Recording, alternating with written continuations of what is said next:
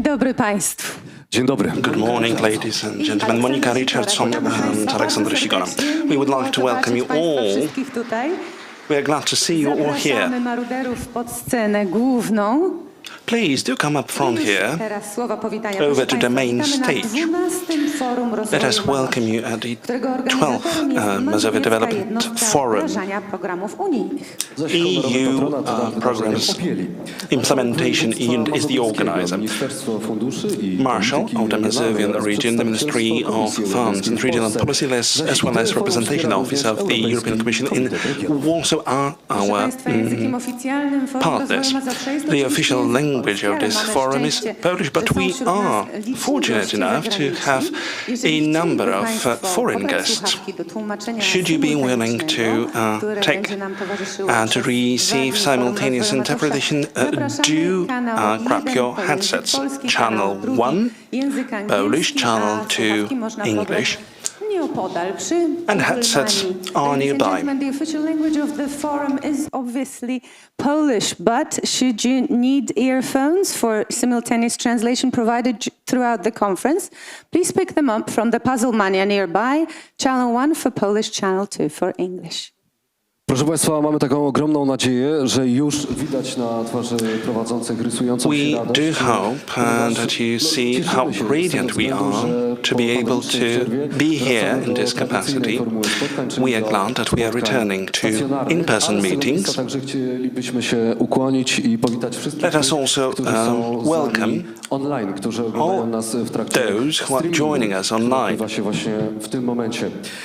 As we are streaming this very czują event. Państwo, że właśnie ta tradycyjna formuła spotkań stacjonarnych w pełni oddaje ideę forum These rozwoju in-person Mazowsza meetings jako should be przestrzeni do more, dzielenia się wiedzą, doświadczeniami, more representative wzajemnego of this very wspierania i event, which is a współpracy platform przedstawicieli of sharing różnych and środowisk, exchange w tym administracji, among biznesu, representatives of naukowego, various industries, pozarządowego. business, government and non-government organizations.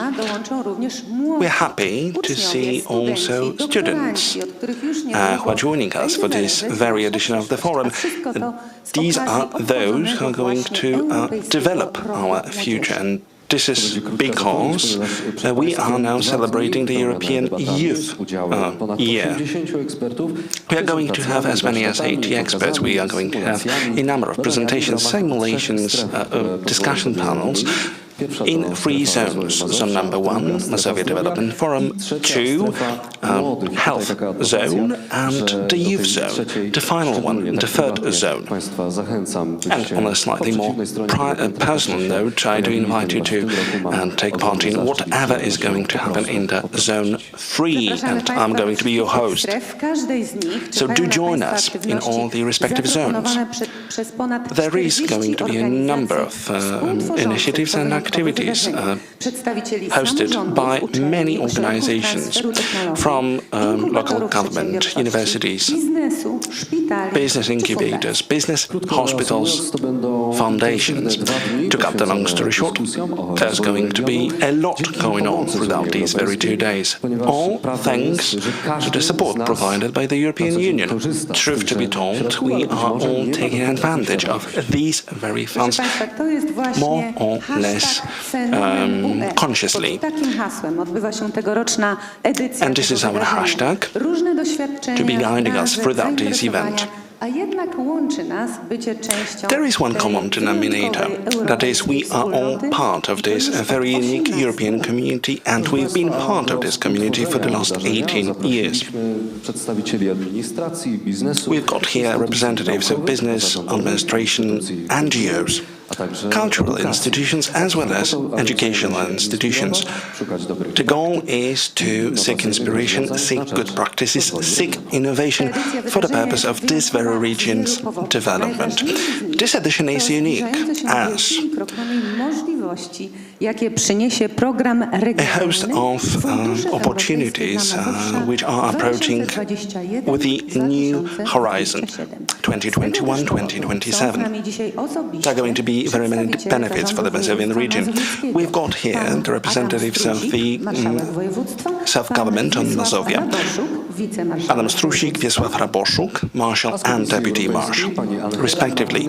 Angela Martinez Sarasola, Director, of Department for Poland in the DG for Regional and Urban Policy. Z Komisji Europejskiej jest także pani Dorota Korczyńska, Dorota Korczyńska, generalna do spraw zatrudnienia, DG spraw for społecznych i Employment, społecznego. Social Affairs and Social Inclusion, as well as Sebastian Goitz, DG for Regional Policies and Urban Policy. Jest z nami gość specjalny, Online, pan Normund Poppens, we would like to welcome Normund Poppens, do spraw polityki regionalnej i miejskiej Komisji Europejskiej. Prosimy o zabranie Deputy głosu. Director General of the European Commission's Directorate General for Regional and Urban Policy.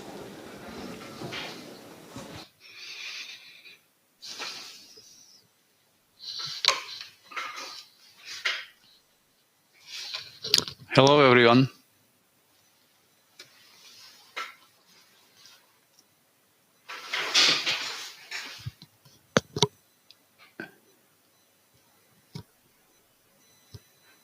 I suppose I should speak now, right? Thank you. Sorry, the being online is suboptimal. I wish I was in Warsaw today in your region in person, but it was impossible.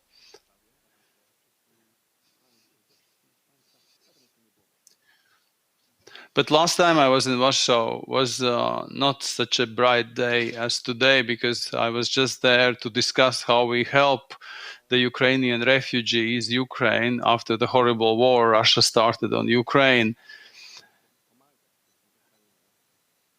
Unfortunately, the war is still going on, and I wanted to start by saying that also thanks to your region, to people in your region, but in Poland, for working also with the European Commission and other member states to make sure that we help Ukraine. It's very important.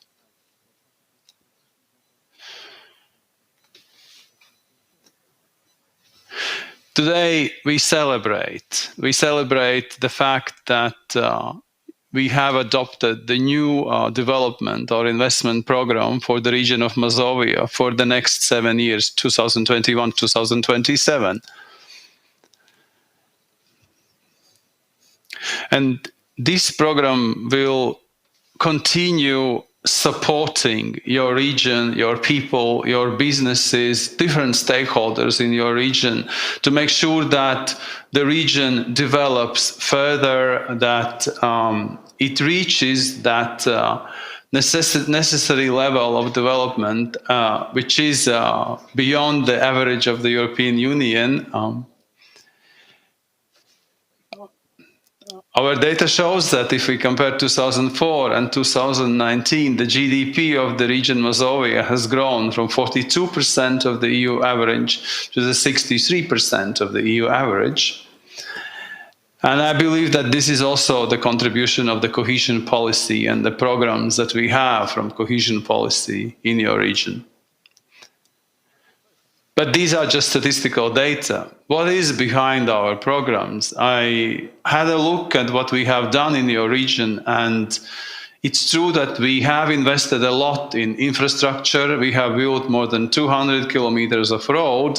We have also invested in railway. We have bought rolling stock and modernized it. So hopefully people feel it. And whenever I go to Poland, I see that there is a good infrastructure. The mobility has become more easy, and we also have become more secure, more safe on the roads, and also more environmentally friendly, because the new ways of transport, of course, is environmentally more friendly.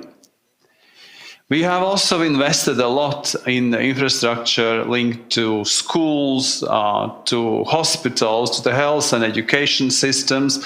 We have invested a lot in cultural institutions. I again hope that people have felt that. And there are very, very impressive projects in that field. We also have supported small and medium-sized enterprises, particularly those who want and who have implemented innovative ideas, innovative solutions. But we also have started to make sure that the Green Deal becomes a reality in your region. We have invested massively in energy efficiency, in thermal modernization of publics, and we also have done a lot in supporting environmental measures, waste, water infrastructure. And I think now it's time, of course, to see how we build further on these relatively simpler infrastructure projects and look for more even innovation and even for more projects which would again make sure that what we have, we all know the green and digital transition is an absolute necessity, that it becomes a win-win situation. And people in all regions in Europe, including in Mazovia, can develop that their part for being of the green and digital transition, but that they also, of course, see that this is an opportunity. I also wanted to mention the response to COVID crisis. Of course, we see that the funds have been reprogrammed in your region, again, to support the health services, job protection, SMEs, so this was very important. I mentioned Ukraine. Of course, we have also been reprogramming funds to help in different areas in that field. And there, I think, together, we have shown that the cohesion policy can very flexibly respond to different actual rising needs.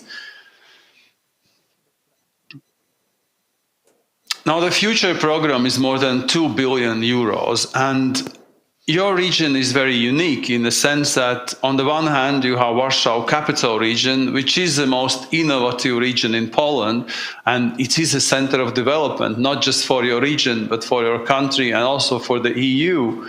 But around Warsaw Capital, you still have a less developed region. And we are happy to see that 75% or more than that of our cohesion policy funds will go to that less developed part. At the same time, I want to say that obviously the Warsaw Capital Region also needs to receive support from EU funds, because we do believe that, first of all, it still needs to develop further, but also provide different spillover effects, as we call them, to the region around it and to the whole country.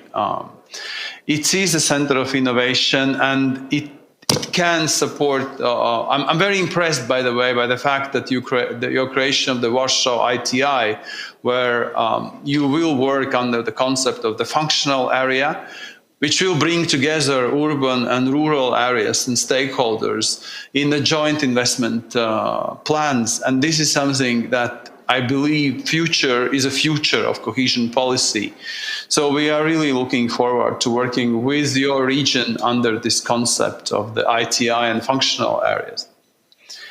I also have seen that already a lot has been planned, and mostly, of course, the new program will concentrate on supporting the innovation and the green and digital transition. This is the policy objectives 1 and 2. So there's a lot of planned measures in the field of energy efficiency, low carbon transport, biodiversity, protection of air quality, etc. I'm very impressed by the projects like the project Mazovshe Without Smog, which will support communes in the implementation of the air protection program of the Mazowiecki region. It is a complex project with new IT systems allowing not just the better monitoring of air, but also it combines the practical advice, educational awareness-raising activities, and concrete investment for the transformation of energy sector. And that seems to be really that the involvement of partners at local level will be a key of a success to this project. So it's not just about air quality, it's about working really together at all levels of governance, from European Union, national, regional levels, down to the local communities and all the stakeholders which are important for the success of our project, but more importantly, for the development of your region. I'm also very impressed by today's program, particularly the fact that you involve young people. It's true, it's a European Year of Youth, but for me, young people are our future. They are the ones who need to be involved in our activities, who need to be part of our programs. They should generate the new ideas for development, and this is what we want to support also better from our funds. So again, we are looking forward to ideas in that context. I'm also very very happy to see that the child guarantee will be very ambitious in your program. I do believe that this is also a very important field to look at and invest in. I also believe that the gender equality, supporting women entrepreneurs, and especially in less developed regions, is very important. So all that is planned to be done from our program in your region. I'm very impressed as well that you have taken seriously the new European Bauhaus initiative. We believe in this initiative. This initiative combines the necessity to transform certain parts of a city or rural area and do it in environmentally friendly, green, aesthetic, and inclusive ways. And these are the principles that should become the cornerstones of every transformative project. We are happy to see that you have included the support of the new European Bauhaus as a possibility in your program. And I have heard that the Polish cities and rural and other territories are very active in this field. We will be now we have launched also the call under the new European Urban Initiative for this, but the aim is from all these different projects that we already have under technical assistance or urban initiative is to show our managing authorities and stakeholders in regions like yours, what is it that the Bauhaus initiative can bring and what are the projects that should be and could be funded under this initiative. So again, we are looking very much forward to working with you under this initiative. Of course, there are. It's not just your program of Mazovia region. There are the Warsaw Metro project, different projects in capital region, but can benefit from the big Phoenix program in Poland, which is infrastructure environment, which is still the biggest program in Europe under cohesion policy. But on the other hand, the less developed part of your region can also draw support from the Eastern Poland program, which is a trans-regional program, one of the few we have in different member states, and there is important allocation foreseen for that. But more importantly, of course, I wanted to say that there are also other instruments which we need to use for the development purposes, particularly, of course, recovery and resilience plan. And just as we speak, we are also launching the already reflection on the future of this policy, cohesion policy, which I believe is very important for your region and for the EU. And that key to the future of the is the success. It's the need to start our program, our new program, quickly, absorb it, do the good projects, support the different new initiatives such as Bauhaus, of course, support the Green Deal, but do it in a place-based way. So reconcile the place-based needs with these important EU-level objectives, and this is what your program can do. Of course, for that, it will work. And I am not shying away from the fact that the programs cannot start yet being paid because the enabling condition on the Charter of Fundamental Rights is still not fulfilled. The European Union is not just about funding, it is about solidarity, but it is also about important values. And the values of the Charter of Fundamental Rights, which is a non-discrimination in all its forms, is very, very important. And we need to find solution for this enabling condition, but based on our discussions and the information we are currently analyzing, I'm quite optimistic that we will find solutions with your government, but it is important to find those solutions in order to start our investment in the new period in Poland. And let's just agree that these values are equally important for all of us. So I want to say by thanking again Marshal Adam Struzik, his team, everybody who worked with us. Your program was the first one to be adopted from Polish regional programs. And really, we are here to work together, to work as a team with you, and to make sure that the region and people living in the region really improve their lives and see the future, as difficult as it can be sometimes. And I hope that the crisis will finish soon and really we will be able to enjoy the benefits, not just of our programs, but of the fact that we are all together in the European Union and we are building future for our further generations. Thank you for listening to me. Sir Powens, thank you for your speech. Thank you so much. It was a pleasure to hear you. Panie i panowie, pozwolę sobie jeszcze raz przedstawić naszym gościem specjalnym. Ladies and gentlemen, I would like to just remind you that our guest who was joining us online was Norman Poppen, who was the Deputy Director General in the DG on Regional and Urban Policy. Mr. Poppins has just said that he welcomed the fact that so many youths are represented at this forum. Let me just add that being young is a relative concept. Ladies and gentlemen, now, without further ado, I would like to invite on stage Adam Struzik, the Marshal of the Mazovia region.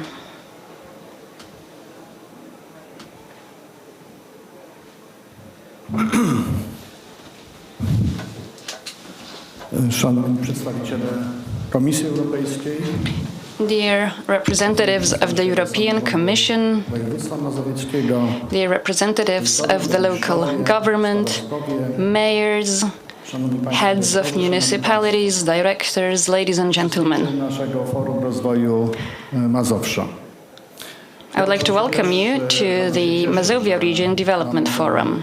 Możliwość dzisiaj podzielenia się z It's my great pleasure that we can share with you today some good news. Program regionalny, fundusze europejskie The good news is that the regional program, the funds for the Mazovian region for the years 2021-2027, has been approved by the European Commission.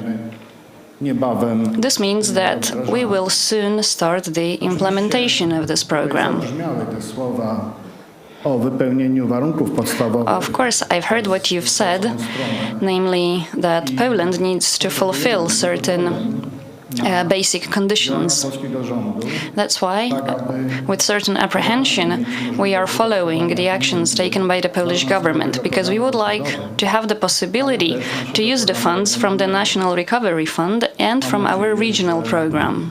proces dialogu między Komisją Europejską I hope that the dialogue between the European Commission and the Polish government will end in success. w pierwszym kwartale przyszłego roku I hope that in the first quarter of next year we'll be able to open the first calls in the new program. ambitny program Ladies and gentlemen, the program is ambitious indeed.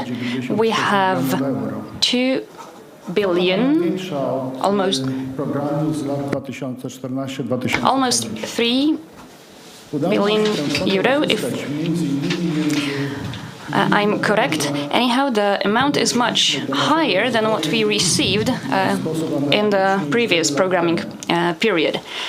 The amount is much higher because we have adopted an analytic approach. We knew that the Mazovian region is the most dynamically growing region in Poland. We account for 24% of the Polish GDP, which means 140 billion euro Ten rozwój in absolute terms.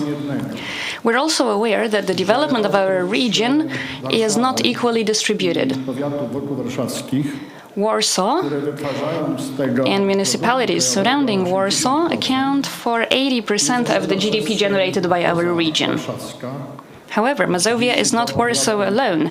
There are 32 other districts in the Mazovia region.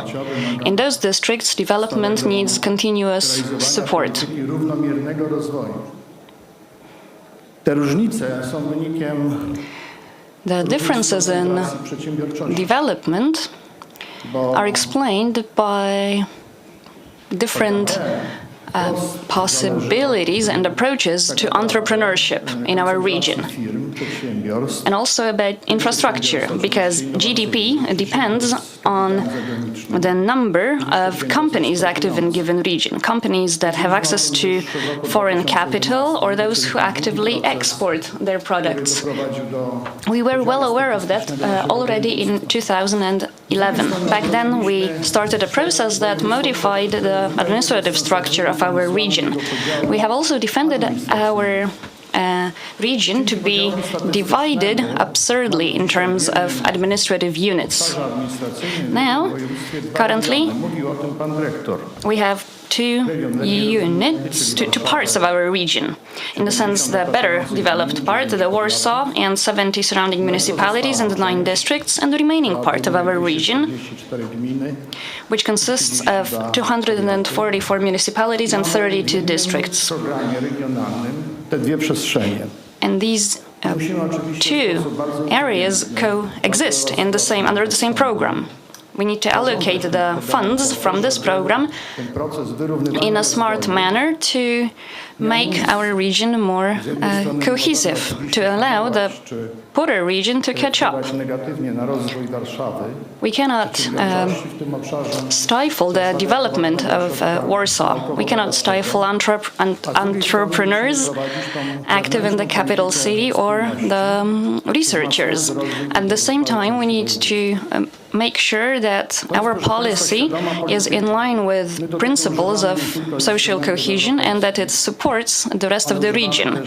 Our policy is funded not only by the EU funds, but also by our local budget. In the previous year, we allocated 700 million zlotys for dotyczących small grants dedicated to the smallest administrative units. We were also distributing grants to NGOs active in our districts and municipalities. The purpose of it was to support and foster development. niezwykle trudnych. Ladies and gentlemen, we're living in turbulent times. COVID-19. Później First, wojna w Ukrainie i we were hit by the pandemic. Later, the war in Ukraine came. What followed was a serious energy crisis and skyrocketing inflation. samorządy, nasi przedsiębiorcy. As a result, our local governments, entrepreneurs, the labor market Też oczywiście presja. is under strong pressure. W warunkowaniach zewnętrznych sobie po prostu radzić. And simply, we need to manage in these adverse external circumstances. I'm sure 6 milionów that these 2 billion euros, over 2 billion euros allocated to us, will be spent efficiently, even though we are already a bit behind because we're already 2 years in this roztropnie, rozsądnie wydawać te pieniądze. financing perspective. Therefore, we need to speed up allocating the funds, but we need to do it smartly. We need to make the best use of every euro. Ladies and gentlemen, now I would like to share with you a few general thoughts. On the 13th of December,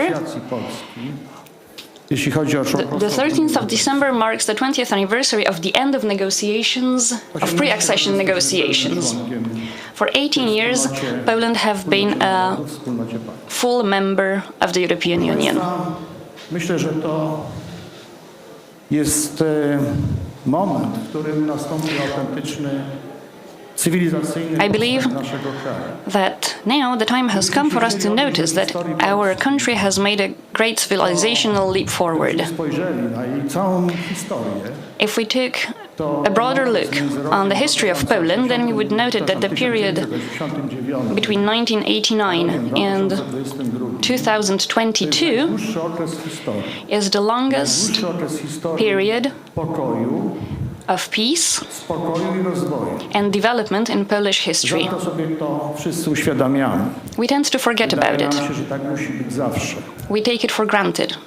Ale patrząc na to, co się dzieje u sąsiadów w Ukrainie, widzimy, że tak nie musi The war that takes place in Ukraine reminded us that this is not the case, that this is not given for granted. Wstąpienie do Unii Europejskiej The political decisions taken in previous decades, that is, joining the EU and joining the NATO, ale bezpieczeństwo. give us a sense of relative but yet safety. Moment wstąpienia do Unii The year 2004, when Poland joined the EU, pewnych zmian was cywilizacyjnych, a moment when certain civilizational change started. Polska po And zapłaceniu it's not only about money and funds that flowed ponad 140 miliardów into euro. Poland. Poland received 140 billion euro Rynek from the EU. o możliwość But not only, pracy, Poland also gained access to the single market, ale też chodzi o to fundamentalne the freedom of labor and movement. But Poland also became bound by the principles of solidarity, subsidiarity, niezależny system and sprawiedliwości. Wszystko to, co jest związane Poland also had to z obecnością respect the human rights and the basic rule of law. w Unii Europejskiej.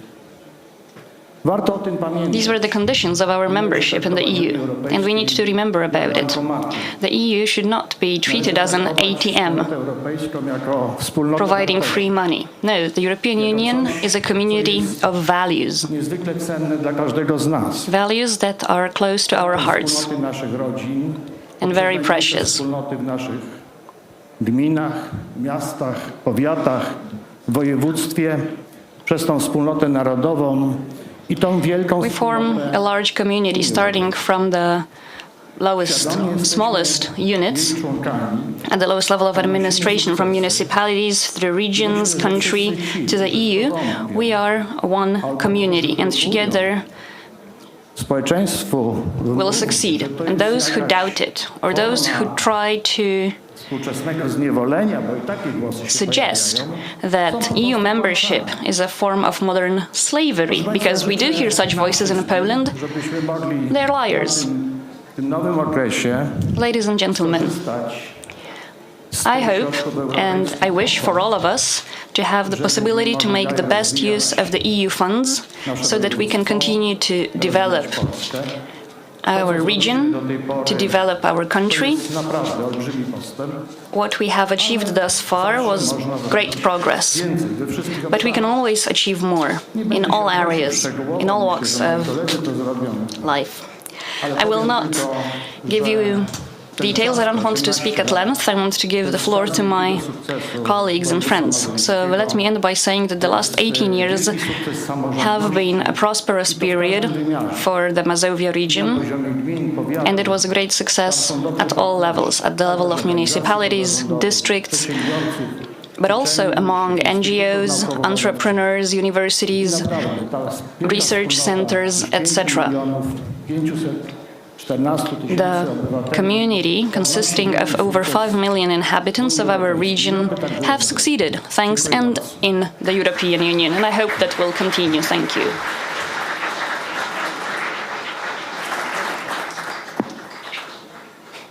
Dziękujemy bardzo, panie marszałku, za te Thank słowa, you. które napawają otuchą. Thank you, Mr. Marshall, Jeszcze nie koniec for this uplifting obowiązków speech. pana marszałka dzisiaj na tej However, scenie, ale o tym za chwilę. we'll see you on stage again, but this will happen later. Ladies and gentlemen, now we would like to naszych gości specjalnych. welcome our special guests, Przewodniczący Sejmiku Województwa Mazowieckiego oraz pozostałych państwa radnych. such as the head of the local regional parliament and the deputies Proszę, niech one that sit on this regional parliament. prosimy o zabranie głosu pana Wiesława And now Raboszuka, I would like to give the floor to Wiesław Raboszuk, who is the deputy marshal of the Mazovia region.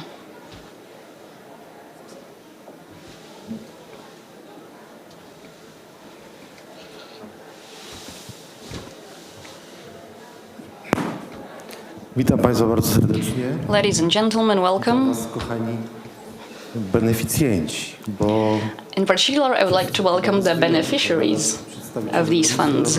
I think that everyone, without exception, the representatives of the European Commission, the representatives of the local government, we are all beneficiaries of the EU funds. dzisiaj rozmawiamy, chociaż because the EU funds are the main topic of our najważniejsza jest współpraca, meeting, even though Mr. Marshall said that what matters most is cooperation and building partnership, European partnership. bardzo ważne jest wydatkowanie środków i właśnie w związku z tym jesteśmy However, beneficjentami. using the EU funds is also quite important, and we are all beneficiaries of the EU funds. Dzisiaj już nawet mam naprzeciwko na ekranie, na wprost, że należy mi do wspólnoty europejskiej już 18 lat. We joined the EU 18 years ago. Członkiem This makes us a mature member of the European community. We're full age. Dużo się zmieniło w Polsce, w Europie, Of age. na Mazowszu w tym czasie. The previous speaker said that quite a lot has changed over these 18 years in Poland and in our region. Bardzo, bardzo potrzebny. I welcome that fact because development is badly needed. To nie zrobiło się samo, to We mustn't forget, however, that beneficjenci funduszy europejskich, którymi wszyscy the development did not just happen out of itself. It didn't happen in a void. którzy zajmują się We owe it to the beneficiaries of the EU funds and also to those bodies that were in charge of distributing the funds. In the Mazovian region, we have two większą fund allocating bodies. One is the Mazovian unit of pana doktora Mariusza Frankowskiego, distributing the EU funds, who are represented by Mr. Frankowski and Ms. Szymanik, dyrektor Wiesławy Nowaczyńskiej, pani and Director Ms. Nowaczyńska, and Ms. Director Tchórznicka. I would like to thank all of them za wkład and their staff for their work and efforts to implement the EU funds. We also mustn't forget about the regional pewnej części employment center, naszych funduszy. Tutaj pan dyrektor Tomasz Sieradz, and I would like to welcome the pani Andrzej.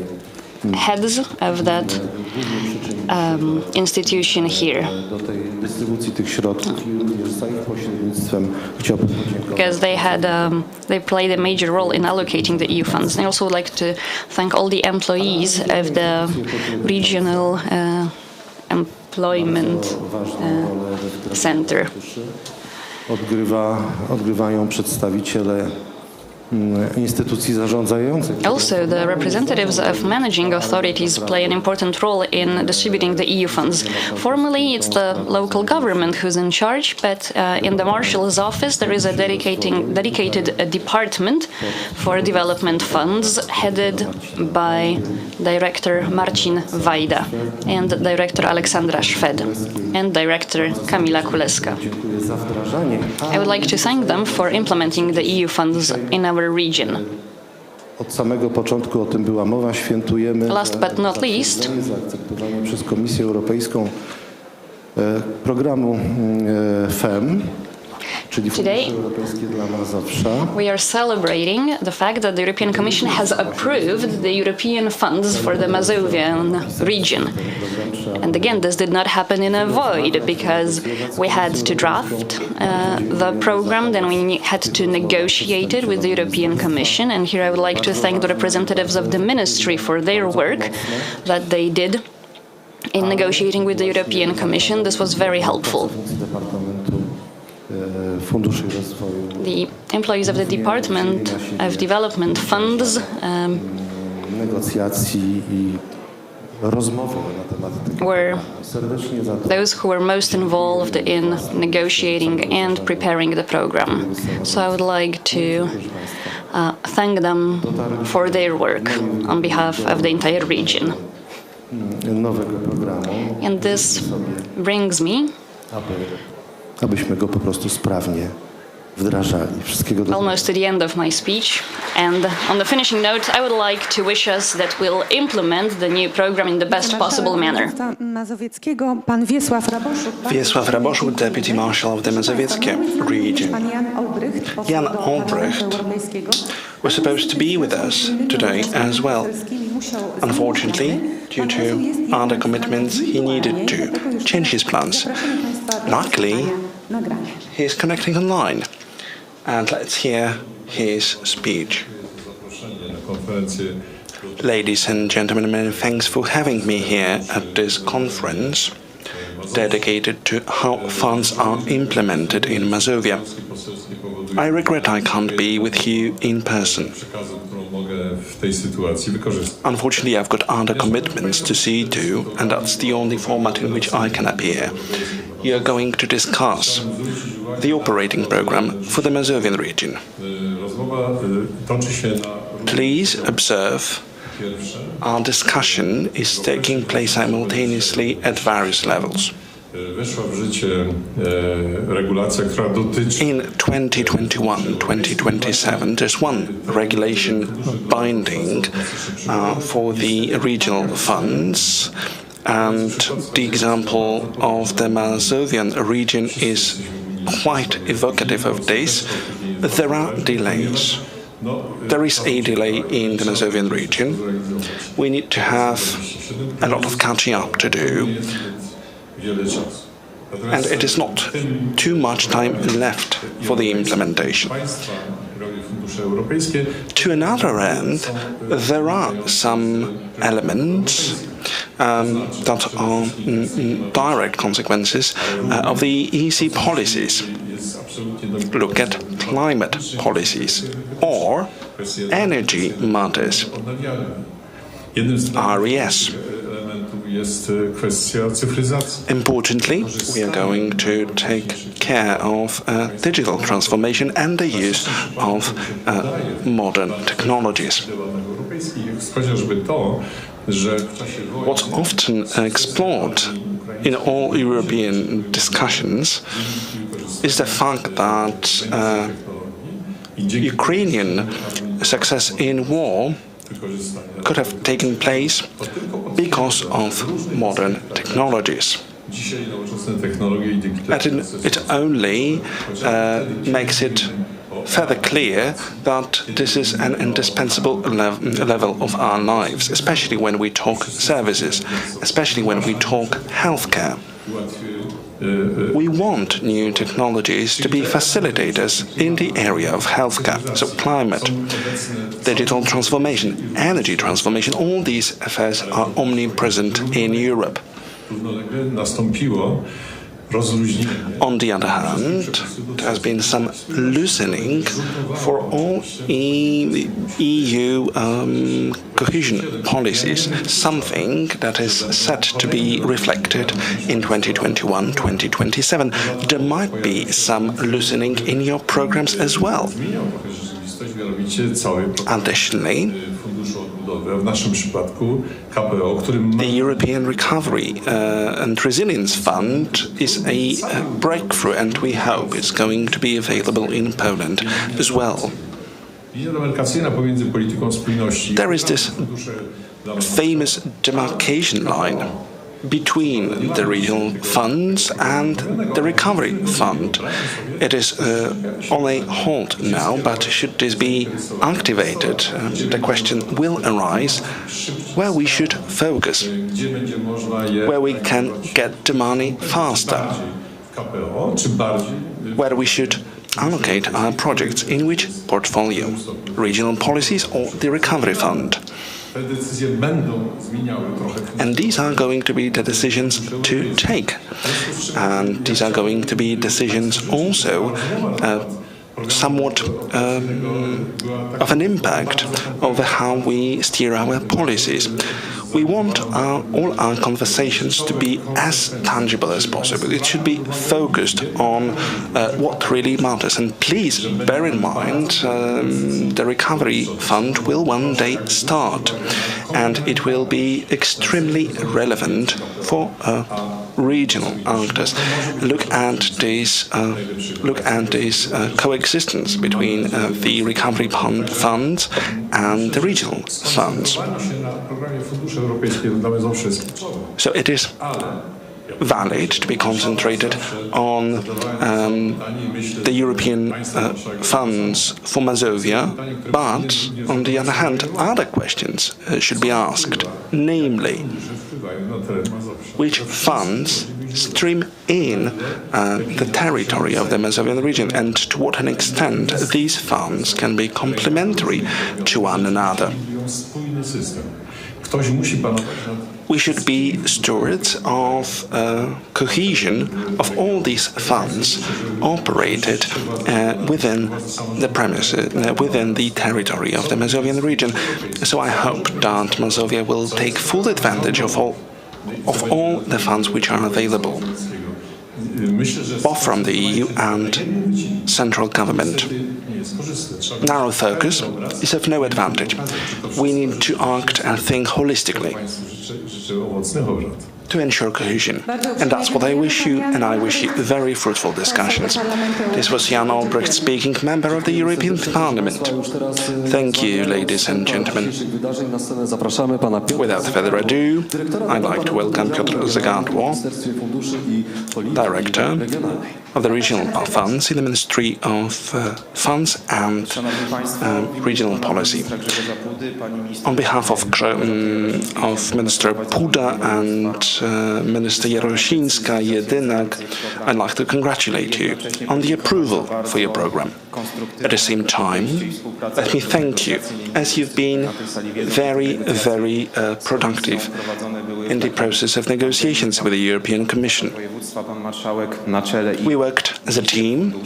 We had two actors from the region as well as from the government. It might come as a surprise to you that at the beginning of the negotiations, our view was somewhat similar.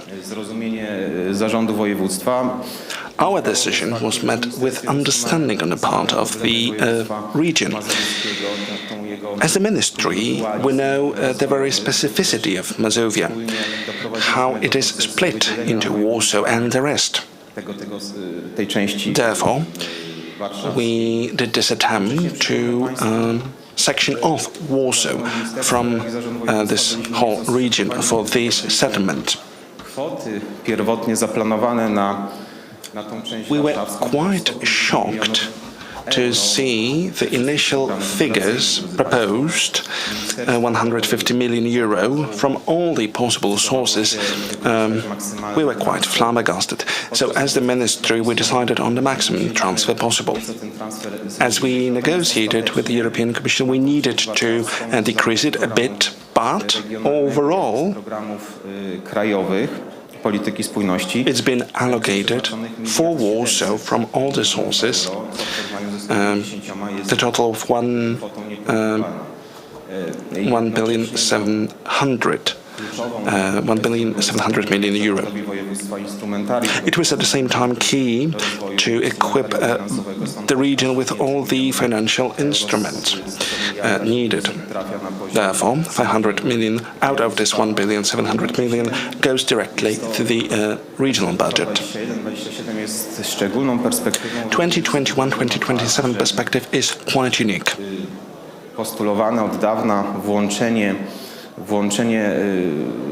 It is unique for a number of reasons. It has been long postulated that the poorer areas of Mazovia be included in the Eastern Poland Funds scheme.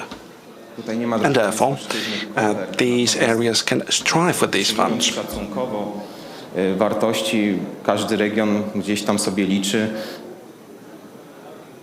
Every district has its own settlement. And bear in mind the total allocation of 2,500 million. We've got 6 regions. 400 million euro per region is something that is reflected on. But the success stems from the attempts of the beneficiaries. And I'd like to thank the beneficiaries.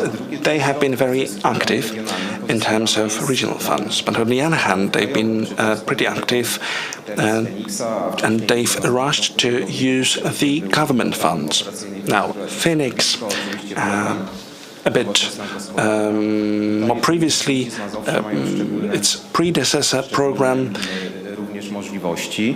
And so there is a whole repertoire of opportunities for the Mazovian region, except for the Cohesion Fund. As Marshall said, the forthcoming perspective is going to be quite difficult. There are delays, and the whole package of regulations came late. That is 6 months ago.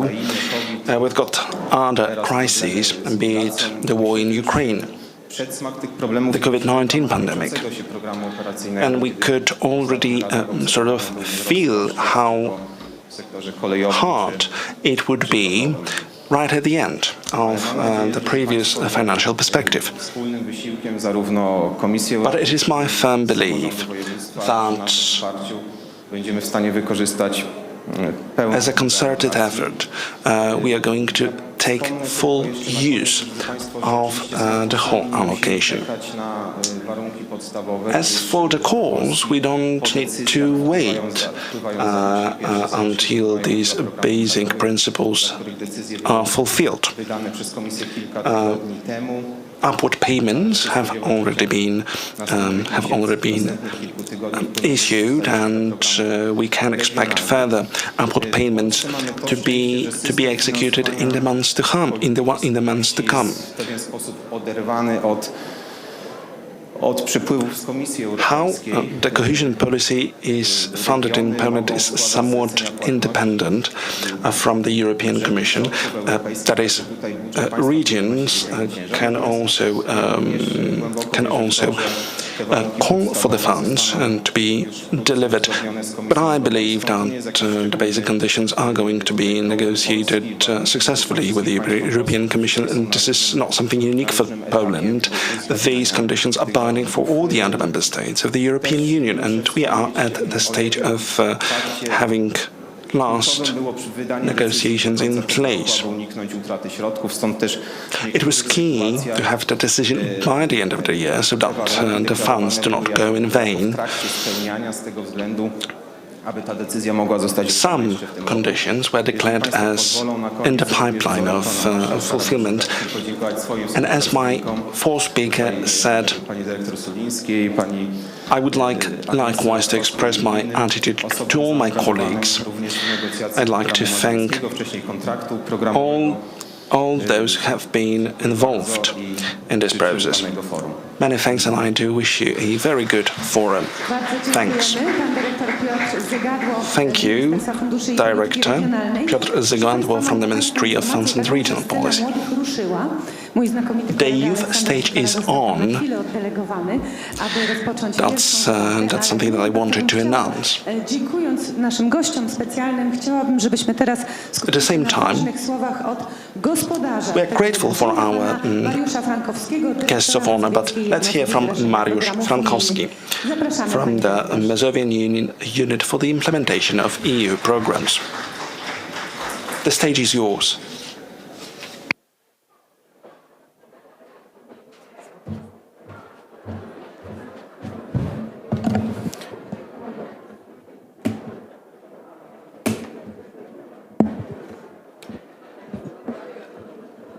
Tak. Panowie marszałkowie, panie przewodniczący, szanowni państwo,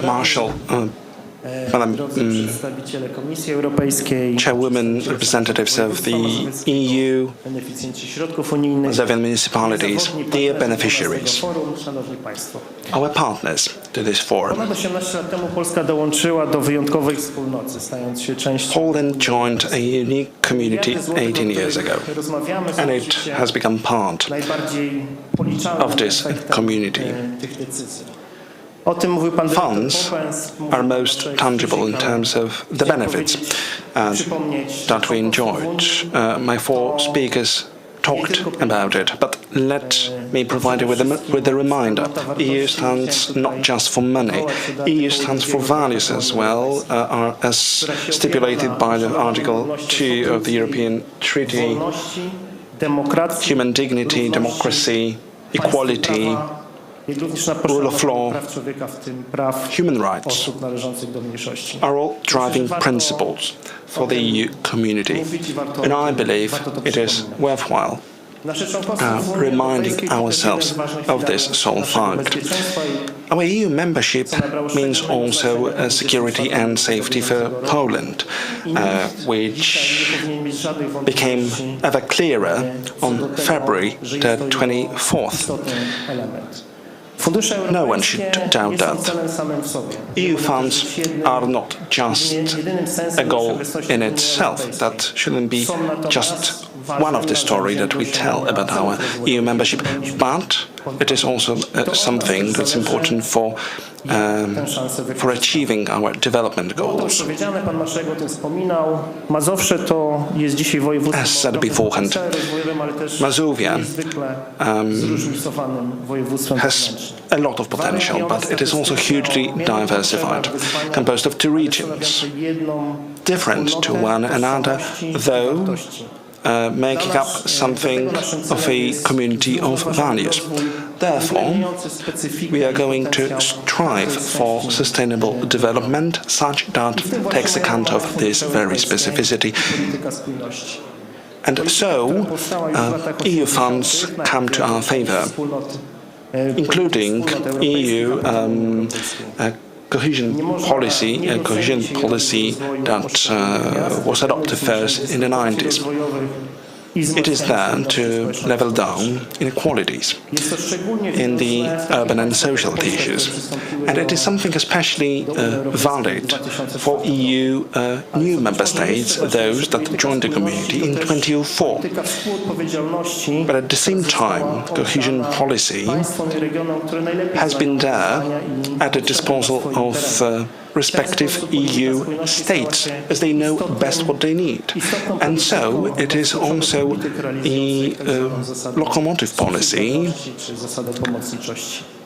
for the subsidiarity principle and its implementation.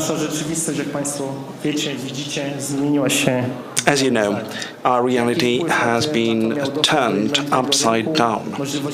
To what a degree it was decided by the access to the single market, enjoying all the freedoms.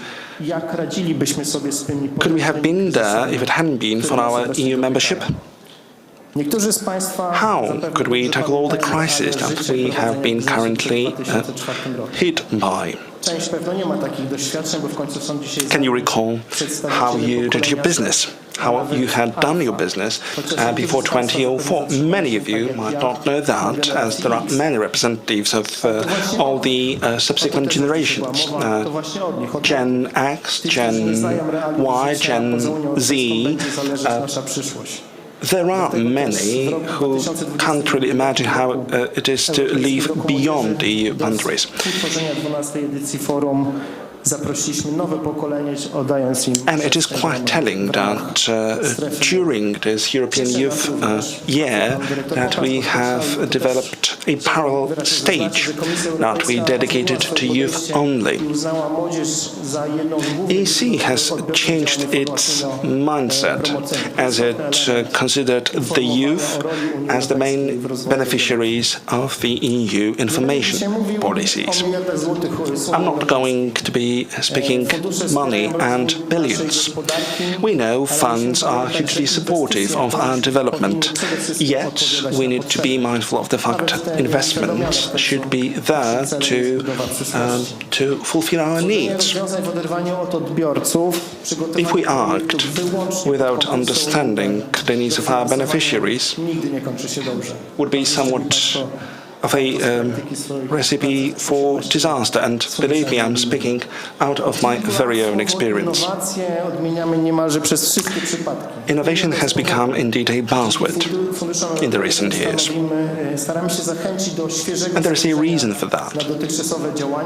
We want to have a fresh mindset. We want to look anew at what we need in terms of development. We need to be realistic for our goals, for setting our goals. Innovation is not something limited to bigger players or bigger metropolitan areas. okazuje się, że na końcu We may think innovation stands for technology, organizacji. but in fact it's not constrained to it. Innovation may also facilitate the life of organizations, for example. It's something very tangible indeed. Rzecz, o której wydaje mi się, że Let me często stress część something else now, nas, beneficjentów, something that is often overlooked by many, projekty i wdrażających. by those who implement the funds and those who are their beneficiaries. Tylko funduszami, Funds from the EU is not something of unknown origin. This is something that we have been striving I to niezależnie for mówimy o ourselves. nowym produkcie biznesowym. It is there to support us in many different facets, in terms of infrastructure, in terms of training schemes, etc. And that's going to be ever more stressed during this new perspective. There will be ever more focus on this sole fact from the European Commission and regional authorities as well. Bardzo dobrym takim I will give you some examples now. dosyć świeżym, ale też warto o nim mówić. A pretty fresh example, something worthwhile mentioning when we speak the new financial perspective, the workshop of the Copernican Revolution in the Warsawian neighborhood of Powiśle. Wszyscy znający pracowników Centrum Nauki Kopernik mieliśmy takie poczucie, że ta pracownia Before the construction started, we had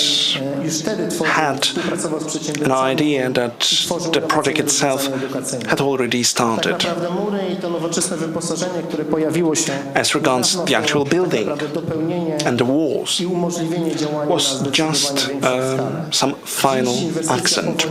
It received now, this investment is being brought to conclusion. You can spot it. You can spot this new building when you pass nearby, and it is in March next year that we are planning to release it fully. Next example, Random Institute of Intelligent Prototyping and Intelligent Specializations. Optometrics, environmental affairs are all issues tackled by this very center. It is especially valid as we struggle with the climate crisis. do każdego innego podmiotu. It corresponds to scientific endeavors on the one hand. On the other hand, it promotes activities of all the centers willing to gain EU funds. Edita Kocyk knows much about these aspects. She's the laureate in an optometric contest. It is in 2014 that she set up her own business with the EU support. Thanks to this, a prototypical band for telemedicine was developed, and it did monitor the heart activity. To what a degree can automation support business? That was the leading question for extreme robotics experts. As a result, they developed a design for software robots, replacing office workers for some basic tasks. So EU is not just support for SMEs. It means support for larger players as well. We've got here a great example. Krystyna Wirsz, biotechnologian herself, who's been steering a Norel Dr. Wirsz company for many years now. EU Funds has supported her company in perfecting her production lines. And that's the EU phenomenon. We've got different industries, we've got a whole menu of actors, all benefiting from our EU membership. This place is historic, this time is historic. The first perspective is soon to start, and again, there is some potential to show how much we can do and how much we can progress further. We're going to focus on food safety, intelligent infrastructure, the development of a modern business environment, as well as on all possible improvements for the quality of citizens' lives. The funds will help us out to further develop projects that already started in 2014-2020. Those that concentrate on innovation, business incubation, new business models or cluster expansion. Everything lies in our hands. To what degree we will manage to be resilient in these very, very turbulent times. Please enjoy this forum, enjoy the current edition. It is unique, as said, so we are coming back on stage. Let's put it this way. We are coming back to in-person meetings. We have spoken abundantly about the role of new technologies. They are immensely helpful, yet they're quite imperfect as a replacement for these direct talks. We are here with this forum to share experiences, share ideas, all with the aim to develop this region under EU support. We are glad we are members of this community. Please take active part in the forum, and I thereby conclude the forum open.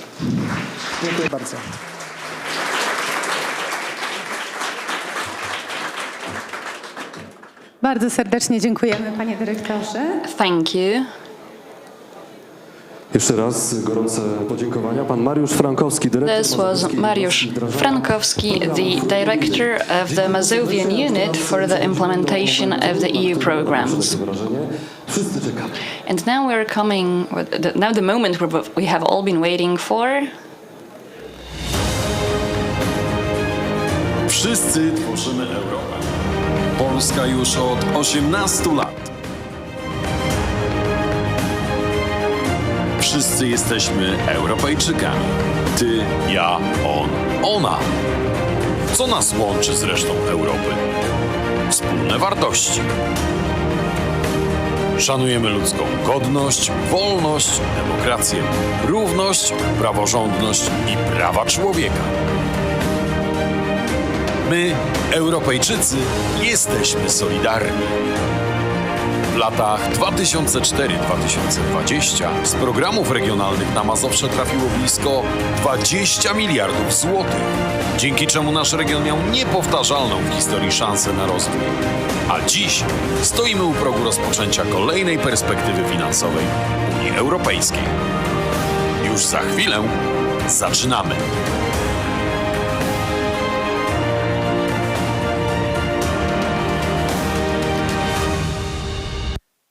Szanowni Państwo, do otwarcia programu Fundusze Europejskie dla Mazowsza. Ladies and gentlemen, 2027. the European Funds for the Mazovia region 2021-2027, the opening debate.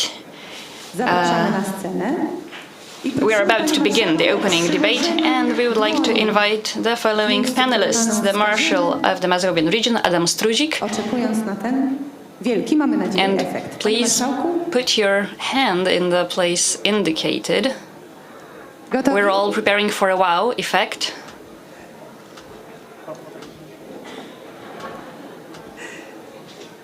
Brawo. I And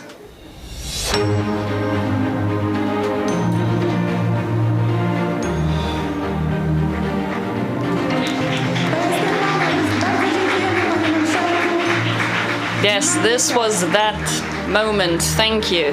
Thank you, Marshall. Mr. Marshall. Wcześniej wspominaliśmy, pan marszałek ponownie pojawił się na scenie, słowa dotrzymaliśmy. A teraz...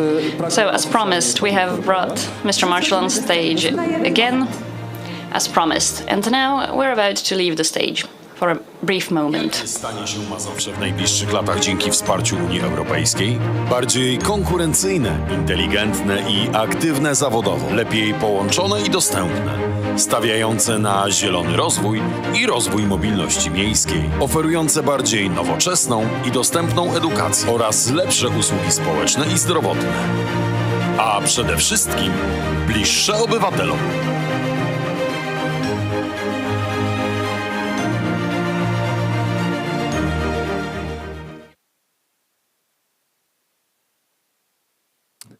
Zażyliśmy trochę ruchu, ale w słusznej sprawie, by jeszcze raz wejść na scenę i głośno i wyraźnie powiedzieć. Oficjalnie otworzyliśmy kolejny So program. now we have officially opened the next program of the series EU Funds for the Mazovia, this time for the period 2021 and to 2027. By the same token, we have also opened the Mazovia Development Forum. During the 2 days of this event, we'll be tackling various issues that receive the European support. We're about to hold a debate on the future of European finances. We'll also discuss innovation in medicine as well as in business. We'll talk about sustainable development of cities and tourism. We'll be talking about how to provide systemic support to mental health of adults and of the youths. The youth area is already very vibrant and dynamic. I had the pleasure to open the first debate there entitled "Do Representatives of Gen Z Want to be Leaders?" or why they actually refrain from leadership. Other issues that will be debated there is how we can have impact on local issues, how to support the young people in business. We'll also talk about the future of the planet and voluntary work, as well as professional, as well as having a career in providing aid and assistance. Today, at the end of the day, we'll also give awards to the leaders in healthcare. The competition was organized under the auspices of the Marshal of the region and the representatives of the European Commission in Poland. We also have something for artists. In the area dedicated to the young people, you'll have the opportunity to paint the future of the EU or the values of the EU. Everyone who would like to participate is welcome. We also have students from a school in Minsk Mazowiecki who prepared a short study on the Polish presence in the EU because we've been a part of it for the last 18 years. We also have dedicated spaces for workshops and presentations. You may have already visited them.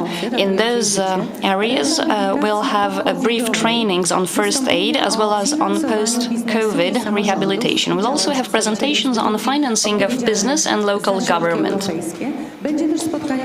We'll also have a meeting there on promoting Mazovia as a tourist destination. We'll also have a workshop on politically activating the youth. We'll have workshops on the needs of people of disabilities. We'll also have a game, Cosmopolis, which will be dedicated to designing the cities of the future. At the first floor, you can also have your hearing tested. Że lista argumentów odpowiadających na pytanie, dlaczego powinni być Państwo z nami, stale się wydłuża.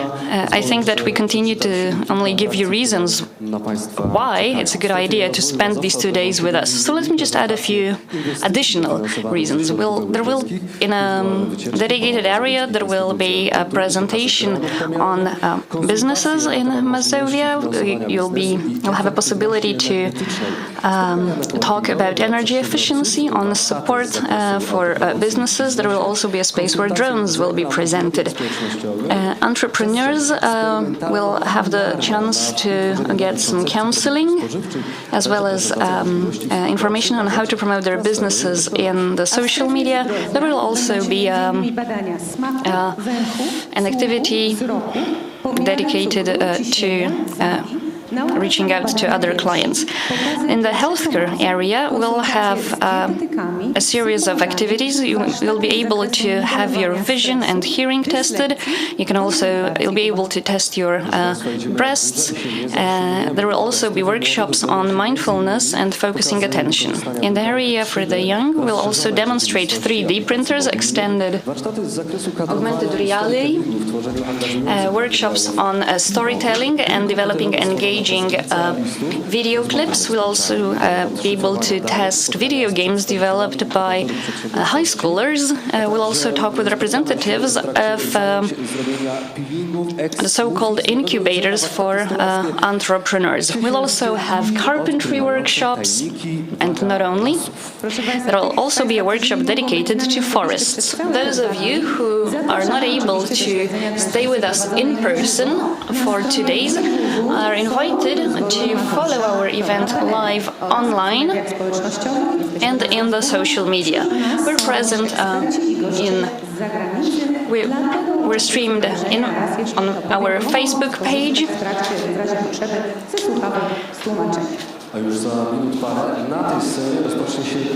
In a few minutes, we are about to begin an important debate on this stage. The debate will be about our region and the EU and their future. The future begins today. This is the topic of the debate, and we'll discuss the future of the Mazovian region and the EU up to 2030. In the area for the young people, there is still an ongoing debate on why the representatives of Gen Z do not want to be leaders. And we also have plenty of other activities that we have referred to. I will stay with you on the main stage. Alexander Sikora will be the host on the scene for the youths. So without further ado, I would like to invite you to other debates scheduled for this forum.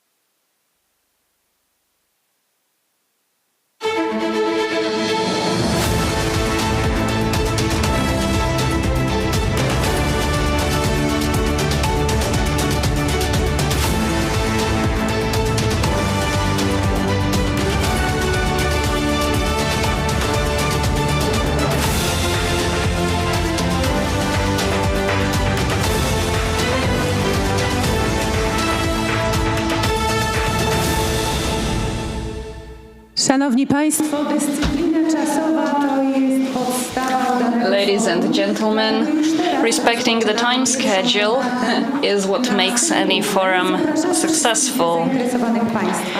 That's why I would like to invite you to a debate that we are about to hold on the main stage. The debate is entitled "The Future Begins Today, Mazovia and the European Union up until 2030. The debate will be devoted about the development opportunities that the EU funds from the 2021-2027 period will bring to our region. The panelists are as follows: Adam Struzik, the Marshal of the Mazovia region, and Sebastian Gojc, who represents the DG on Regional and Urban Policy of the European Commission. The debate will be hosted by Mariusz Frankowski, the Director of the Mazovian Unit for the implementation of the EU program.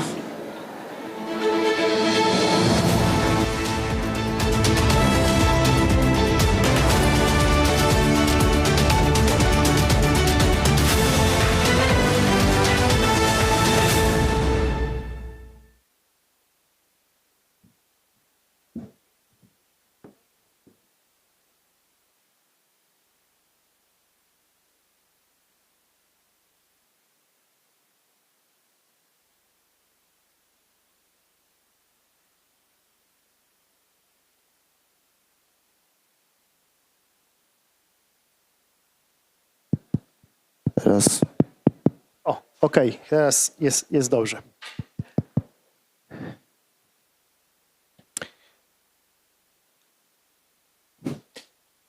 Szanowni Państwo, bardzo krótko rozpoczynamy, jesteśmy lekko spóźnieni. Ladies and gentlemen, we're slightly behind the schedule, so let's begin without further ado. We have the Marshal with us, we have Sebastian Gojc with us, Kończymy okres programowania. and we have come to a turning point. We are about to end the 2014-2020 programming period. We are spending the last euros allocated for the previous period, and luckily we already have the new EU fund program approved. This happened last week. So the program for the new period 2021-2027 is approved, and this will give an important stimulus for development of our region. We have a difficult 2 years and a half behind us. The pandemic, the war in Ukraine and crisis, it generated in the inflation, the energy crisis, etc. These are major challenges for the local government and for other beneficiaries of the EU funds.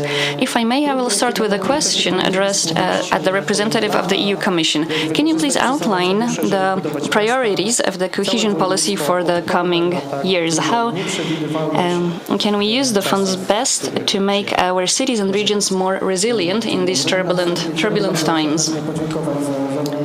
Good morning.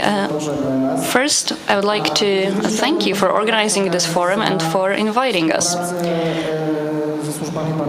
Second, I would like to express my appreciation for the cooperation that we had with the Marshal with regard to preparing the documents necessary to apply for the EU funds in the period 2021-2027. This was hard work, and we managed to forge a compromise on numerous issues. Now, about the cohesion policy and the EU policy at large. What are its priorities? What we would like to achieve in the coming years? Each European policy has a strategy of economic development as its cornerstone, and the current strategy is the European Green Deal. Therefore, our priorities are aligned with the European Green Deal, and on the priorities of the European Green Deal are the main focus of our talks with our partners all over Europe. We want the investments carried out using the EU funds to support energy efficiency as well as an improvement of skills and development of digital technologies. The new skills as well as development technology, as well as new technologies, will help us to catch up with the pace of global development. Now, regarding the funds allocated to our region, nearly 30% of all the funds allocated under this program will tackle environmental challenges. We are currently experiencing a shortage of fossil fuels.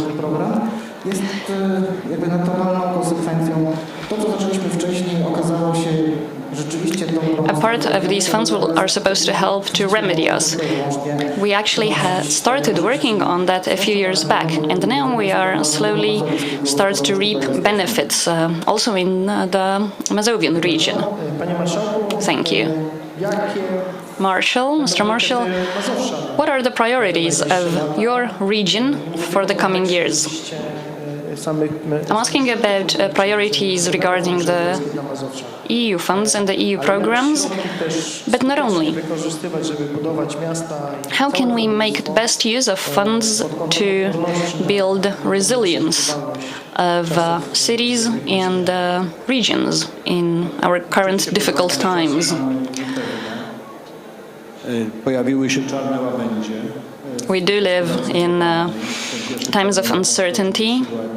Black swans have appeared in the global economy. The first was the COVID pandemic. The second was the war in Ukraine.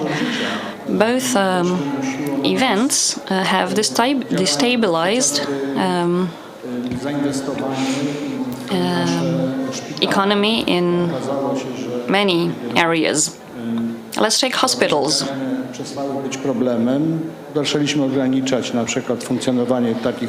When contagious diseases stopped to be the major threat to public health, we started to close the wards dedicated to contagious diseases. And then the pandemic hit us, and that forced us to revise our approach to public health care. Thanks to good cooperation with the European Commission, we managed to carry out the largest project in the whole EU, worth 100 million euro. With this money, we bought life-saving equipment and diagnostic equipment for our hospitals. Without this money, we would have struggled at the early stages of the pandemic. And not only, also the diagnostic remained proper diagnosis remained a challenge in later stages of the pandemic as well. Infectious diseases may appear out of the blue. Therefore, the public healthcare system must always be ready for this scenario.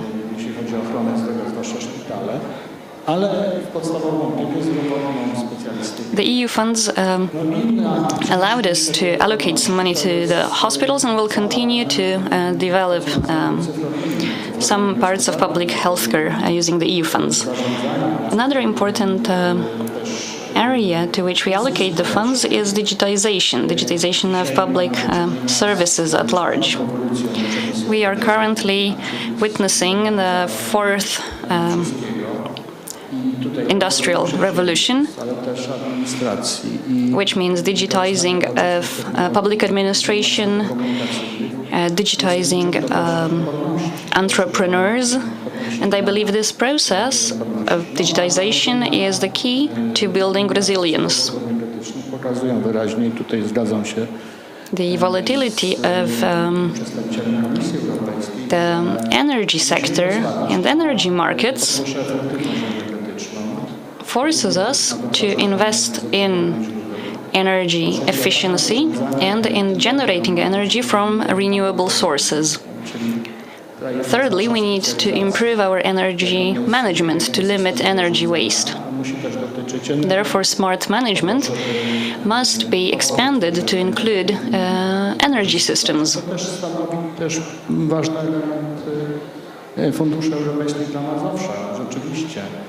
Tutaj mówimy też o So we intend to allocate a lot of the EU funds for the EU for such solutions. We also want to develop carbon neutral transportation. We also want to help small and medium enterprises modernize. We want to give them full access and benefits of the fourth industrial revolution. During our meeting in Płock, we visited carpentry plant. They were manufacturing window frames. They purchased new equipment, automated,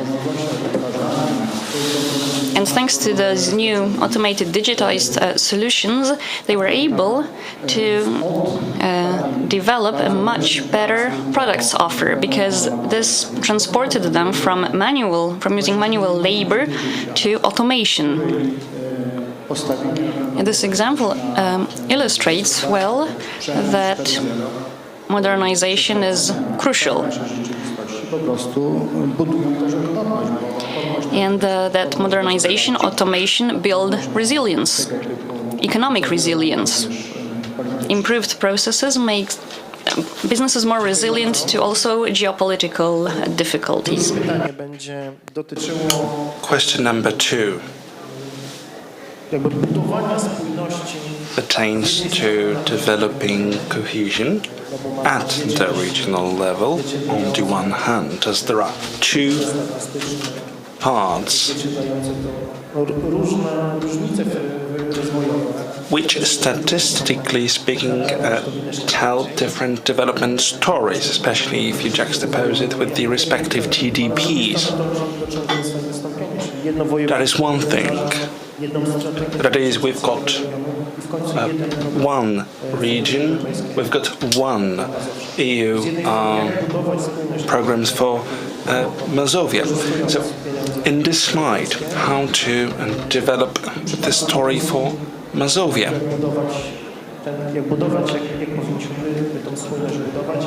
How should we build up this cohesion? And how should this cohesion look when confronted with other regions?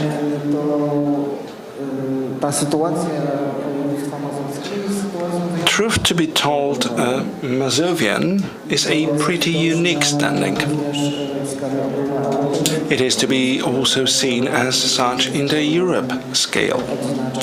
This very region is characterized by grand accomplishments in the area of innovation, for example, and this is something that Marshall was outlining. Some who have never been there could have a somewhat false impression this is what makes up Mazovia. But if you go beyond the Warsaw borders, the situation starts looking somewhat different. As we speak with the European Commission, and talks featured also Marshall, we were trying to do some convincing in this respect. That is, Mazovia should not be treated like this. Because we won't be, if that's done this way, we won't be able to have this even allocation. Therefore, two sub-regions were sectioned off. And we, of course, resorted to some specific classification. And so this region is split into two. That is also Council region and this second region, second sub-region. For how the EU Commission looks at it, we can just set some frameworks. That is, for the forthcoming years, 2021-2027, 70% of the EU Development Fund is to be allocated for somewhat less developed regions, and 78% of the EU Social Fund is dedicated to these regions.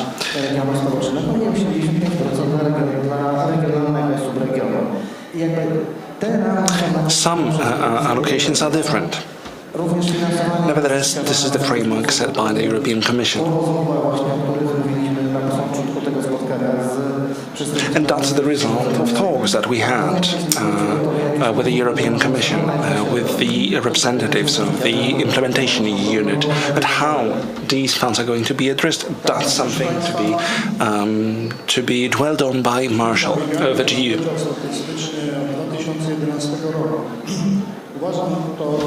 We strived for this split for some years now. We consider it a success. And the fact that we managed to convince the Polish government that this is the way to go, and it happened in 2018. And likewise, we did manage to convince the EU to move on with it. We were, on our end, sure that if this split is not the case, it would produce some negative ramifications for the whole cohesion policy in Europe.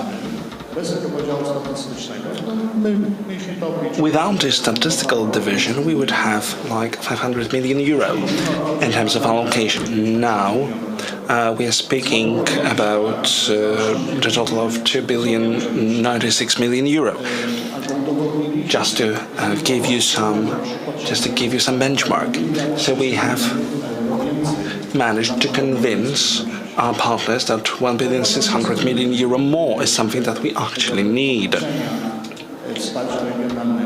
The cohesion policy and how it is statistically approached bases on regional indices and bases on this very statistical division that we now have. As a consequence, we need to act in a smart manner. We need to steward the cohesion policy in a way to embrace the whole region, but also the sub-regions. And this is something that we are precisely doing right now, not only taking advantage of the EU funds. As you said beforehand, there will be more funds coming in within the framework of the Mazovian regional funds. We will have 85% for Warsaw and surrounding municipalities. There will be like 50%. But we'll try on our end to mitigate the negative impact of it. Bear in mind, Mazovia is 10th in Europe after UK left the EU in these terms. Of course, this sub-region of Mazovia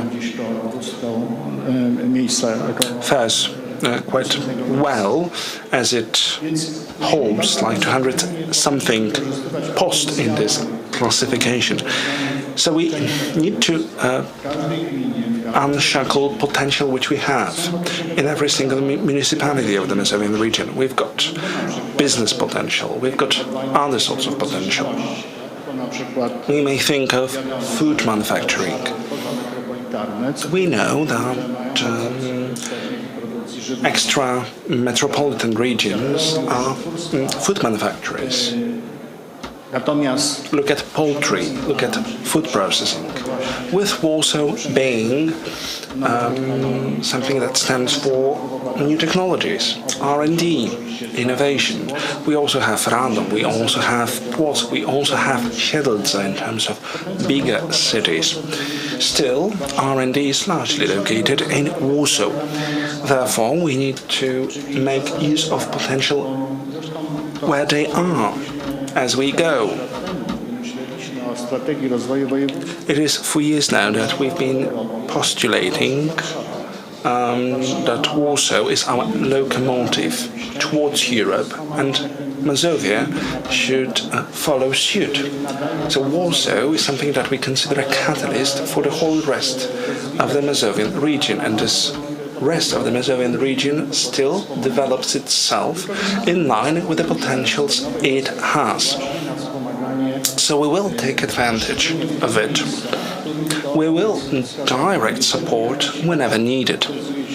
If one area, let's imagine, is good at going green, it means We need to invest there in tourism, in biodiversity, in waste management.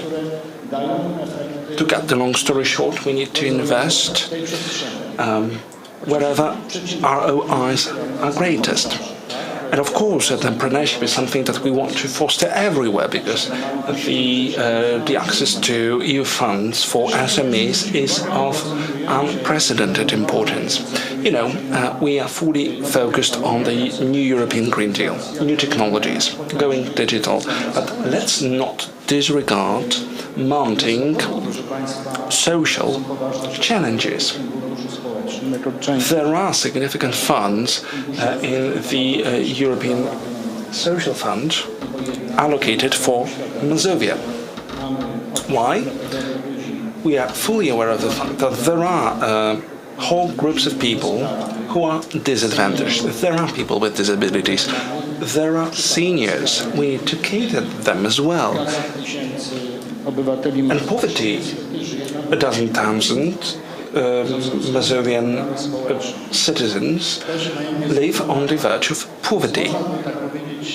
We need to have a full picture of it. And to relate to your question, we are striving for sustainable development, taking use of respecting regional potentials or potentials of respective industries.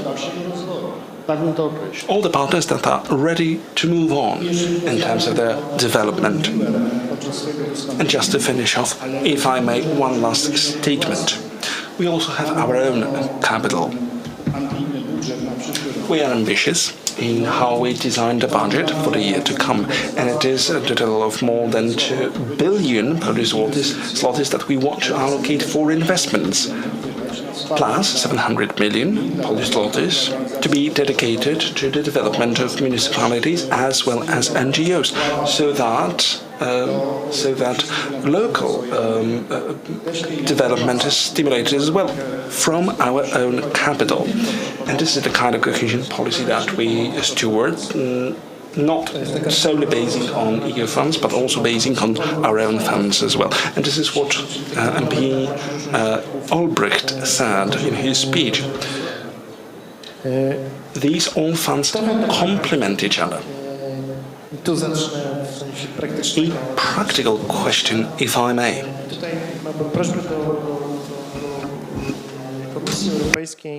A question to the representative of the European Commission. A question about flexibility. Look at the last 2 years that have passed. You've been flexible enough more than you ever were. And that's good in terms of fund management. Especially during the COVID-19 pandemic, you did accept a vast healthcare-centered program and that ensured funding for 70 healthcare entities in the whole region. It was fast and quick and swift. And by the same token, you did reply aptly to the ensuing war in Ukraine, something that came unexpected to all of this. Your reply was also quick, different to what we had imagined. These were different funds that we were speaking about. My point is, you've been pretty flexible in terms of how money can be spent. Therefore, my question, should this flexibility policy be on a track to being continued? And if yes, how? It's hard not to relate to what Marshall has just said as he delved into a number of important items. Almost 500 million zlotys have been used here and allocated here in Mazovia for mitigating the effect of COVID. That's fact. Of course, we were all taken aback by the pandemic, yet the EC responded swiftly. spending rules and its spending rules were loosened up, and it was something unprecedented. Yet, thanks to this, we managed to save hundreds or thousands or millions of lives and jobs. And it is also owing to this very decision on the part of the European Commission that we are currently managing to exit this crisis. And as we do go out, we have been hit by yet another crisis. War. The Russian aggression on Ukraine. And again, it made the European Commission feel committed vis-à-vis the member states. The European Commission decided to help the governments out to go through this crisis. And of course, this COVID crisis has been addressed, so to say, more abundantly. And then came the second crisis. Perhaps if crises come one after the other, it's hard to respond to the latter one as abundantly and as we responded to the first one. Now to answer your question.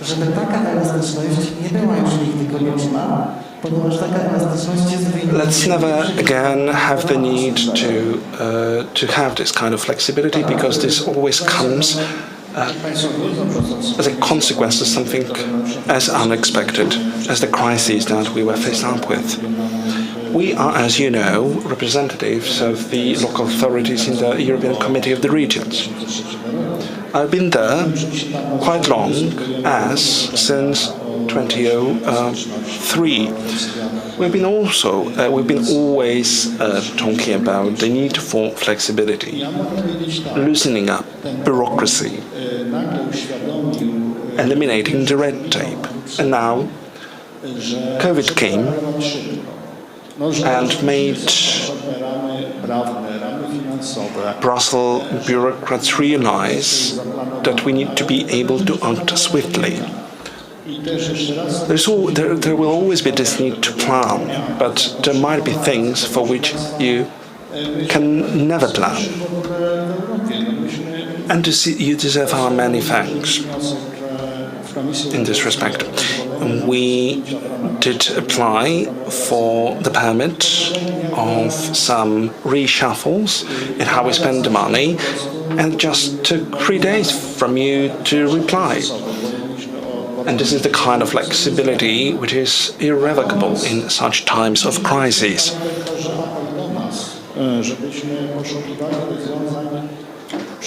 And let's also come to senses ourselves and try to search for some solutions that would be our beneficiaries oriented. Our mindset should be as follows. How can I help my beneficiary? How can my beneficiary take advantage of the funds? Because we are there to ensure the proper allocation of funds and the proper spending. Let's bear in mind, regulations may be changed, may be amended. You can always have some amendments entering into force. There might be such amendments of regulations and other provisions. We mustn't operate in a kind of vicious circle that some things are insurmountable. No. We need to employ this flexibility. We need to be attentive to what our beneficiaries actually need. We need to be mindful of their arguments to one end. To another end, we should be pretty tough on certain lobbying endeavors. But let's think in favor of our beneficiaries. Let's remember it is their goal as well to act effectively in terms of money spending. And I believe that should be also our striving, the striving of our institutions. And should there be any need for law amendment, please notify it. Everyone can make a mistake. The parliament can, the government can. And if mistakes are made, corrections are needed. There are some review mechanisms in place, periodical reviews, and so there are mechanisms, there are vehicles that we can apply if need be. Right, and we are here at the 12th Forum, 12th Mazovia Development Forum. We were speaking here on these matters together with the beneficiaries from the previous perspective and from the current one.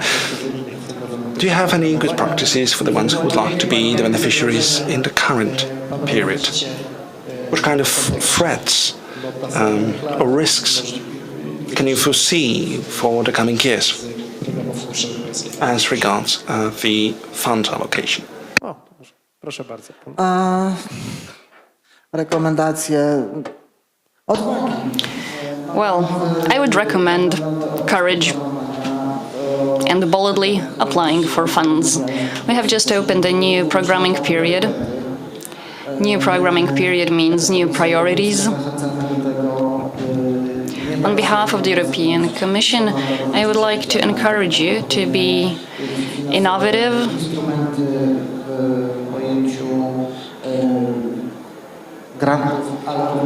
we have a host of instruments. We can offer you grants as well as loans.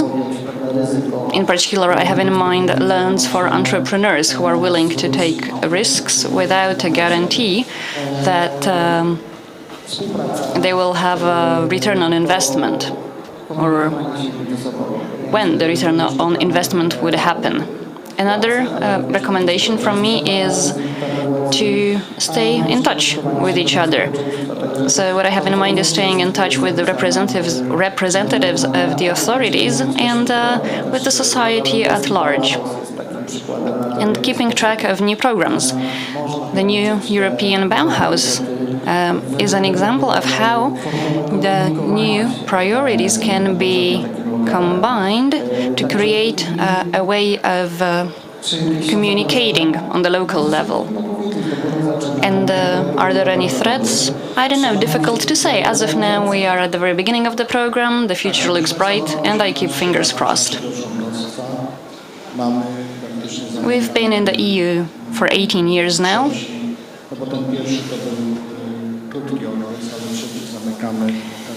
We have just closed a full programming period. So I think that we had the time to learn how to make best use of the EU funds and how to best apply for them. So the open question is, what do we want to achieve, and what funds do we need for it? In what amount? I believe that every municipality, every research unit or university should ask themselves the most basic question, namely, how do I see myself in the future? What are my main challenges? How does it fit into the European policy, and where can I apply for support? I think a good starting point would be reading the manual on how to apply the funds, how to apply for the funds for the Mazovia region. I think this is the obvious starting point. Then you need to fill in all the required documents.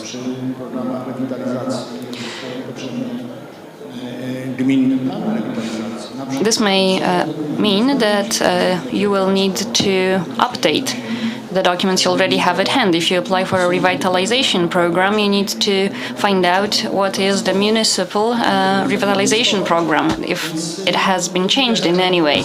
The same applies to public transportation. The next step is preparing the documents, filling them in,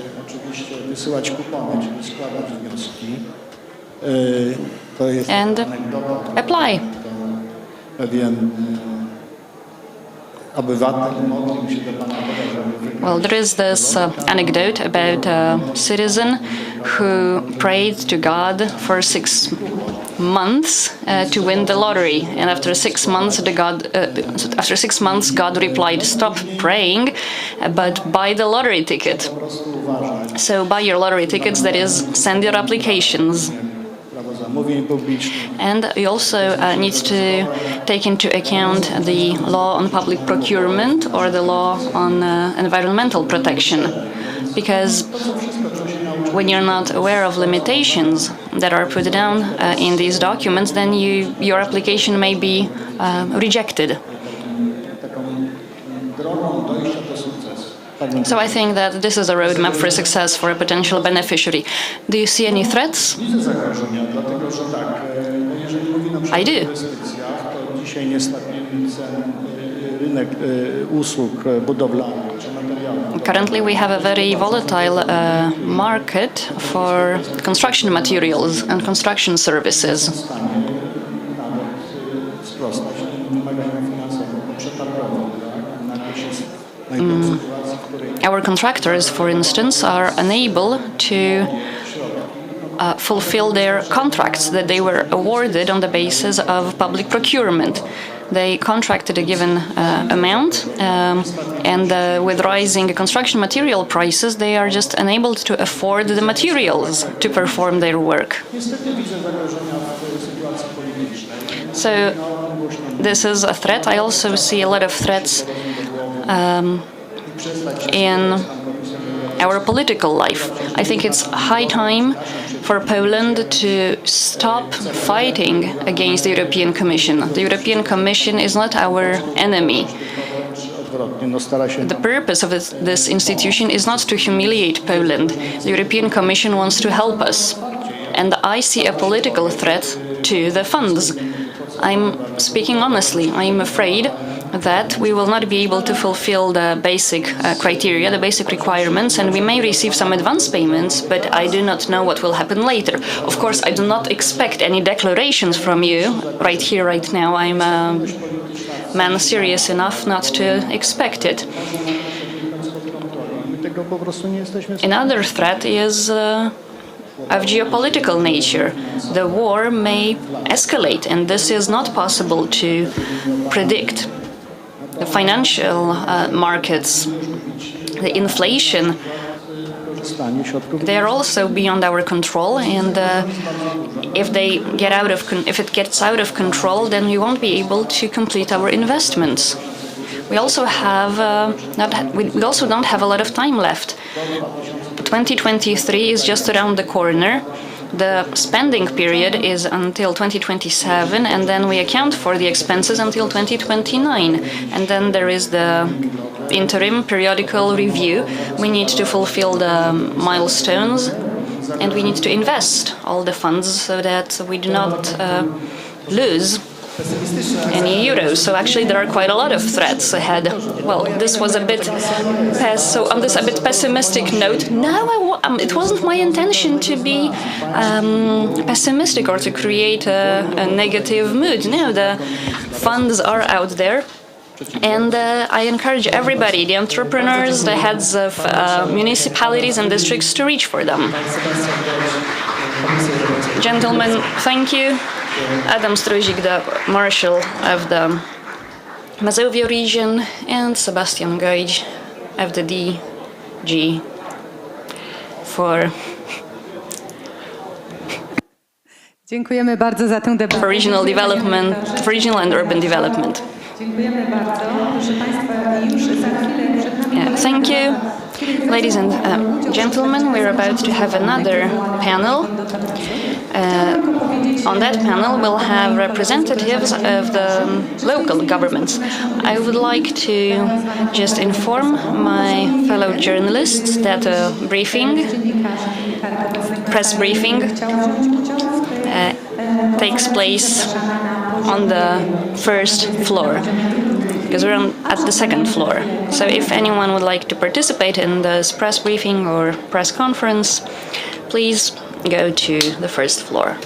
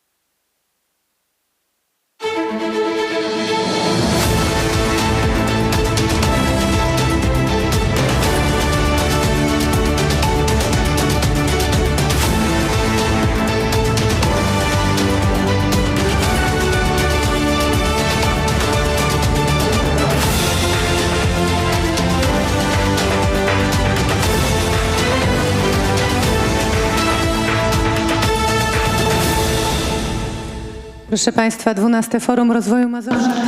Zapraszamy Państwa teraz na Ladies and gentlemen, I have the pleasure to invite you to the second debate. The main topic of this debate would be tangible effects of the European funds as perceived by the citizens. We'll also be talking about the future of the funds. The debate will be attended by Mr. Benedek Ciński, the mayor of Grodzisk Mazowiecki, Małgorzata Wachecka, who is the head of Michałowice municipality,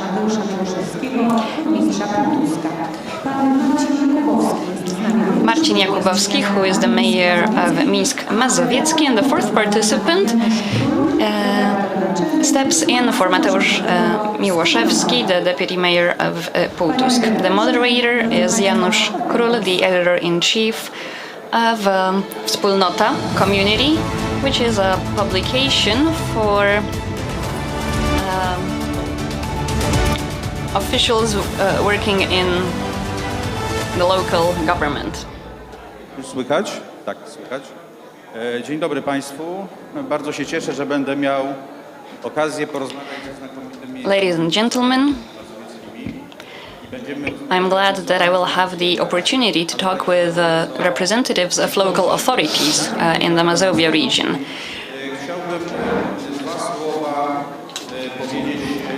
Before I hand over to the panelists, I would like to refer to what Adam Struzik, the marshal of the region, said in the introduction to this forum.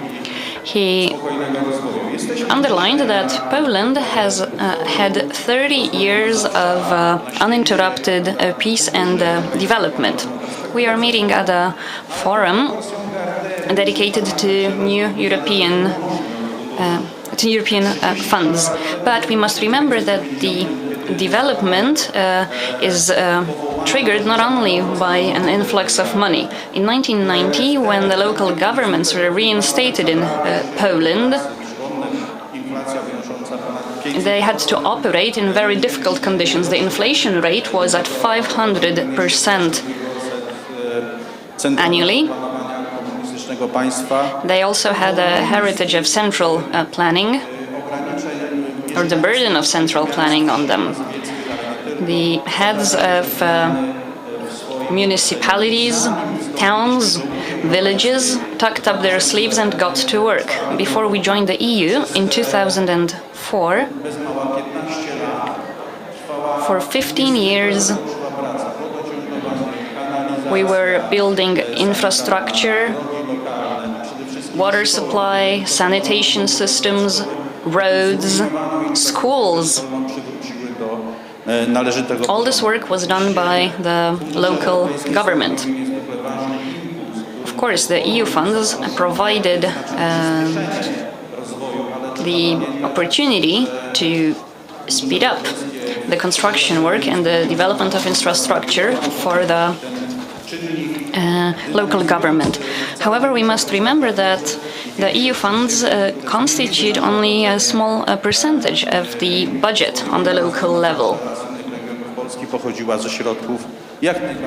So quite a lot of funds that supported the regional development in Poland was allocated from the state budget. Another thing I would like to mention here at this forum is that we are talking here mainly about issues connected with public administration. Over the last 30 years, let me make it clear, I visited our region and Poland because I'm a keen tourist, and I've noticed that our country has come a long way.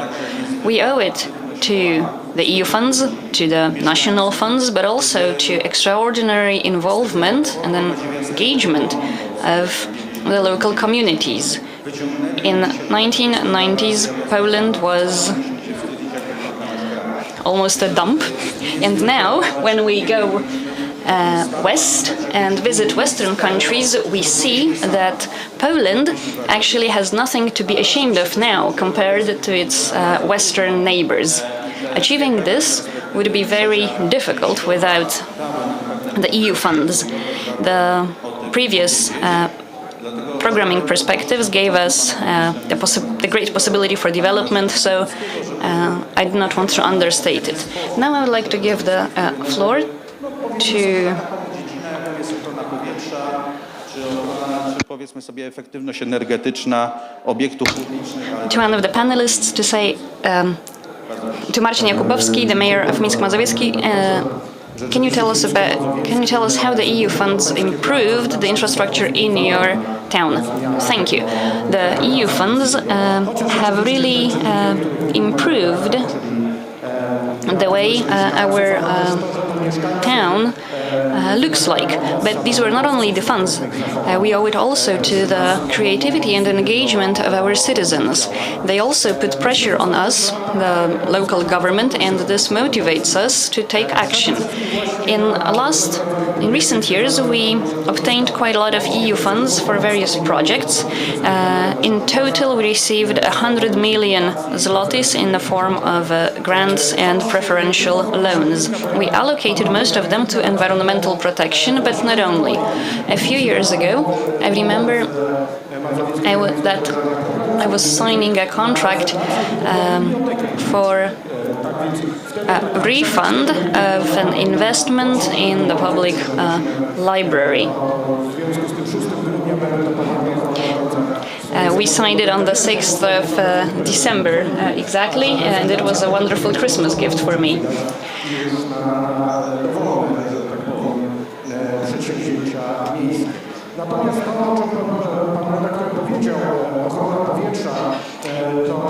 Now, air quality. We started this project by holding. We started the project by turning to our citizens. In 2019, we launched a program that allowed them to exchange the heating system in their houses. Back then, obtaining the EU funds for that purpose was challenging because we had to develop adequate procedures. It's not easy to obtain the EU funds for grants or subsidies that are supposed to be transferred to our citizens. It required a lot of work. We had to carry out energy efficiency audits,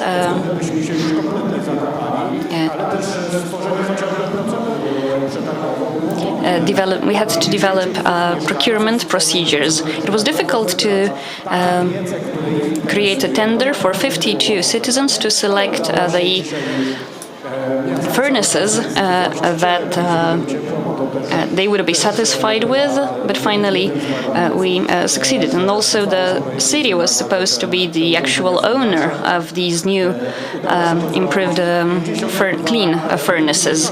So finally we managed to complete this project. I don't know if you're aware how much CO2 an average household emits, 9 tons annually.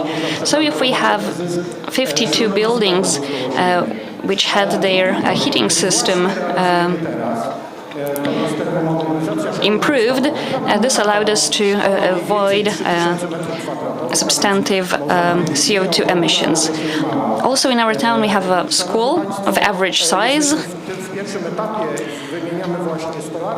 We started to renovate that school.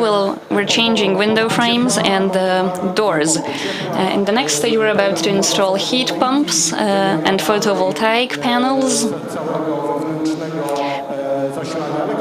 We also want to overhaul the energy system inside and the lighting. The purpose of this investment is to increase energy efficiency. We calculated that this would allow us to reduce CO2 emissions by 900 tons annually. We'll also save money on heating, about 1,000 gigajoules annually. This is the amount of heat we will save each year. We'll keep the gas-fired furnace at that school. It will be automatically activated during winter. Other than that, we'll have a new central heating system. And this will allow us to save quite a lot of money, and the savings are important from our perspective in these difficult times of tight budgets. We have numerous projects already, but we need more. So I have quite a lot of plans on how to make best use of the National Recovery Fund money, and I cannot wait to have access to this fund. This is like fresh oxygen to us. We want to invest the money from the National Recovery Fund to improve energy efficiency and to improve air quality in our towns. I attended a conference where the mayor of Athens and the mayor of one Portugal cities said that they were at full throttle going full throttle in the implementation of their Nationally Recovery Fund related projects, and we are behind. And this makes me truly sad, but I hope that soon this will change. Inwestycje wspierane przez środki europejskie są bardzo różnorodne. EU fund supported investments are very important. Thermal upgrading is something that can also benefit from other programs, and to other ends we might talk about it at a later stage.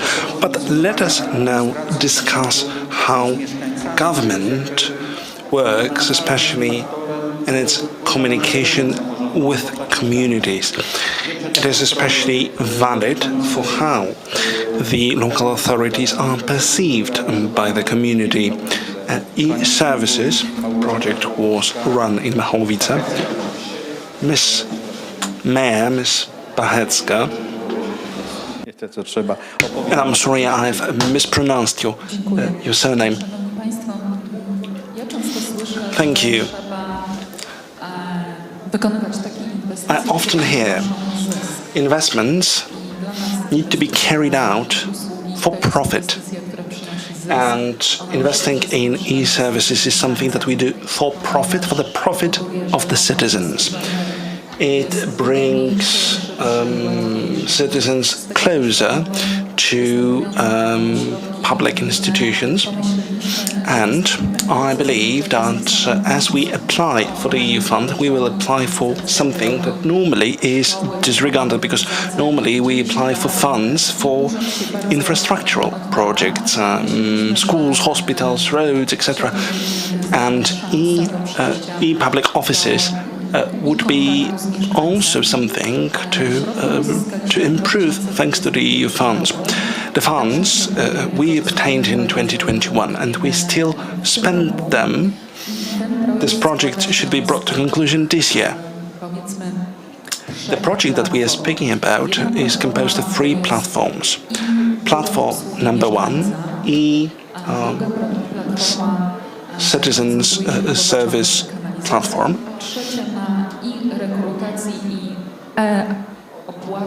E-recruitment and e-payment are the respective platforms.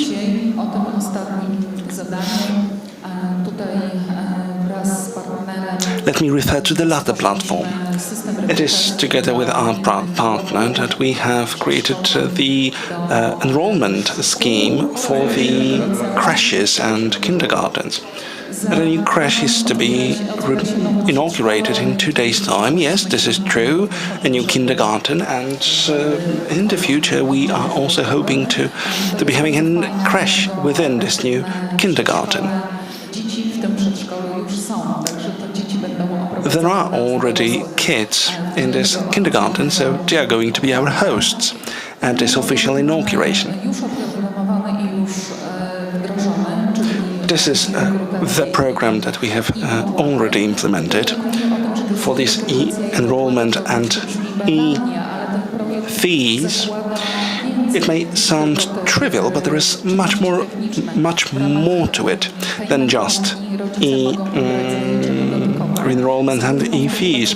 For example, parents can decide on some extra curriculum classes in their respective school and in some other schools within a municipality. let me stop on this e-office for citizens. This program includes e-forms to be filled, plus e-payment module, something that we can manage ourselves.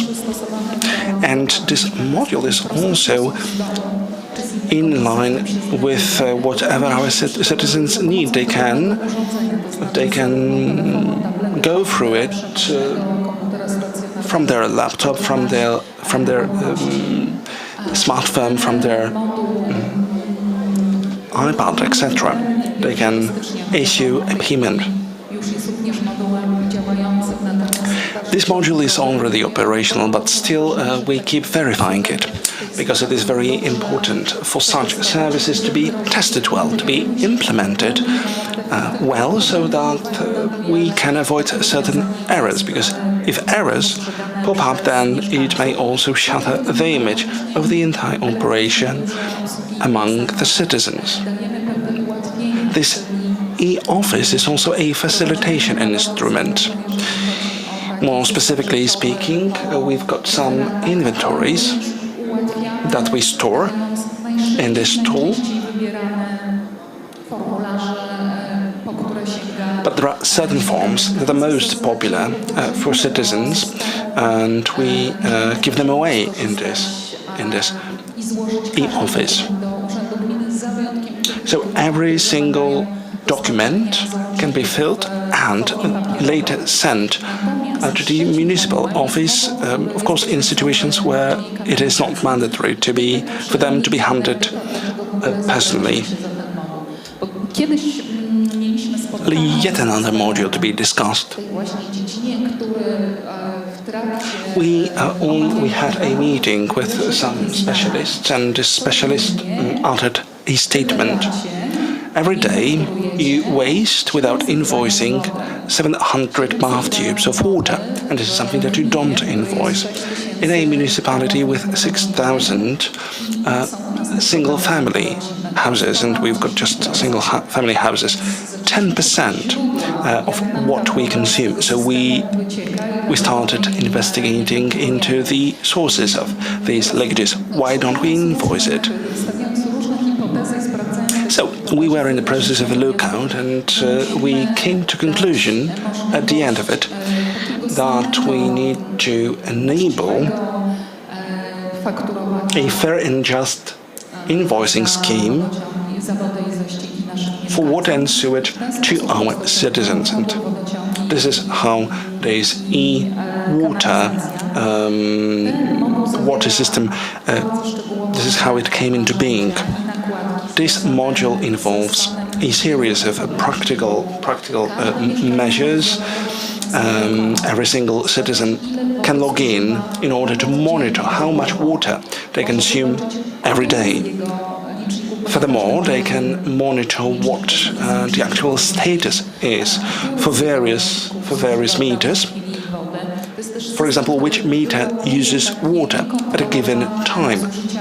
So this system captures uncontrolled water use, especially when there are some failures in the underground of the building, something that we can't really see up till water does not go away and manifest itself somewhere in the vicinity of a house.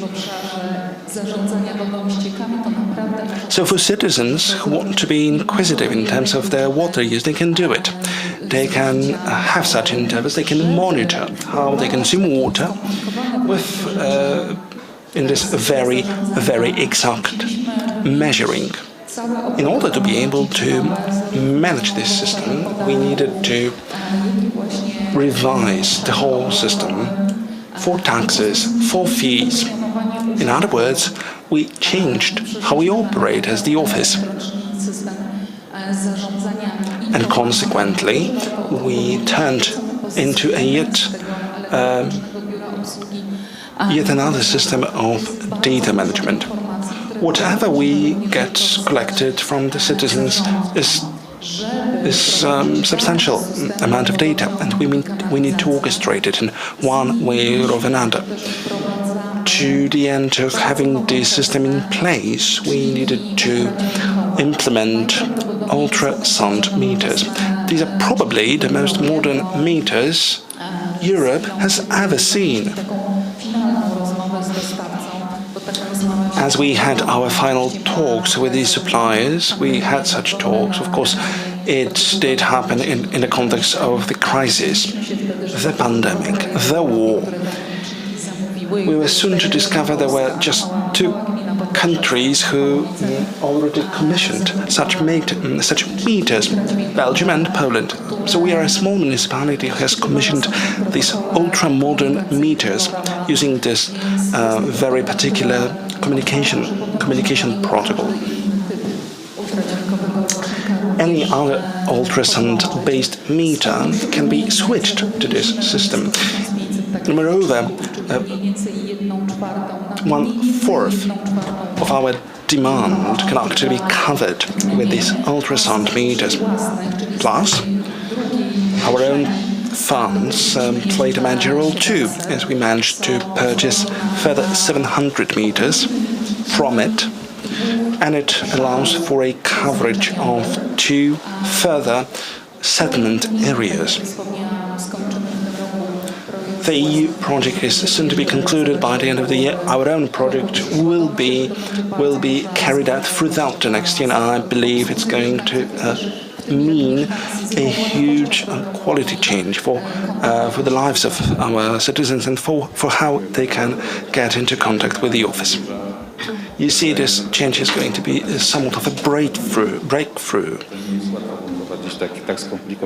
And one demands to have proper technical competences in place if one wants to implement such projects, because this is something very sophisticated as it handles this very modern phase of infrastructure. Mayor of Grodzisk Mazowiecki now. We all know where it's located. We pass by. Some go to Grodzisk Mazowiecki on purpose, but not many of us are aware of how attractive the town can be for tourists. As I hear, you yourself, Mayor, took up an initiative to improve the quality of touristic tissue in your municipality, but to another end, you tried to foster visibility of Grodzisk Mazowiecki as a tourism destination. I was brought up in a village called Sarockim Kujawy. I must admit, I was always in the lookout for something that I could be able to take pride in. Take pride in. I was not successful. Now I'm proud because the Wikipedia entry mentions my humble name as the mayor of Grodzisk Mazowiecki. But coming back to Grodzisk Mazowiecki, and as I moved to the outskirts of Grodzisk Mazowiecki, associated Grodzisk with water, but it was not true because water came from the Grodzisk, but from the Wielkopolska region. So I wanted to do something, to make our citizens proud of living in Grodzisk. Nearby, there was Proszków, a brand in itself. Next, you have the town of Żyrardów, birthplace of our former Prime Minister Leszek Miller. And here we are, Grodzisk Mazowiecki, no associations, no gangsters therein. Apparently we were the poorest of Mazovian municipalities back then. There are also such locations at Podkowa, Leśna and Milanówek, i.e. some hotspots for the riches, for the Mazovian riches. It is 22 years ago as we were building a swimming pool. I was in a sauna and a lady approached me, you are a dodgy end in Grodzisk Mazowiecki and look what you've got. You've got the swimming pool and Podkowa Leśna does not. So all our actions targeted the well-being of citizens. że nie mieszkam w Seroczkach, jak ja jako sobie jaja zrobiłem. I wanted to make my citizens proud of their town, as I wanted, as I did my utmost to make myself proud of my birthplace. Zaczęliśmy od Józefa Chełmońskiego. We started off singing some famous names. Chełmoński, the painter, who lived somewhere near Grodzisk Mazowiecki, but his brother did have a property in Grodzisk Mazowiecki. I approached this location. I was greeted by an elegant old lady who apparently was Chełmońska of her second name, and we bought the purchase. Now we've got one of the most splendid locations in the whole Mazovian region. Our visitors know it is something unique, it is something magnificent, a manor. We searched further. Grodzisk used to be a Jewish town with many Jews living there. Some famous. Shapiro, one of the greatest Grodzisk Jews, the founder of a Hasidic school, great family. And now we are attempting at reviving the legend of his family. And bear in mind, it's not long ago that we used to have a jump. Żydów, żeby odwiedzali miejsce. A landfill in this Jewish cemetery, and we try to revive this place, just to commemorate a great man that is Mr. Shapiro Tonaidow. Another one, the Queen's Gambit. You might have watched this TV series. One of the greatest chess players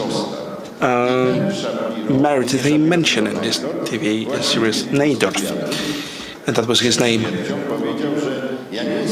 Before his death, he gave an interview where he admitted, I was not from Warsaw, I'm from Grodzisk Mazowiecki. Next year we are planning on to have a great tournament, chess tournament, in his name. And Leonid Teliga, first man to ever sailed through the globe, also comes from Grodzisk Mazowiecki. And we've got Bogdan Mazucha, Tadeusz Mazowiecki. There are very many renowned names who've moved in to Grodzisk Mazowiecki, and these names open up an opportunity to further work on Grodzisk Mazowiecki's visibility. And we used to be a spa center near Warsaw. Many personalities did have their treatment there. So we also acted in the spirit of this venue. And now our standing is different. We are entitled to say we've got a few attractions to show off. And please accept my invitation. Yes. Grodzisk is definitely worthy of visiting. Please come, and everything can be checked in the app that you've developed. Yes, we've got the app, we've got everything in the app, and we've got also a program on our own. One time I told my programmers, I told my developers to mastermind an app. And we've got one. You stand in front of a building, you click, and we know everything about a user. Virtually everything. We do not know their personal contacts, but in terms of sewage, in terms of how many people inhabit a property, we know everything. It's an excellent tool. You can review the app and also organize yourself a strolling path through the Grodzisk Mazowiecki town. Izdebno-Kościelne Cemetery. There is a burial place of a man who marched along with Napoleon forces. He fell in love in one of a lady from Izdebno. This love stayed, and he died in Izdebno. He constructed a sugar plant He was also friends with Gérard, and Gérard constructed the town of Żyrardów. And one must say, the very origins of Żyrardów also coincided with the Stebno Kościelne location. It is worthwhile paying a visit to Grodzisk Mazowiecki on the one hand because it is attractive in itself, and the mayor is a man of humor, which is a value in itself. Półtusk is either a start or destination of a number of natural trails. It's awash with attractions. It's Mazovian Greenland. Danuta Wanda will tell us, replacing the mayor, on how EU funds help boost the town's image. Indeed.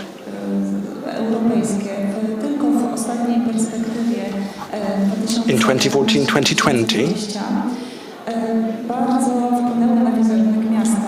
did impact the image of the town much.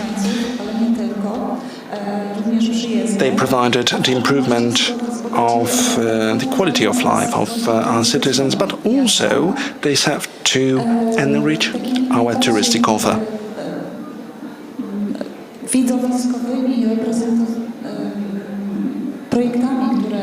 There are some highlights that we need to be talking about.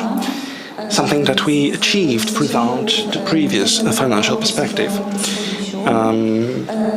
benefiting from different fund sources, from the regional operating program, for the rural areas development program, 23 million zlotys that we got from the rural areas development program, and also there came also funds from the regional operating program and the infrastructure and environment program. 5.3, the increase of regional tourist potential and improving the access to cultural goods is something that we managed to implement. In particular, we managed to revive the post-Jesuit basement near the Abrams Hill. By the same token, we managed to revamp the basements underneath the former town hall. These two investments came to fruition last year. We had been preparing for them for a long time. It meant we had undertaken a number of expert opinion procedures, etc. And so now we have a greatly enriched cultural offer. Therefore, let me take this opportunity to invite you all to come forward, to come in. We are apparel. We used to be apparel that lost its shine, and now we managed to restore it.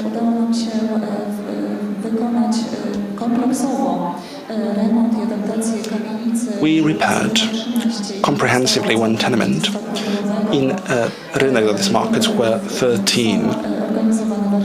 And now it's a venue for various initiatives, workshops, cultural events, etc. There is one more milestone that I'd like to share with you. Pedestrian and bike communication. This is something that we put weight on. 6 kilometers of cycle paths were constructed in the very town. It was pretty cumbersome, as we couldn't go wider with the already existent roads. So there were some technical impediments, and there are also regulations that we need to abide by. There are certain widths of the road lane and cycle pedestrian paths. Nevertheless, we managed to go through it, and so we are, and here we are with 6 new cycle paths which are safe.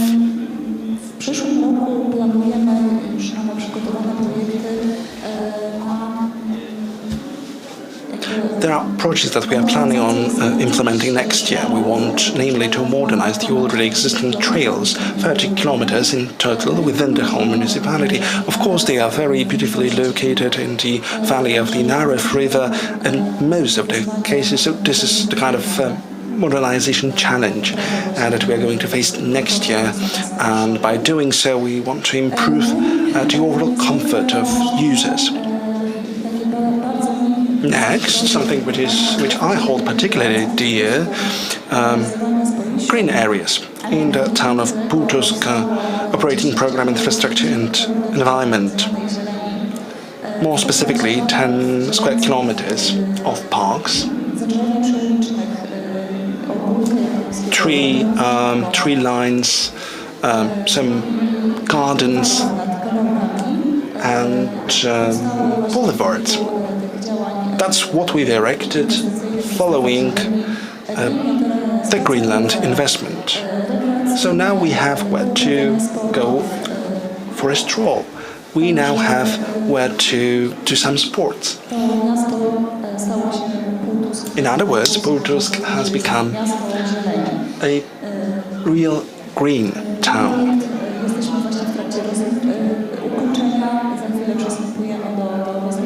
We are now going to settle and clear the project I'm referring to. I must admit this project evolved from 6 square meters to 10 square meters, which we have now. We could have even applied for some more funds, and eventually we had more at our disposal. Now, speaking of plans, Półtusk does focus on tourism, does focus on its green areas, does focus on its friendly image. Notably, we've got beautiful channels. People say we are the Venice of the North. And these channels are operated by the district authorities.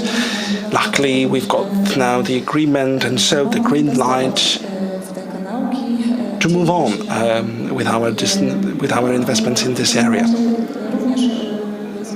in and around the channels. These channels are touristic attractions on their own, and you can also enjoy them from a canoe or a water bike. But still, much needs to be done so that they look even better and serve the comfort of both the citizens and visitors. That's indeed a major challenge that we have for the next perspective. Rozumiem, że Półtusk jest nie tylko ale także docelową tych wszystkich szlaków. Thank you. As far as I understand, your town, Półtusk, is the point of departure and the point of arrival of all the tourist trails that you referred to. Yes, and Półtusk is located 70 kilometers out of Warsaw, so this makes it a good spot for a mini break. And ladies and gentlemen, these were just a few examples of towns and municipalities that are attractive locations in the Mazovian region. Out of the 4 towns and municipalities that are represented here by outstanding local governors have much more in store than they said.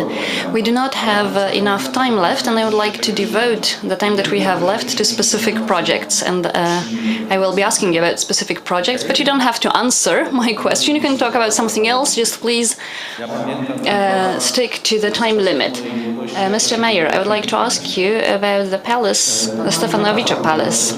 There used to be a school for chemistry technicians, right?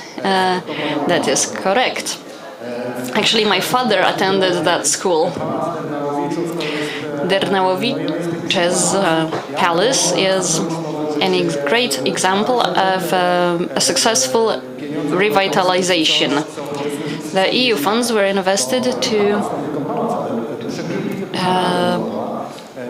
rebuilt and revitalized the palace. The palace is one thing, but there is also an amazing garden surrounding it. Let me add that Minsk Mazowiecki was not a part of integrated territorial investments. We were in a void as regards the EU funds, so we had to look for funding elsewhere. We found money for rainwater management. We obtained 15 million zlotys for that. This was about building rainwater collecting canals from the National Environment Protection Fund. From the same source, we obtained funds for revitalizing the green areas close to Dernałowice Palace. We planted several thousands of trees. We created beautiful flowery meadows. I'm very satisfied that we managed to turn this park into really my dream garden. We also had money from the Jessica Fund.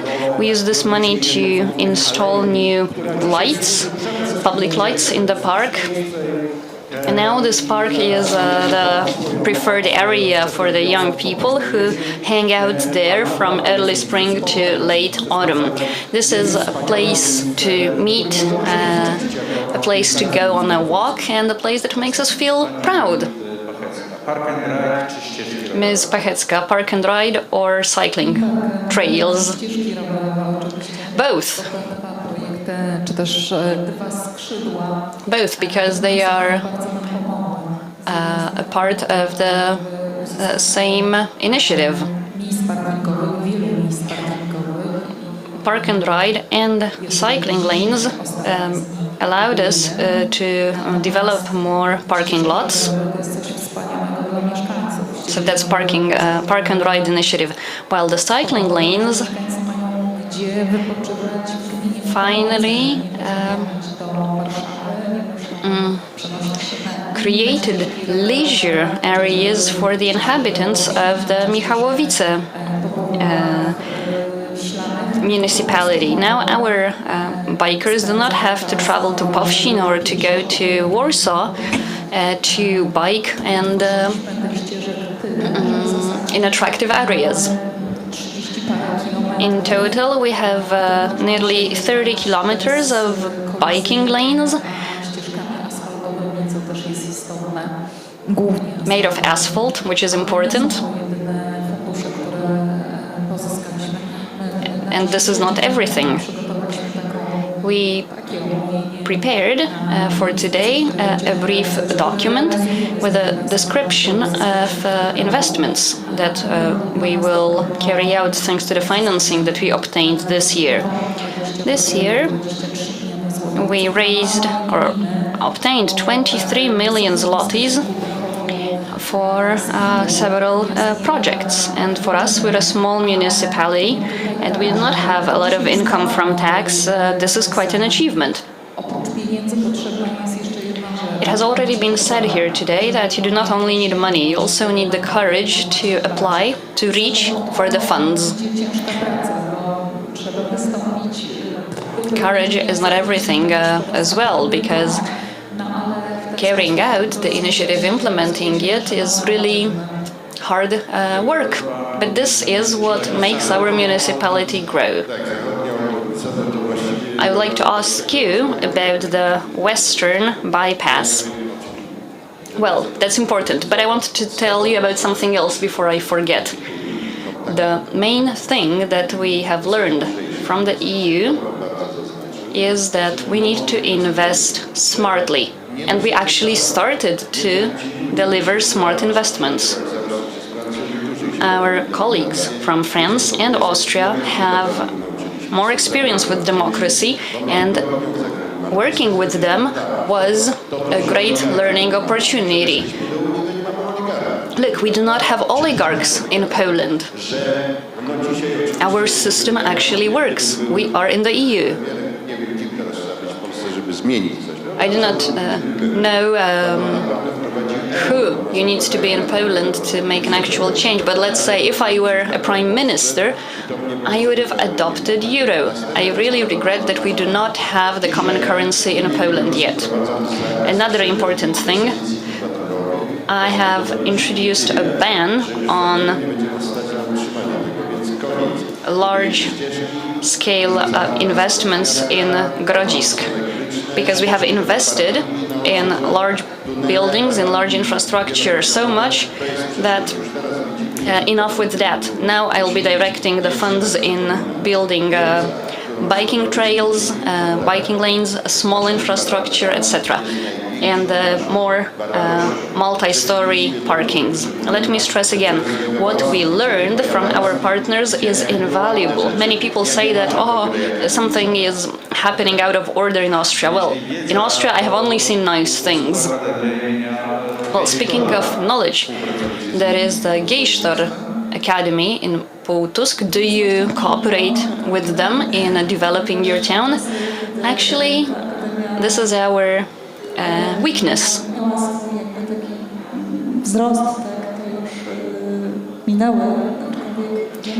The academy is past its prime, but Półtusk has gained a lot by hosting this institution.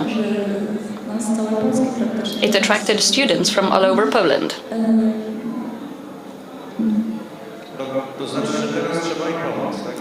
So now the academy needs some support. Yes, unfortunately, some of the buildings are in a poor condition.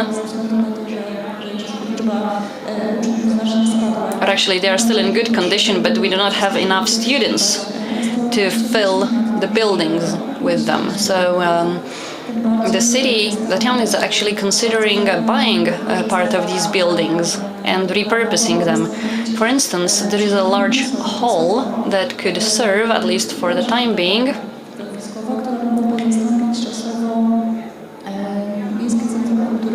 that could act as the city center for culture and arts.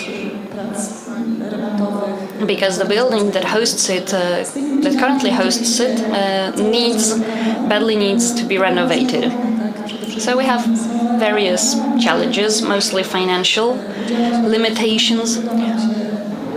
I still believe, though, that with the help of external funds, we'll manage to fulfill our plans that we have for the coming years.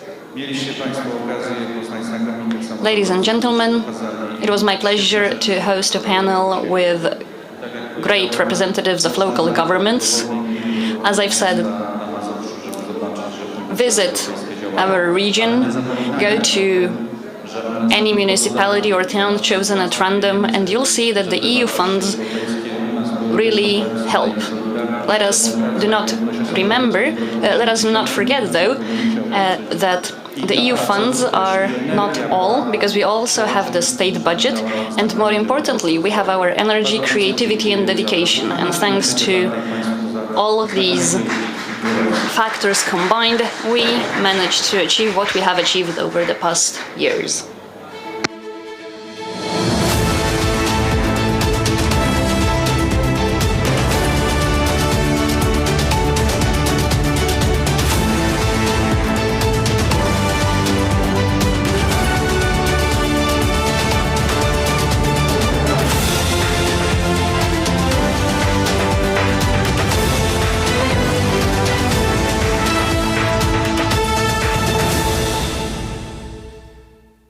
Szanowni Państwo, bardzo dziękujemy przedstawicielom. Ladies and gentlemen,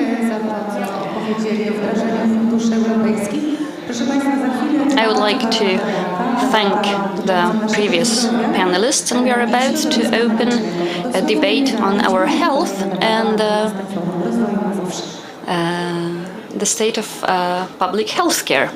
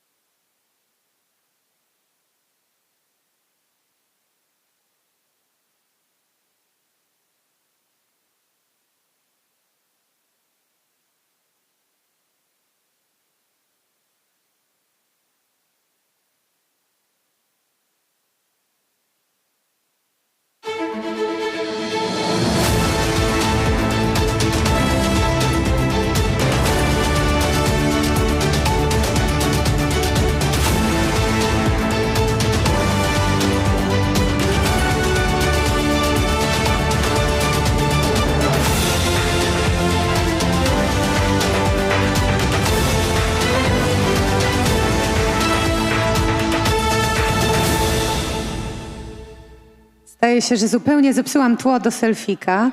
Przepraszam bardzo. Proszę Państwa. I'm sorry, I think I have ruined your background for your selfie. Ladies and gentlemen, we're about to begin the next panel.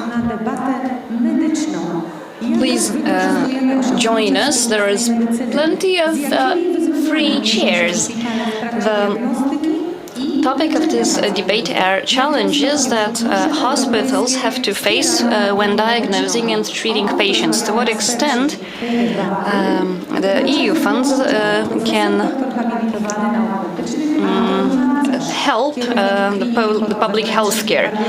The panel participants are as followed. Artur Mamcarz, Professor Artur Mamcarz, who is the head of internal medicine and cardiology at the Warsaw Medical Academy. Then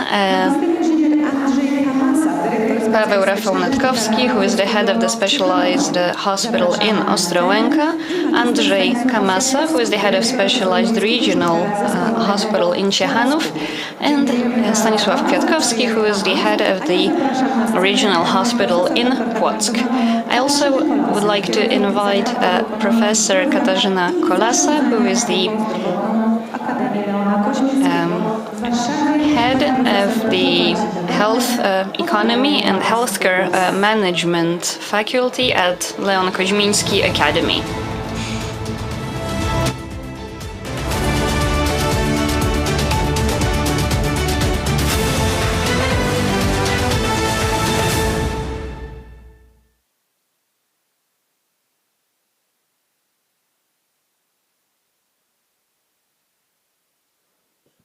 Witam wszystkich bardzo serdecznie. Z ogromną przyjemnością zapraszam Państwa Ladies and gentlemen, na ważny temat dotyczący wyzwań. it is my pleasure to open a debate on public health care. In particular, we'll be talking about how innovative solutions can help us to make our patients' lives longer and better. Actually, I'm hosting this debate for a second time, which doubles my pleasure. I know that last year we saw many developments in public health care in our region. In the year 2014-2020, over 730 million was allocated to improving diagnostic services at hospitals. We're living in times of great progress and digitization. In this context, I would like to ask you about your outlook for the future.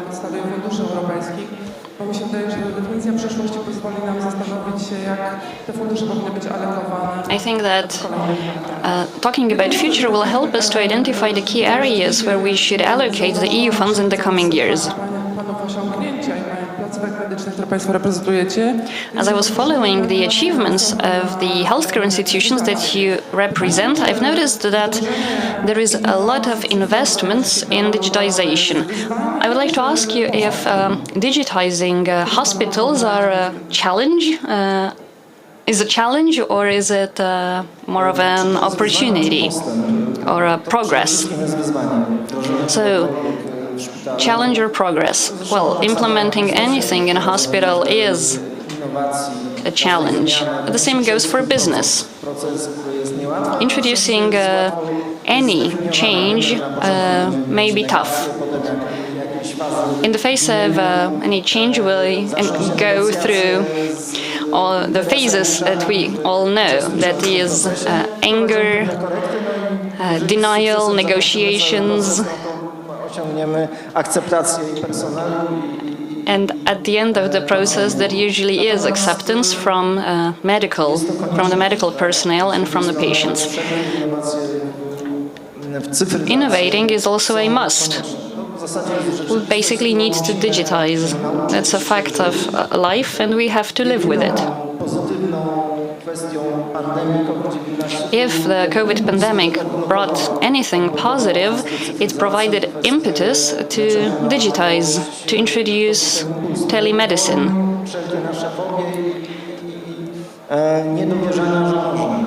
This made us abandon our fears and phobias. with regard to remote healthcare. Cały nasz zakład diagnostyki obrazowej został Our imaging diagnostic ward was also equipped in new equipment. So we bought an MRI, a new ultrasound, CT scanner, etc. So this is to what we allocated part of our funds. This greatly sped up the number of diagnoses in our hospital. Nie tylko patrzymy na kwestię kosztów, ale trzeba spojrzeć i na holistycznie, że innowacja powinna przynieść nam I believe that innovations should allow us to make better use of our staff, of the infrastructure that we have in hospital, but first and foremost, it has to bring benefits for patients. Drugą stroną, czyli odbiorcę innowacji, która na poziomie szpitala jest oczywistością. So you asked me about digital innovations. Well, I'll reiterate that digitizing is necessary, and it's difficult to imagine a hospital without digital solutions. I also represent a university. I work in the specialized hospital in Międzylesie. I've been working there for 5 years. Medycznego, a teraz także And we closely cooperate with the Warsaw Medical Academy and other universities in Warsaw. Universities where students study to be doctors, but not only. naszego województwa rozwija, więc z punktu widzenia jakby również obecności w szpitalu tej grupy młodych ludzi, którzy uczą się And medycyny. therefore, in my hospital, there is a lot of interns who study medical sciences, or we have future paramedics and future nurses who train at our hospital, and that they belong to a generation that is fully digitized. So it's difficult for me to imagine a hospital that doesn't have proper digital solutions. So it's not a question of if, but how can we manage innovation and digitization in hospital. We also need to make sure that this digitization is safe. We need to take care of cyber security. We need to protect our data effectively because there is quite a lot of challenges in that field. I'm sure that there are hackers out there who want to know what exactly takes place in hospital. Actually, I think that cybersecurity is a greater challenge than digitizing hospitals themselves. And I'm sure that in this debate we'll come back to medical equipment and other medical interventions. Bezpośrednio do pana, panie Pawle, bo prezentuje pan ośrodek, który wdrożył Paweł, you represent a hospital that has implemented something unique in Poland. You provide ambulatory assistance to post-heart attack patients. bezpieczeństwa pewnych rozwiązań. Jak państwo radzicie sobie z tymi wyzwaniami cyfryzacji? How do you manage challenges connected with digitization? I'm taking the floor as a third speaker, so it's difficult to add anything new to what the two previous speakers said. So I'll just say that I cannot imagine a Polish hospital that doesn't introduce digital solutions. In Poland, we have numerous opponents of integrating with the EU. So let me remind you how our hospitals looked like 20 years ago. We do not have CT scans. In many hospitals, patients would be driven to hospitals in Krakow or in Warsaw or in Łódź. Local hospitals did not have any modern equipment. When taking decisions on digitizing our hospital, we think ahead, plan for the future, and we put our patients at the heart of our focus. So I think it was a great idea to introduce outpatient support, a system for patients who suffered from a heart attack so that they can get better in their own home. I'm very touched to see patients who are very helpless soon after the surgery, soon after the heart attack, and 3 weeks later they return to normal life. We monitor their state at home. We use remote solutions to prompt them to take tests and monitor their state of health. We make sure that there is no recurrence of a heart attack. Usually the second heart attack is much more difficult to survive. If we did not have the EU funds and if we did not have the support of local governments, then there would be no hospital in Poland that would allow digitization, that would afford digitization.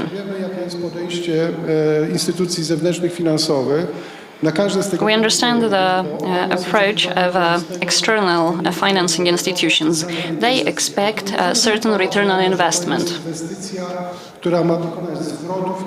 However, digitizing a hospital or buying new equipment is not something that one can expect a return on investment on. The return on investment is improved patient's health.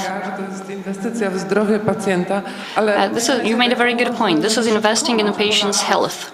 Do you believe that it is possible to convince Poles that they will be treated not by MDs but by an app in their phone? We are all dreaming of digital documentation. Poor handwriting of medical doctors has become proverbial. And the e-health initiative allowed us to partly digitize all documents related to treating patients. So that's an achievement. We introduced e-prescriptions. These days in Poland, we do not have other prescriptions than digital ones. We also have introduced digital sick leaves or digital referrals. The document flow in hospitals have also been digitized.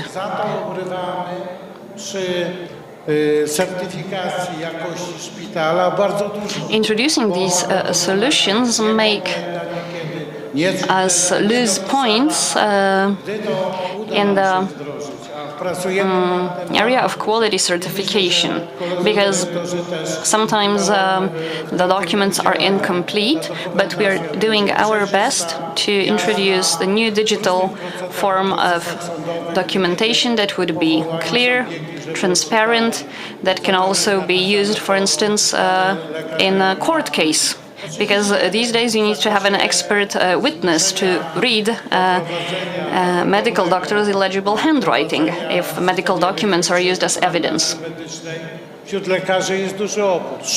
However, there is a large resistance among physicians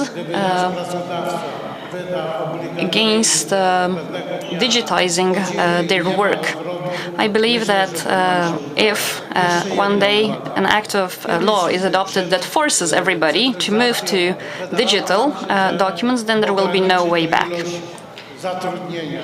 Earlier also there were fears that using computers at work will have negative impact on the number of jobs. However, this is not the case. Now some medical doctors demand to have an assistant who would type for them information in their forums.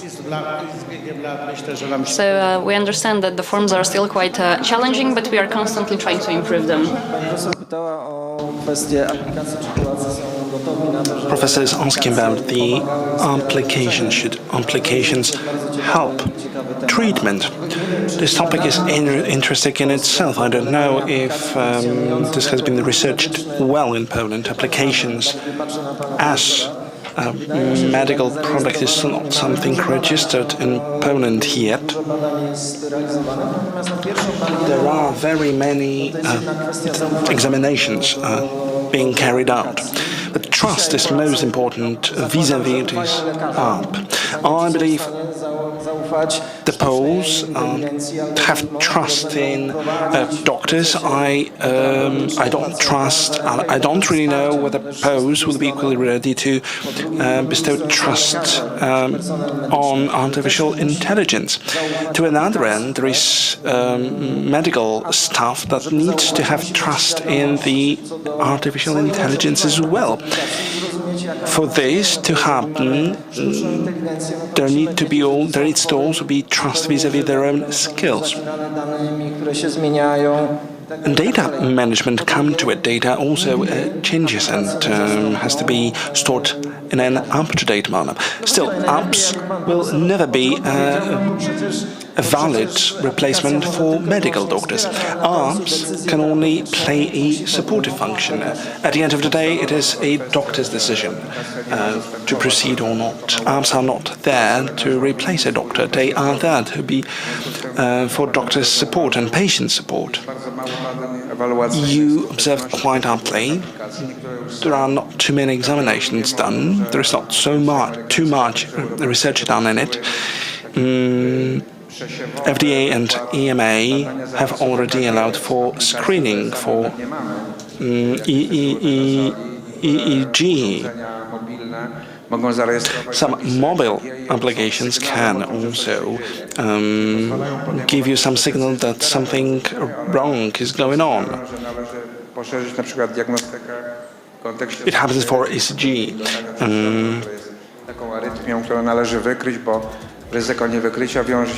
If atrial fibrillation is not detected, it may distort brain functioning.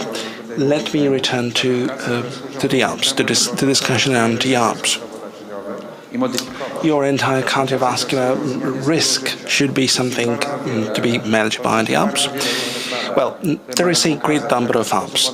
There are still some examinations going on, something that would be encouraging for patients to change their lifestyle. For example, step meters. The lesser steps, the greater the cardiovascular risk. The more steps you take, the lesser risk eventually is. So I believe there's going to be most of the space for these apps to be developing. And the sheer number of apps available is something that goes well beyond our imagination, especially in neurotransmission. There are some signals that determine whether we are effective or not for patients and for the whole patient management system. It might be of your interest to see who can be most effective from your staff to take a patient-related decision. It is something well explored in the area of AI, so there is still much to be done in this respect. I will let Pavel comment on it, but I'd like to stop on these examples that you've been discussing. Look at Singapore or Korean steps counters. These mechanisms also allow for providing support, for example, in shops. Can we make friends in Poland with the artificial intelligence? We can do it in our watch, in our smartphone. Everything changes when we enter the area of healthcare. Given your cardiovascular activities, you've already started pursuing this path. Can hospitals be places of your everyday functioning. Hospitals have become open. We already have some magnificent self-monitoring systems in place. They are being tested in home environments. It is my firm belief that technologies and AI would constitute a real breakthrough in Poland. Still, we are faced up with staff shortages in the Polish healthcare system. And if we can monitor various indices, for example, home stethoscopy system that allows you for a first diagnosis to see if there is bronchitis in children or not. It will be a very good mitigation technique. So there is some basic stuff that can be handled by medical assistants, and this is the kind of path that we are going to be pursuing. Medical doctors are there to treat patients, and I'm the proponent of this attitude. They shouldn't be too much taken by bureaucracy. Now, let's admit this. Most of the work to be done by the doctors, be it bureaucracy, be it abiding by regulations, etc., is taken care of by artificial intelligence. If it doesn't go this way, then doctors would be restricted just to be performing bureaucratic duties. To avoid this scenario, we badly need such systems to develop, to trace patient documentation. Look at imaging. We've got a radiation dose monitoring system already in place. And whenever a patient comes at another unit, still examinations need to be repeated. So this system has to explore this field. For example, stroke counteracting. There is one splendid example. I am not going to advertise for this scheme, but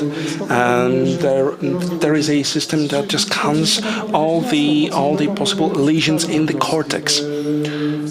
So whatever we are doing under Professor Ząbek, there are some true innovations going on, implanting stimulators in the very tissue of the cortex. So people with strokes, etc., are returning to their regular routines. So this is progressing,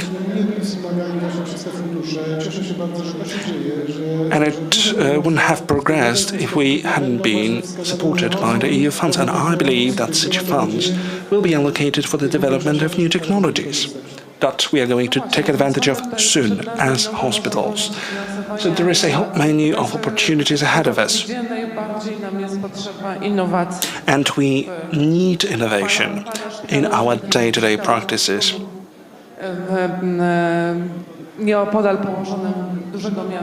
You function in a hospital somewhere close to a bigger city. Does it make sense to invest in healthcare units this way? It is for years from now that we are going to succumb to the shortage of doctors. As my speaker said, doctors should be there to treat patients, not to process data, not to process documentation, not to process other documents related to patients' treatments. I once did an experiment on my own. During summer holiday, we employed a medicine student, second year, MA, that needed to serve as a patient's assistant. So the student was responsible for handling documentation. Later, the said student returned to the university and calamity came. Everyone got used to this very comfort of having a student on board. When replaced with digital schemes or AI, then doctors' deficit can be overcome. Zmierzamy w kierunku robotyki w szpitalach. Czy jesteśmy na to gotowi? Are we striving for it in hospitals? Pytała o to, w jaki sposób I'd like to share my remarks on this point. You were asking to what an extent EU funds for hospitals can be used for proper purposes. But let's bear in mind this stream of funds has to be tailor-made to cater for various needs. We know that digitization is different at various units. Various hospitals are advanced in a different way concerning the ICT technology, so one has to decide how such streams should be shaped. It's very important just to have a level playing field, because this playing field may be uneven, and that's a challenge in itself for fund management. So what should be the criteria involved? If you were the one to assess the allocation, I'm a beneficiary, I'm not the one responsible for implementation. At first, one has to assess how digital a given hospital is. Of course, there are some benchmarks that one needs to take into consideration.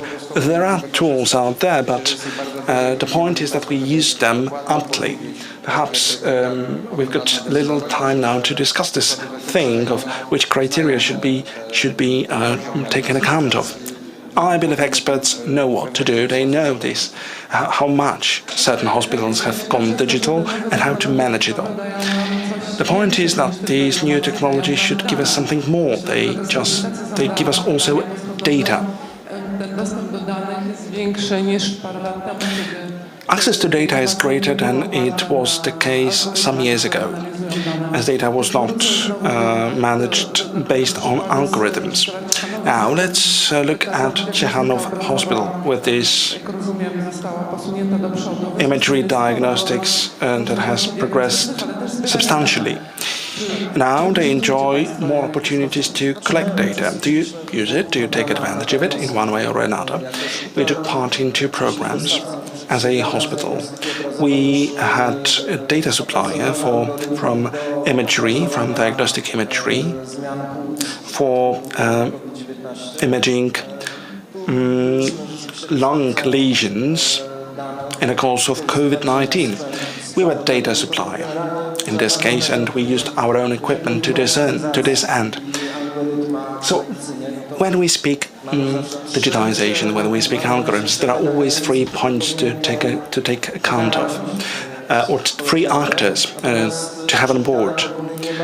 There needs to be one university, but hospitals on their own should not be afraid of delivering data. There shouldn't be any barriers. There shouldn't be any concerns when it comes to data transfer. As much data you have, as good you can eventually become. So AI has to learn on something. And third of all, or third actor in place should be a specialized IT company to develop an app. We like such projects. We like such examinations. We are never afraid. We also supported Warsaw Medical University and pulmonology ward in their research on the patient status after COVID-19. That's the future, and that's something very important indeed. Data transfer, that's what I'm referring to. And there's one more remark in the context of how our society is prepared and ready to use the apps. Let's observe the following. There is this digital exclusion phenomenon. This is something that we need to be mindful of. And this digital exclusion seems to be quite big in Poland.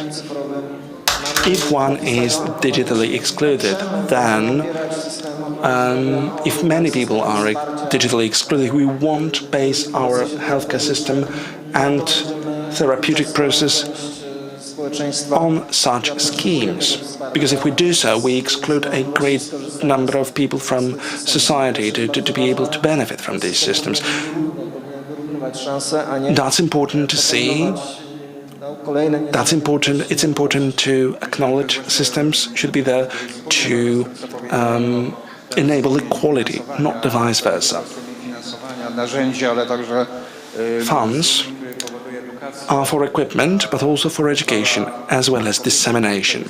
Education and dissemination are ways thanks to which we can mitigate digital exclusion. The Masovian region might be different in this respect. Nevertheless, there is apparently a very diversified landscape in the whole country.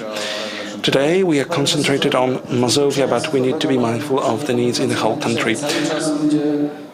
We've got digital exclusion. Aside from this, we've got transport exclusion, mobility exclusion. There are problems for people getting to their GPs. This problem is going to be crystal clear as it relates to how many medical doctors we've got. We've got there for patients. We need to increase the number of people at medical faculties, students, but we need time to this end. This is not just about the university instruction, this is about gaining experience. We want this to improve, but currently there are great many challenges. No tak, jak mam przykład z kryzysem... Apps can be very helpful in managing it all. Energooszczędność źródła energii to... Energy crisis can also be a boost for developing energy-saving solutions. Maybe something similar can happen also for in the area of medicine and healthcare. Can algorithms play a major role here? There are algorithms who can diagnose melanoma better. Maybe we should test. There should be some testing beds for these technologies, especially if they are to help out patients to get their access to a medical doctor, especially if these medical doctors are in scarcity. So imagery is one thing, it's one area that we need to focus on. I believe we should concentrate our attention on this area, especially for screening purposes. AI would do a greater job than medical doctors, as AI has already learned a lot, as the pictures are taken faster. Of course, it all has to be verified by a medical doctor, but this constitutes just some feed for the medical doctor to act. Sorry to butt in. Let's not disregard the long-term perspective. You've been inquiring about the short-term perspective. For the longer term, there might be apps striving for improving health status, health protocols of patients, given routines are changing. But this perspective is too long for us to be able to address it properly. But there are some needs to improve the diagnostics, imaging, etc. There's been a significant progress for imaging, but emergency units have to be offered additional support. They are overburdened.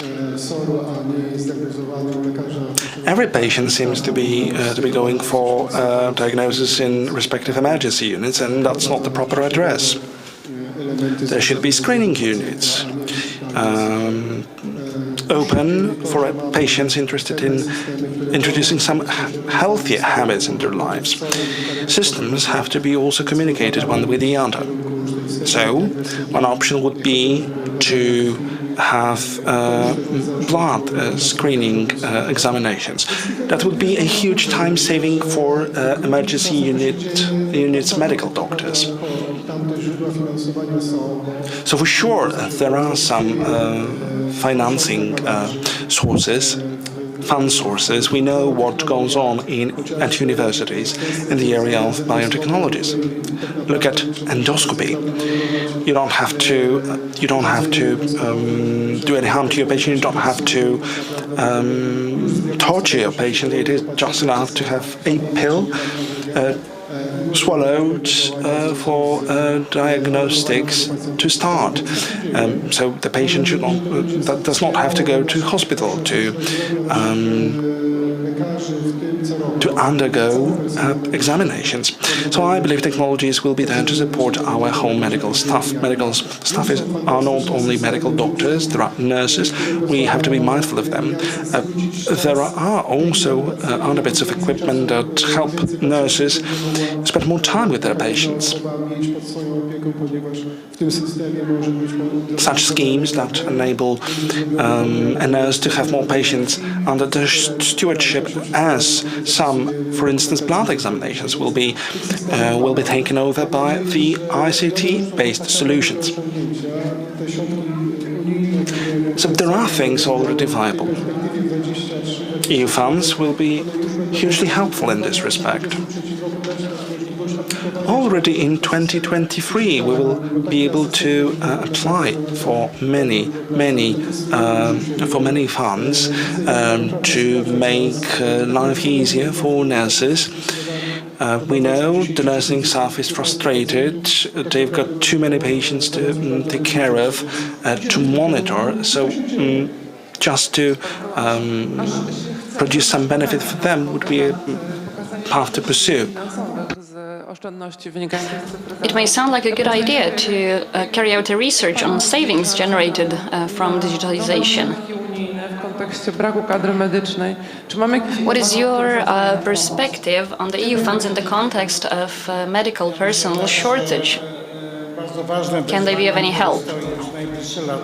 I think that our major challenge in the coming years is creating an archive of medical documentation that we generate in various institutions.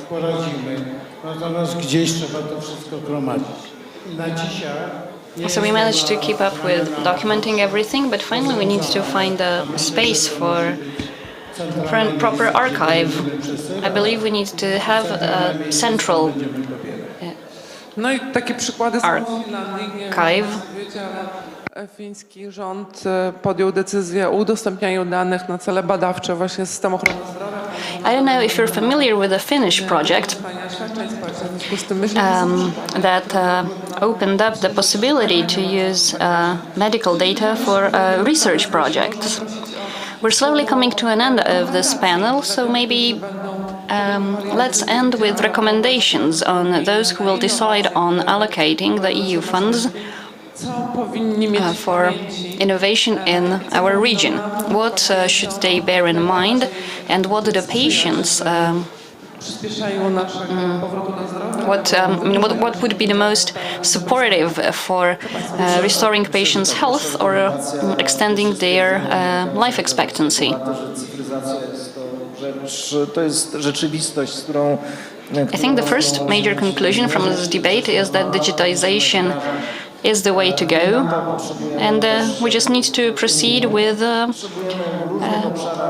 implementing it. And for that, we need the EU funds.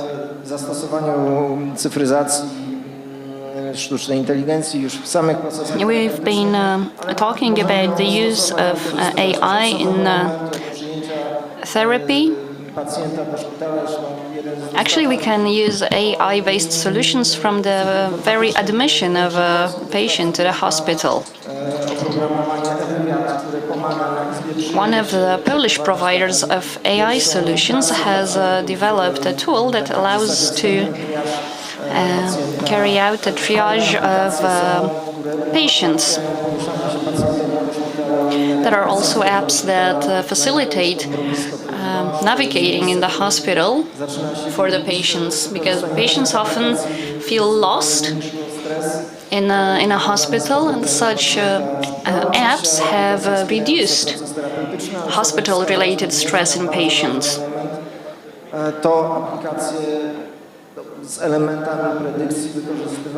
I also would like to stress that there are apps that help, that have predictive features and that help to manage the entire hospital unit.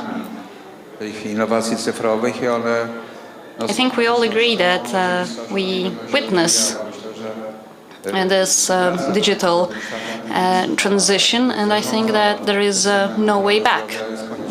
I myślę, że to właśnie pewnie pracownicy naukowi w obrębie uczelni, które są posadowione w szpitalach, I believe that researchers żeby to wszystko rozwijać i who work at medical universities will continue to develop such innovations. And they may also generate savings. I'm not sure if we have mentioned that. If we have a properly run, managed hospital, the time patients spend there will be shorter. And the time that a patient spends in a hospital actually generates most costs. So if we manage to shorten therapy and reduce the number of days that a patient spends in a hospital, then we'll achieve significant savings. w dyscyplinach jest bardzo trudne i są aplikacje, które wyłapują niebezpieczne interakcje. There are also apps that help in pharmacotherapy. There are certain adverse effects or negative interactions among Farmacja, ale myślę, że certain drugs, and there is an app that allows to identify these cases. And I think that using technology to eliminate or to lower the number of human errors is a good idea. Do you have additional comments? Oh, yes, I do not imagine now a pharmacy in the pharmaceutical industry without digitization and new technologies. But let me come back for a moment to allocating EU funds. I do not want Poland to have hospitals of two categories. Of course, we should have solutions that support those hospitals that are not well digitized, and I believe that this should be regulated at a central level. But we need to allocate funds for that, because we cannot demand something from a hospital, we cannot demand it to do something without securing money to do it. We have a pharmaceutical law that obliges hospitals that have pharmaceutical units to introduce a certain type of monitoring. This solution is not put down clearly in the Act, so many hospitals still do not know how to really implement the decision makers' wishes. If we want to really modernize hospitals all over Poland, we need to introduce a single IT system for those hospitals that have a contract with the National Health Service. We do have a single system in the tax office, but we do not have a single IT system for hospitals. Hospitals are financed by the public money, be them from the EU or from the state budget, and they should be spent rationally. However, we will never achieve it if we do not have a working system of data sharing. So we have still a long way to go. The EU regulations also impact the situation in the Polish healthcare. I hope that they will continue to evolve in a direction that will force all of us to unify our databases. Because without sharing data, hospitals will not be able to work together. Each hospital has its own accounting and systems, but we do know that in some hospitals staff will be more efficient than in the other, and if we do not have a single database, we will not have a complete set of data on every individual patients, and we will not be able to treat them effectively. You're right, you have hinted at interoperability, which is very important for the entire system. I would like to point out that Estonia has not only successfully introduced a single IT system for administration, but it is also successfully selling it to Finland and to the US, just to mention two of its clients. How can we go about it? W najbliższej perspektywie 2021 In the coming perspective 2021-2027, we would like to focus first and foremost on the ER. w ciągu doby przez ten oddział przewija się od 120 do 160 pacjentów. Each ER ward receives from 120 to 160 patients every day. Leczenie jest bardzo drogim łóżkiem. Chcemy w tym poprzez rozbudowę tego SOR-u So we want to expand the ER and to increase the number of diagnoses that we can carry out each day, because we need to make sure before admitting a patient that the patient indeed needs to be hospitalized. Why? Because hospitalization is very costly. That's the first step. Then hospitals must be the hospitals are actually well prepared in terms of equipment and space. What we still lack is a quick and effective possibility to carry out diagnoses. Czy położeniach, bo na łóżku szpitalnym był pewny. Po przeprowadzeniu tej We need the physician to be sure after the diagnosis that a patient needs to be hospitalized or sent back home. So we basically need more w tym kontekście brak. hospital beds in the diagnostic ward. Myślę, że to jest dobry wybór. Super, bardzo dziękuję. No i tym miłym akcentem. Thank you. And on that positive note, we have closed this debate. We started from investments and we finished with patient care. Thank you for a fruitful and interesting debate. I hope that our listeners enjoyed it.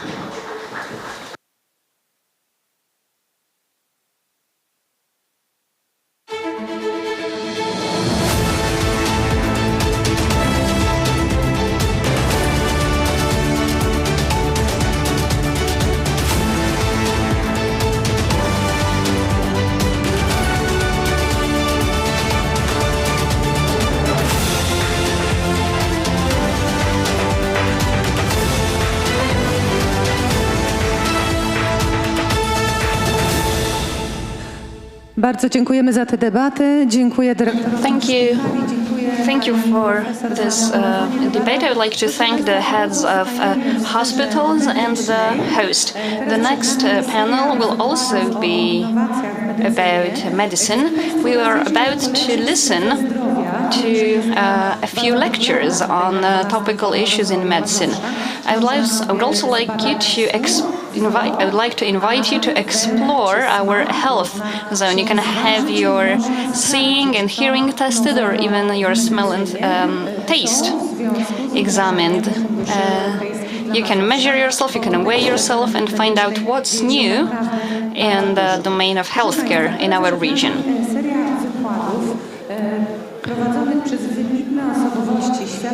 Now we'll listen to lectures delivered by world-class experts. And as the first, we'll listen to a neurosurgeon. I remember him from interviews from the times when I worked in the television. I would like to invite Professor Zombek.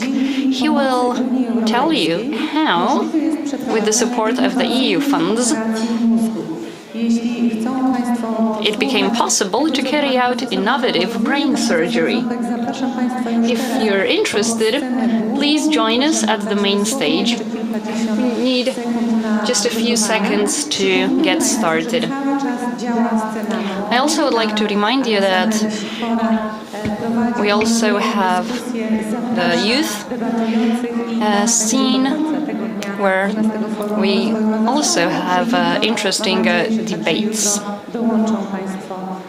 Also tomorrow we'll have a division in two scenes, the main scene and the scene for the youth. Without further ado, I give you Professor Ząbek.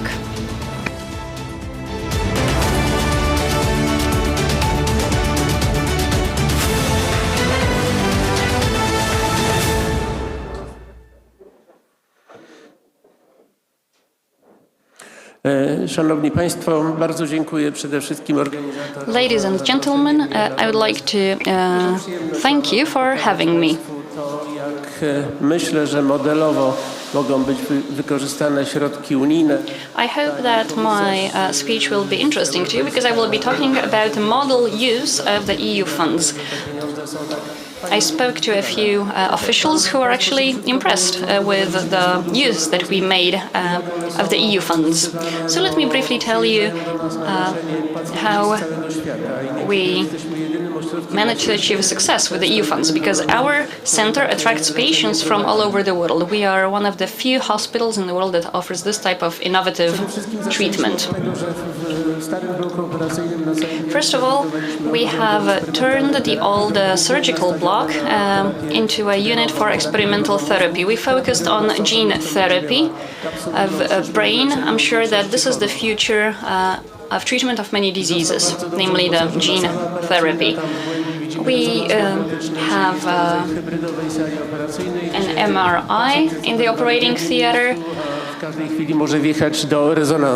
The patient who is undergoing surgery can be examined at any moment with an MRI. Very often MRIs in the operating theaters are only used by surgeons to see if the entire tumor was removed or not. In our case, we have made a different use of MRI because our surgeries are actually happening with the use of MRI. It allows us to monitor in real time what's happening. On that slide you see Mr. Bankiewicz, who works in the US and who helped us a lot in modernizing our unit. In this slide you can see that he's monitoring a surgery from San Francisco. The problem was that in Poland we started the surgery at 8 p.m. to make it easy for him and for his time zone.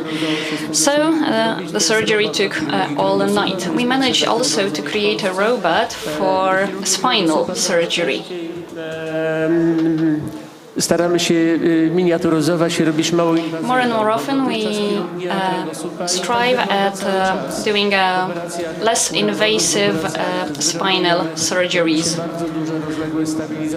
Often you have to stabilize the spine following a surgery. You use screws and other pieces of equipment. This is actually necessary also with certain non-invasive treatments. What we managed to avoid is cutting through the muscular tissue, which following a surgery becomes weaker. Thanks to using the robot, we carry out the surgery on screen. In a way, we introduce screws in the lumbar 5 and lumbar 4. We choose the correct screws, and the robot does the work. Opiera się o skórę i chirurg tylko w zasadzie w ciemno, już bez żadnej kontroli, może dokonać At that stage, the process is automated. Bardzo ważną częścią wykorzystania tych środków unijnych był kupiony 3-teslowy rezonans magnetyczny. We bought a 3-Tesla MRI. This was equipment that we bought using the EU funds. 3-teslowy rezonans był wielkim wydarzeniem. We bought it 8-9 years ago. It was a major event for us back then. It was difficult to even bring it to the hospital. We had to cut a hole in the wall to put it inside the building, and in that piece of equipment, we use surgeries coupled with gene therapy. This MRI allows us to see the fibers and tissues inside the brain. Here you can see them marked in green and in red. Those marked in green are responsible for movement, while the tumor is marked in red. So we know that the tumor is in the area of brain responsible for movement. So if we make a false move, the patient may end up paralyzed. Thanks to this MRI, we have the brain tissue well mapped, and we can remove the tumor without damaging the patient. Modern microscopes that we also bought using the EU funds allow us to see the tumor during the surgery in different color, because the difference in color between the tumor and the brain is not significant. So here we can see the tumor in red and the brain in blue. This makes it easier to carry out the surgery. To nieprawdopodobne urządzenie, które z dotacji unijnej. This piece of equipment is truly amazing. It's FUS. It's the first piece of equipment in Europe that uses ultrasound for treatment.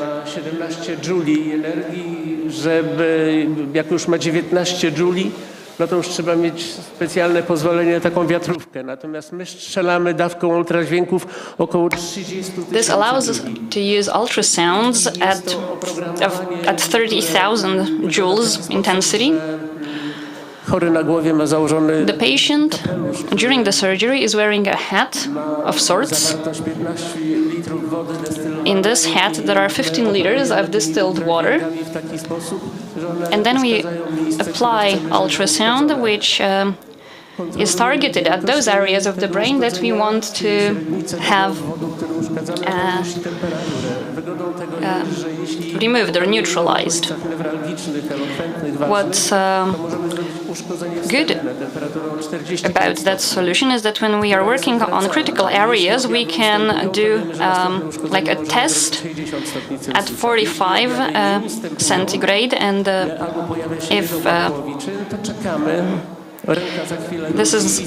if this works, then we repeat it at 60 degrees, and then we see if the patient's movement system is unaffected. If it is affected, we wait a while and we continue looking for the right place for intervention. Here you can see the outcome of the treatment with ultrasounds. This is a patient who's trembling, who's in tremor, and he is in the device where ultrasound is applied. And there you go, this is the outcome of the treatment. Those patients can leave the ward and go home the very next day. Here we have another case, another patient on the left-hand side before treatment, on the right-hand side after the ultrasound therapy. Bardzo ważne to, co wprowadziliśmy jako pierwsi w Europie, korzystając z takich first in Europe, we had the possibility to treat brain tumors with chemotherapy. 98% of drugs never make it to the brain tissue because the brain tissue is well protected. So you can use drugs to eliminate the tumor, but first you would have to kill the patient. But if we manage to go through the barrier that blood develops around the brain and we hit the tumor, then we apply targeted therapy, because we want the substance to affect only the tumor, not the entire brain. So when we carry out a real-time infusion, this is actually a challenging treatment, but when we do a real-time infusion, we were giving a kind of drug that we decided worked best. This is how it works. The tumor has outer receptors, and we develop nanoparticles that fit the receptors the tumor has on its surface, and we deliver it straight to the tumor as infusion. This connects to the tumor receptors and kills the neoplasm. Tak wygląda ta terapia. This is what the treatment looks like. Widzimy tutaj guz jest na czerwono. Here, tumor is marked red. Natomiast później infuzja. Later comes the infusion of the brain, and it embraces the whole tumor. 4 centimeters in volume. This is as much as this tumor had. But if we the magnitude is bigger of the chemo, the therapeutical success is more likely. Our greater achievement is something remarkable in the world scale is gene therapy. What actually is gene therapy? It is bringing the brain donor foreign nucleic acids, and there are 2 ways in this therapy. First, we silence these inappropriate genes. Huntingtin can be a killing substance in the organism. We can replace it with some other gene that impedes the function of the former. We can either break the gene, impede the gene, or make it Są strasznie ciężko replaced. Czyli w terapii genowej jest tak jak In gene therapy, the whole situation is similar to a regular treatment administration for the month. We've got nucleic acid, which is carried by viral vectors, and we know this viral vector, which is not itself pathogenic. It does not give rise to any disease.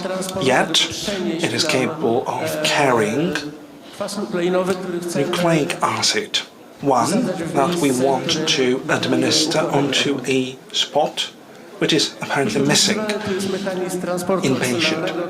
Axial transportation route, a regular pathway in the brain. neuroplazma przemieszcza się w związku z tym Neuroplasm substancji leku do ciała komórkowego. Neuroplasm goes, and so it can go very far. We've got different diseases.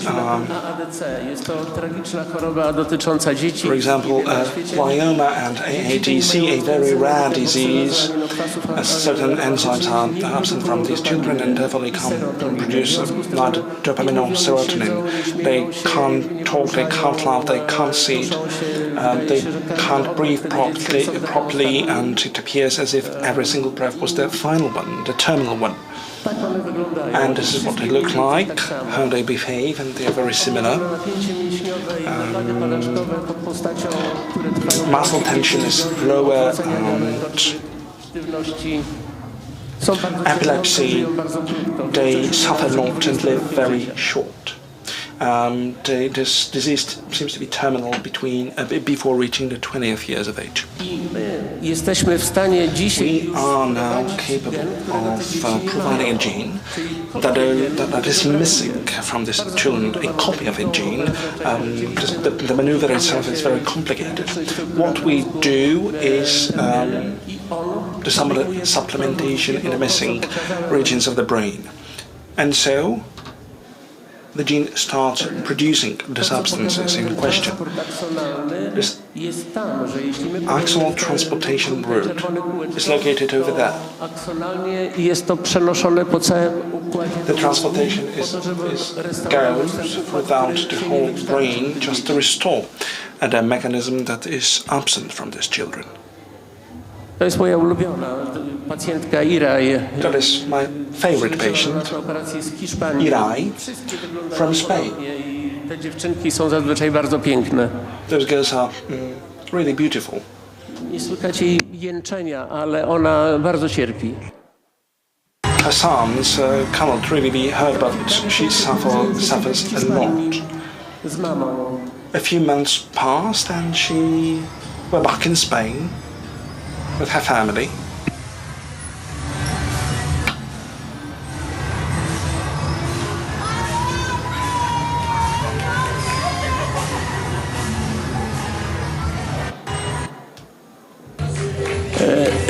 Rodzice tych dzieci liczą ich okres, datę urodzenia od operacji, bo nie liczą birth of these children actually coincides for the parents with the date of the operation. Drugie urodziny. It doesn't overlap their biological age. That's her second age, the second birthday, and we see now a Canadian girl. Hiya, boo.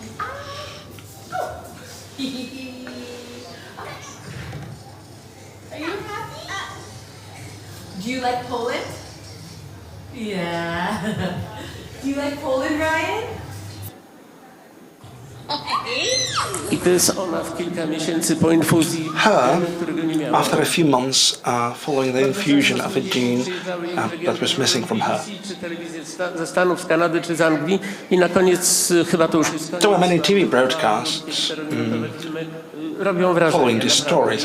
I believe this is really impressive. These stories are really impressive. Hallie Campbell was born with a rare genetic brain condition called AADC deficiency. It's a bit like Parkinson's disease, and it basically means her brain doesn't produce the right enzymes. It means she can't walk or talk or even sit up by herself. She's effectively trapped in her own body. This was Hallie last year, as her family began a desperate bid to raise £70,000 for pioneering surgery abroad, treatment called gene therapy they hoped would transform her life. But it was risky, it was so new, it was still only being trialled. How do you feel about going over and giving her that treatment when the trials... Not licensed. Yeah. Well, basically we've been given a chance, and it's either we do something about it or we just carry on the way we are. But seeing other people's results, you know, I want to give Hallie that chance. We followed them as they flew to Poland on what was a journey of hope. Who's this? Your bear. As we filmed, Hallie suffered yet another seizure. It's all right, It's just a life-changing opportunity for Hallie. Even if the one thing that it does get rid of is Hallie's seizures, then that would be enough for us. Anything else is a bonus. With one last kiss from big sister Macy, all the family could do was wait and hope. The idea of this operation is to replace a faulty gene in Hallie's brain to allow nerve signals to finally get through. They have to drill into her skull before slowly infusing the new bit of DNA into Hallie's brain.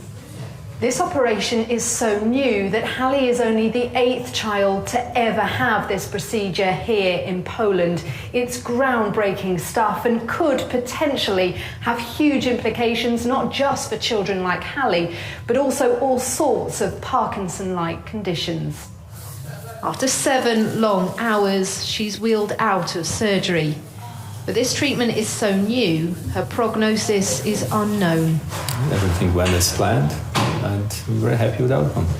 Thus far, with all the patients we've treated, every single patient has improved, but to a different degree. So I'll be curious to see how she does. Well, that all happened back in November last year, so we've come back to the family home to see what a difference it's made. Are you waving at Mel?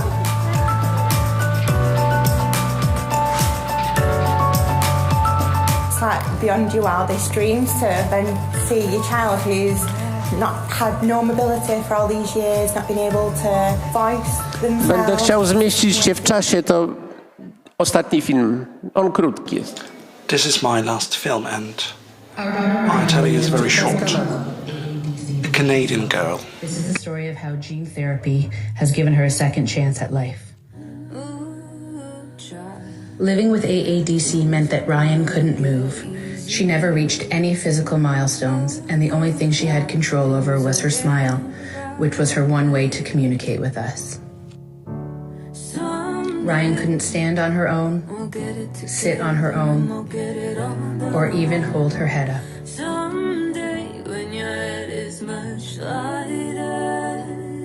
She needed full body support at all times and couldn't even use her hands to play. Ryan was so weak and dismayed that she spent most of her life either sleeping, regardless of where we were, or crying. even during happy celebrations.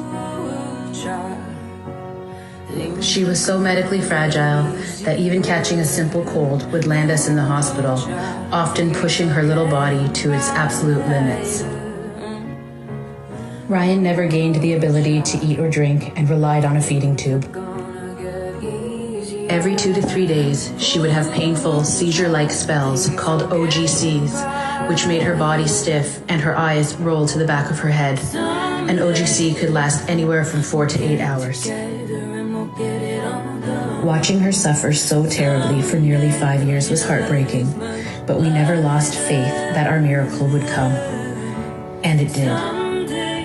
We flew to Warsaw, Poland, and I laid Ryan down on the operating table. On September 3rd, 2019, she received gene therapy. This was the day that my daughter was reborn.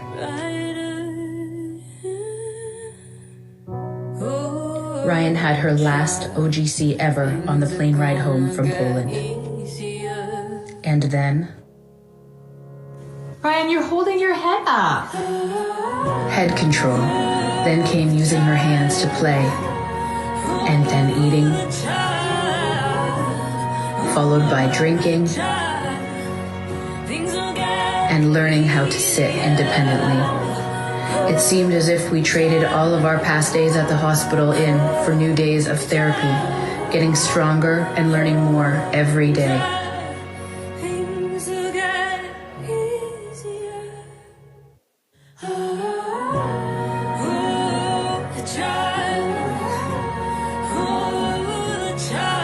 From being so frail that she wasn't even on the growth chart, to becoming 58th percentile 6 months after surgery. From being held like a newborn to learning how to stand independently. From being tube-fed to eating Happy Meals.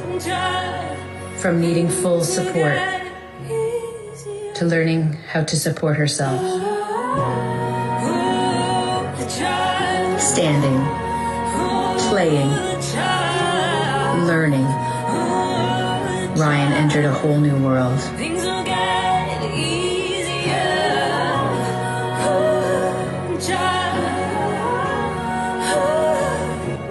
From only ever being able to taste a small amount of icing from her birthday cakes, to eating as much as she wants and feeding herself. We thank God for all of the people that made this surgery possible and gave our daughter a second shot at life.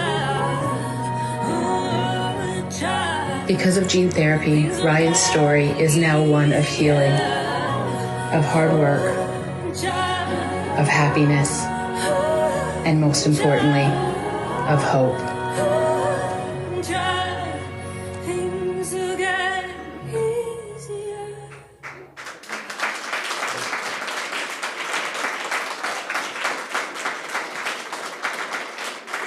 Bardzo dziękuję. Thank you very much indeed. Pan profesor Mirosław Ząbek, bardzo dziękujemy. To było Professor Mirosław Ząbek. This has been a fascinating journey and a very moving one. Rzeczywiście myślę, że World-class neurosurgeon. We have seen quite clearly how EU funds can also support the development of medicine. Also working in some rare cases. Many thanks for this lecture. Now over to Ewa Bunch, professor in medicine from Międzyleski Specialized Hospital in Warsaw. Professor is going to tackle one of the 21st century epidemics, that is, and pelvic floor disorders. Sorry, Professor, please give us a moment just to be able to, so that we are able to start your presentation. So let's wait another moment.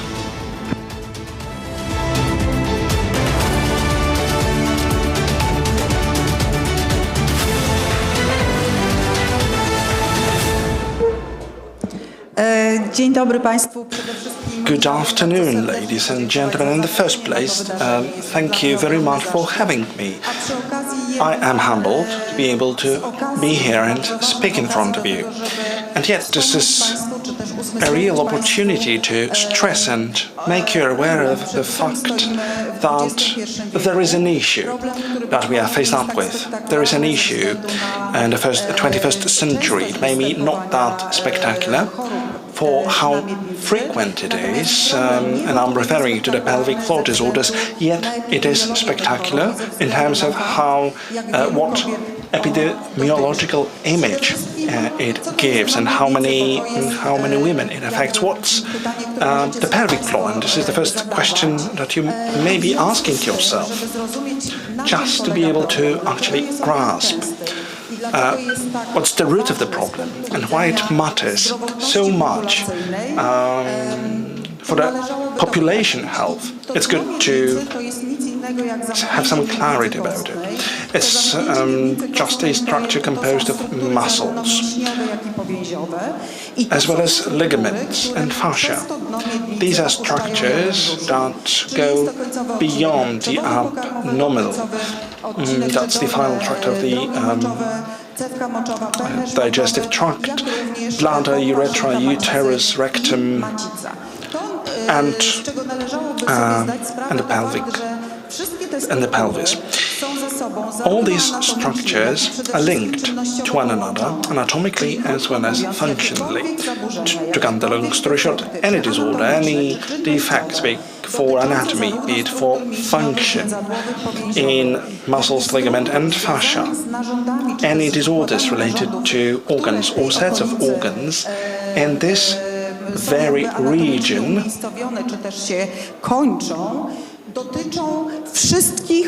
pertain to all the structures that we have, all the functions of all the organs located therein. In short, there is a certain balance. If there is no longer balance in one spot or another, we will have problems. What kind of disorders or problems we can have? There is a whole litany of them, and I'm going to restrict myself to stressing some, those which are especially present in women, but there are some disorders concerning man as well. So we've got to lower digestive tract, urgency frequency, urge incontinence, all possible facets of incontinence, neurogenic bladder symptom, over-functional bladder, prolapse and some prolapse of pelvic organs, vagina, uterus, bladder, urethra, rectum, small bowel. There are also problems connected to certain operations that patients overwhelmed. For example, fistulas or pelvic pain syndrome. So, briefly, there is a whole number of various disorders with the proper characteristics and treatment pathways. Why should we refer to this state of affairs as an epidemic of the 21st century? Why are we going vocal about it now and not? And why we didn't really notice it to such an develop to such an extent in the 20th century?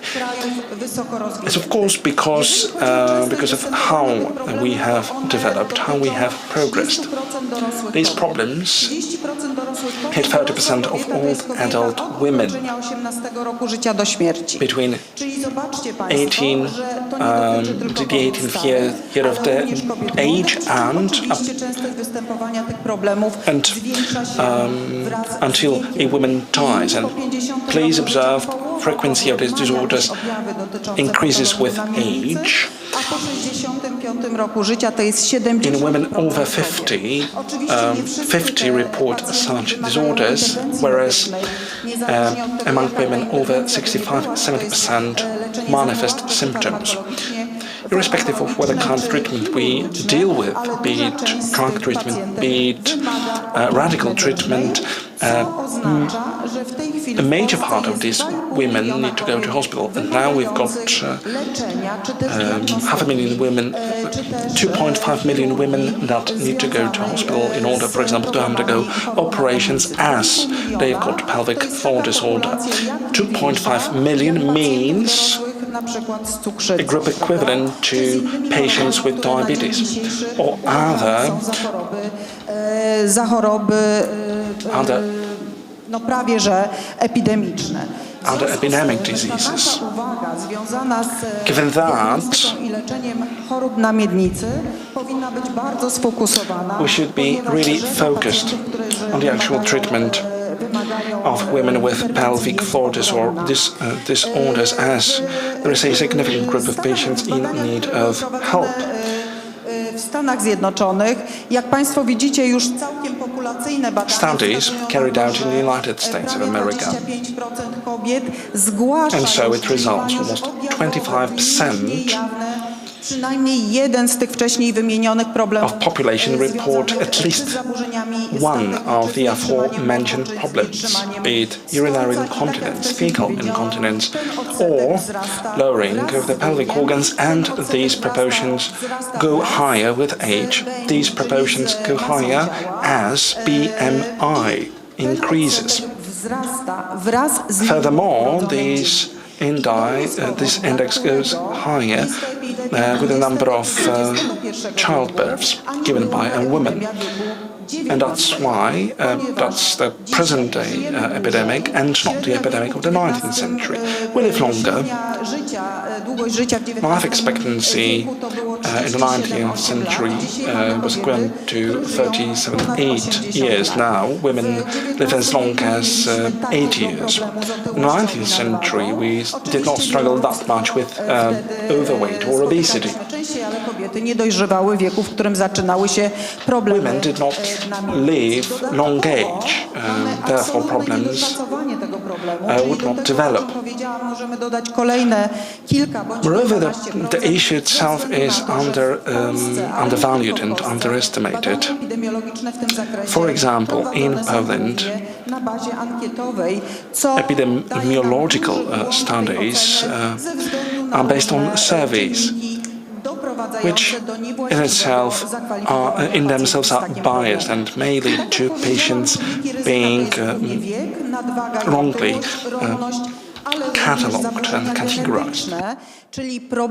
What are the risk factors? The age, obesity, number of children, and the quality of connective tissue.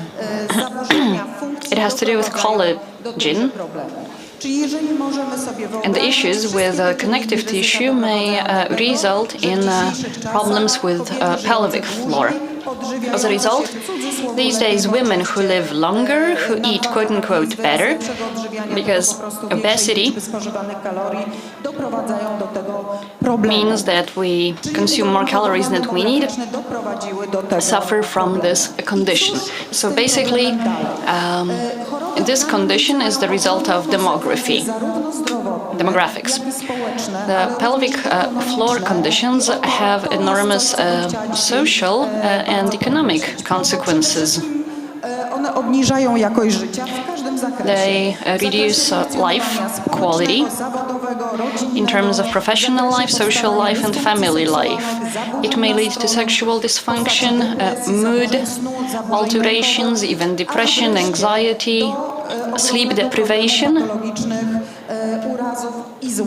and it may even lead to fractures and injuries. One of the syndromes, overactive bladder syndrome, may lead to several hundred thousands of skin infections, 40,000 falls and/or injuries that require medical intervention, 12,000 fractures, in particular the femoral head fracture, and over 20,000 of cases of depression. So these conditions bring about social and family consequences I mean, it has consequences on an individual level and also on the level of the healthcare system. It produces enormous strain on public healthcare. Wyrazem jakości tej opieki jest liczba. For instance, in postpartum treatment, uroginekologii to jest odsetek kobiet noszących materiały chłonne, czyli podpaski czy pieluchomajki. a measure of success is the number of children who survive in good health, and for pelvic floor, the measure of success is how few women have to wear diapers or pads. It turns out that patients have to spend annually 100 million Polish zlotys for diapers or sanitary pads, while the costs paid by the National Health Fund for surgeries or reimbursing medicine is paid by the National Health Fund. So as you can see, almost half of the cost is paid by the patients themselves. What can we do to improve the situation? First of all, z obciążenia finansowego nakładanego na pacjenta. we need to shift the burden, the financial burden of these conditions from the patients to the public health care. Zdrowia. Powinniśmy zwiększyć odsetek pacjentek leczonych, ponieważ We need to treat more patients, because if a patient is successfully treated, then she doesn't generate further costs. We need to make sure that less women have to use diapers and or sanitary pads. This will reduce the cost of this condition. And we should also admit more patients for treatment, those who are initially disqualified because of their age. This can be achieved by improving the education that we give to our students. So, how can we reduce the number of pelvic floor conditions? We need to increase the awareness of patients. We also need to make treatments more available. I believe that we should create specialized centers and also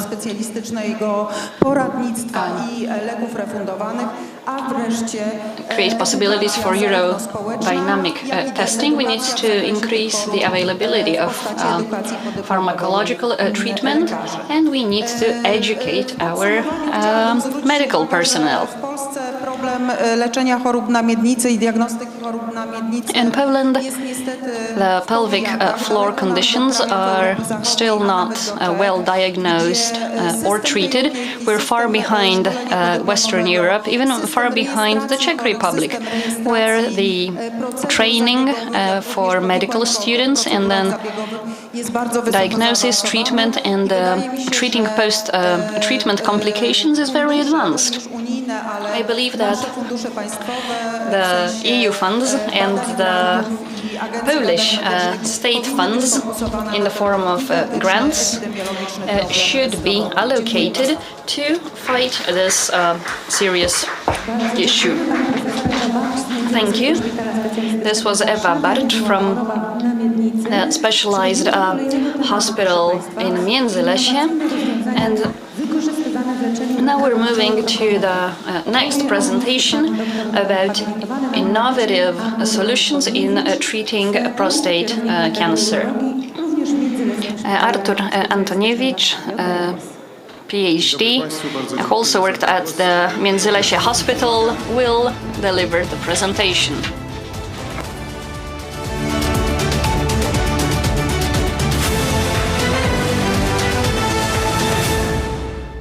No, zagadnienie raka gruczołu krokowego to jest najczęściej rozpoznawany nowotwór złośliwy u mężczyzn w Polsce. Prostate cancer is the type of cancer that is most frequently diagnosed in Polish men. Wyzwania w ochronie zdrowia.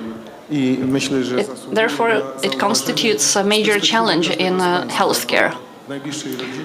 I think that we should all be aware of that, because I am sure that in your family or among your close friends you have men over 50 who may be susceptible to prostate cancer. In urologic oncology in Poland, we treat over 80,000 patients, and 23% of them receive radical treatment connected with this type of cancer. The morbidity is on the rise. Currently, we have 20,000 patients diagnosed with prostate cancer in Poland annually. I'm afraid I have pressed the wrong button. Dziękuję bardzo.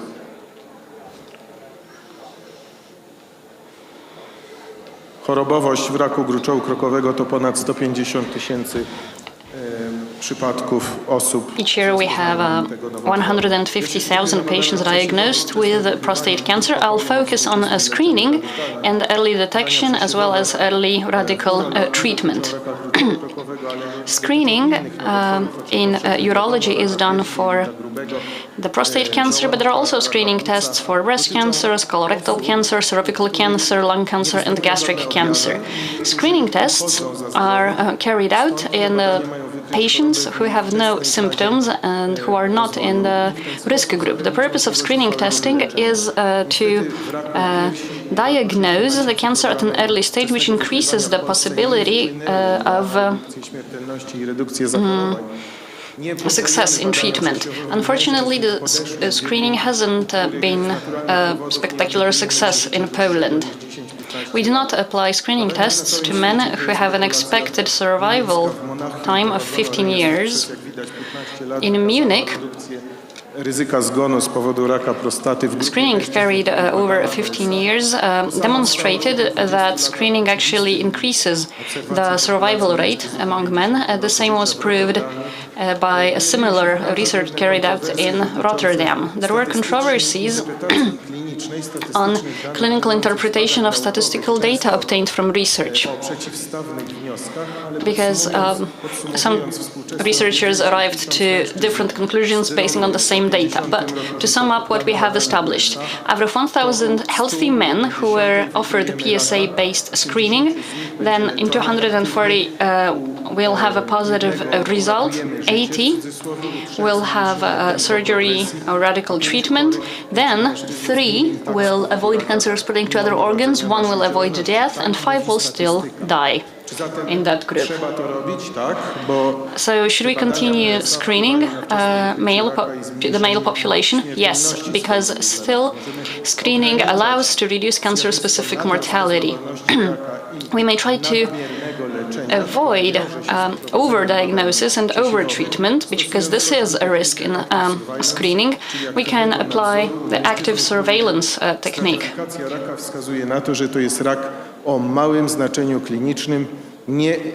In men whose cancer is not malignant and does not pose a serious risk. So if we have a 75-year-old who has a life expectancy of more 15 years, that's what we expect based on his history, then he can live with that cancer without falling ill or dying because of that specific cancer.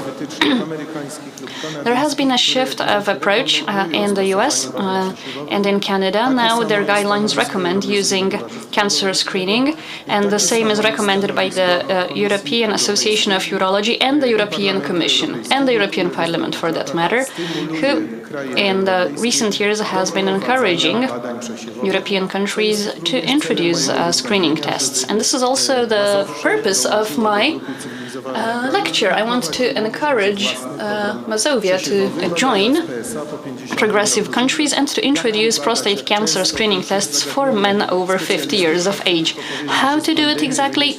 That's a separate matter. Let's leave it to specialists.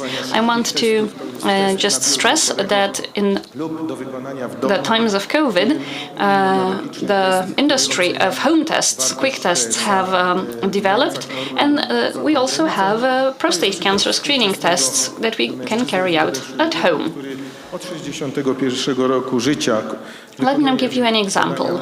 A man who, from 61 years of age, has been testing himself, has been screening himself regularly every year. In 2018, he had an abnormal value of one indicator. He was diagnosed with a malignant cancer. You can see the cancer on this screen. The man survived, and the man in question was actually my father. So knowing that, I understood that I'm in the risk group, so I started to screen, to test myself since I was 50. For the time being, my results have not been a reason to worry. So those of you who are men over 50, say yes to PSA screening. And the women who are in this room and who have friends, husbands, lovers over 50, force or strongly encourage your partner or close ones to screen themselves. The latest technology, imaging technology, is a multi-parameter MRI. It allows to locate prostate cancer. Radiologists actually draw the cancer on a special quote-unquote map. On that basis, we can do an MRI real-time truss fusion. It's a biopsy. And actually, this type of biopsy is not yet refunded by the National Health Fund, while it should, because it's a standard procedure that we should have available. And now I would like to stress that thanks to the grant that we received from our region, and thanks to the authorities of my hospital, we have been able for 2 years to carry out robot-assisted prostatectomies. And the results are quite impressive, because the survival rate following them is from 83 to 93%. In oncology, it's almost unheard of. We achieve these results by removing the prostate and neighboring lymph nodes, but we try to save nerves, to carry out a nerve-saving surgery to limit the possibility, the probability of urinary incontinence and erectile dysfunctions.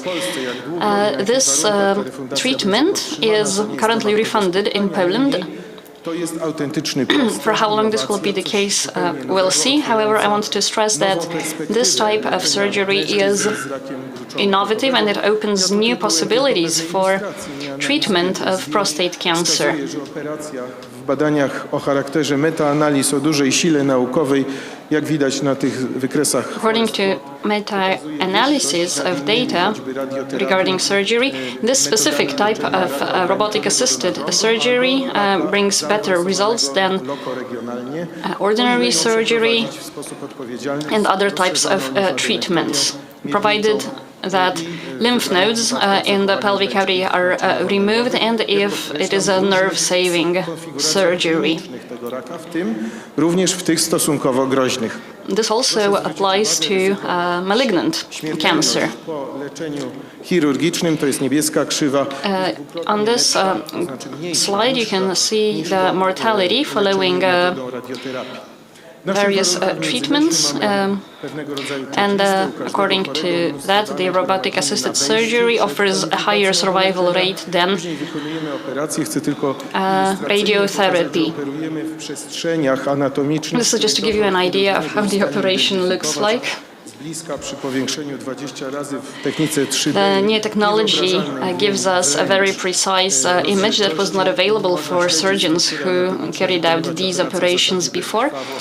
The operations, thanks to the new technology, can be carried out in a very gentle manner for surrounding tissues. The most delicate tissues are nerves in that area, which we try to save in the surgery so that there is no erectile dysfunctions, and the man can also urinate without any complications.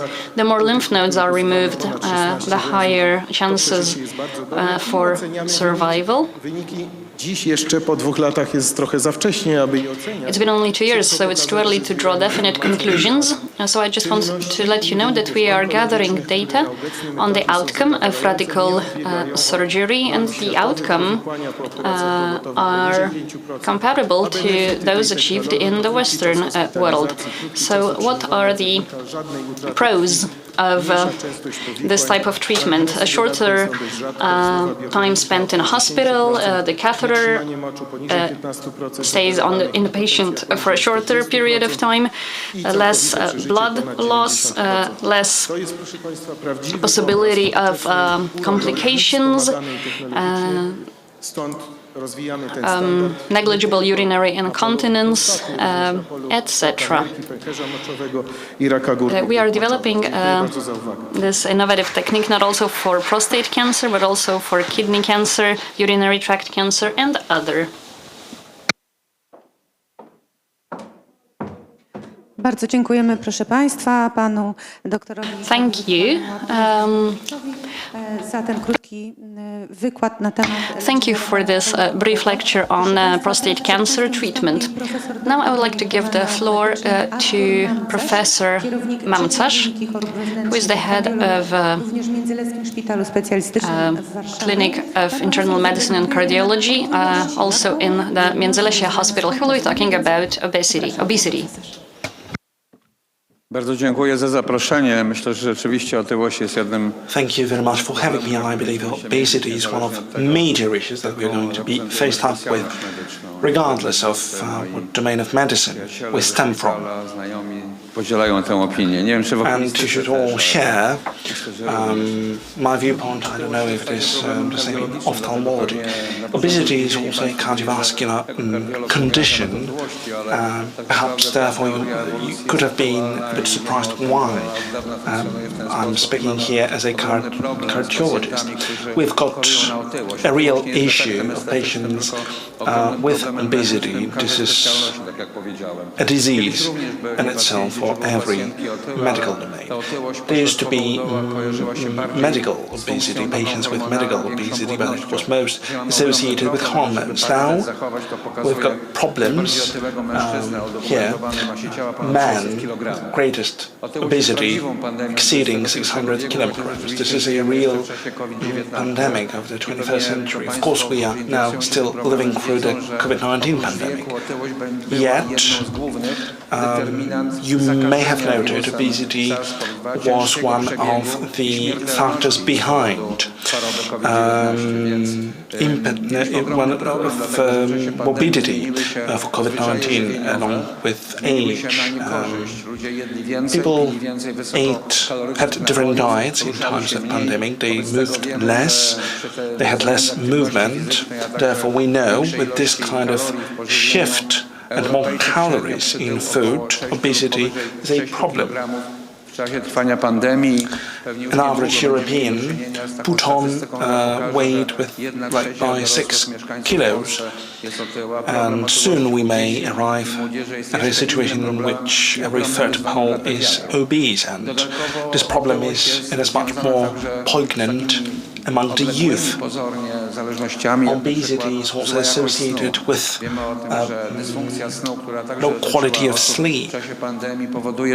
Sleep disorders that also pertain to many people during the pandemic caused a situation in which we eat like 500 calories more a day. That's how our organisms work, as they are put on sort of alert. Students were required to examine themselves, and now it turns out students who should be our avant-garde, who should be role models to patients, performed worse. That is, they started living worse, less movement, worse food, etc. So those to educate the others in the future are also those whose behavior is not exemplary. Here, in the slide, we can see if they are first-year students or fifth-year students. By and large, their routines worsened during the pandemic. Here we've got Giovanni Battista Morgani, cardiologist, founding father of the modern-day cardiology. He linked obesity, snoring, and life expectancy, and shortened life expectancy, among others. We know obesity is a condition of endothelial, which is followed by a number of other disorders. This is a definition, a complex chronic disease with tissue problems, giving rise to long-term complications and leading to shorter life expectancy. Therefore, we should treat obesity no longer as something that doesn't affect health. This is now a chronic disease, a chronic condition with which we need to wrestle, which we need to tackle. 25, 30 or 35 are BMIs that make people more predestined to live longer. These people, people with incorrect BMI are supposed to live around 70 years, with the average being now 80. My friend psychiatrist says every single scientist has to have a slide they don't really understand, and this is my slide I don't really grasp. We've got hypertension, we've got cardiovascular diseases, strokes and heart attacks, and their risks grow with obesity. Scientists from American Heart Association did notice the problem, and they came to the conclusion that in 10 years' time, life expectancy will decrease by 2 to 4 years. That's a major challenge for the contemporary medicine, irrespective of what our specialization is. Kardiologii jest jednym z największych wyzwań, jest oczywiście zdecydowanie powiązane z wystąpieniem otyłości. Heart failure is strongly connected with obesity. There are links therein, and we know about it. Next scenario: people with obesity may die at night. It's not just down to snoring. There are studies show that people with BMI over 35 divorce more often than others.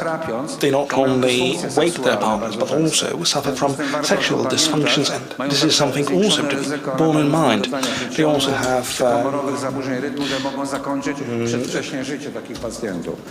o 10% większa masa ciała, zwiększenie atrial fibrillation risk, which is bigger. We've got further complications. Hypertension, heart failure, this is something that we are speaking of. Now, in patients who reduced their body weight by 5 to 10%, the likelihood of certain complications is much lower. Now, long-term observation spanning through 20 years, which says if body weight reduction happens in 2 to 3 years, then curves show us what life expectancy may be. So this fight for each and every kilo of a body weight to be gotten rid of is worth fighting for. To są raczej zalecenia prewencyjne, zapobiegawcze. Jak ktoś ma masę ciała około 50 BMI, to szansa na if somebody has BMI at 50, odds are really low, they will start moving, so we need to adapt our protocols to it. If body weight, if there is a change in daily routines in 2 years, then they can retain their current new body weight. But if not, patients may return to their previous weight. There are solutions, there are drugs that may enable the improvement of the health status and may also help increase life expectancy. I'm not going to elaborate on it, as these are purely medical reflections. The audience might not be only composed of people with this specific knowledge, just to show you what kind of challenges we are going to face up with. If you administer this drug once per day or twice per week, can start certain mechanisms ongoing. The body weight decreases, appetite decreases,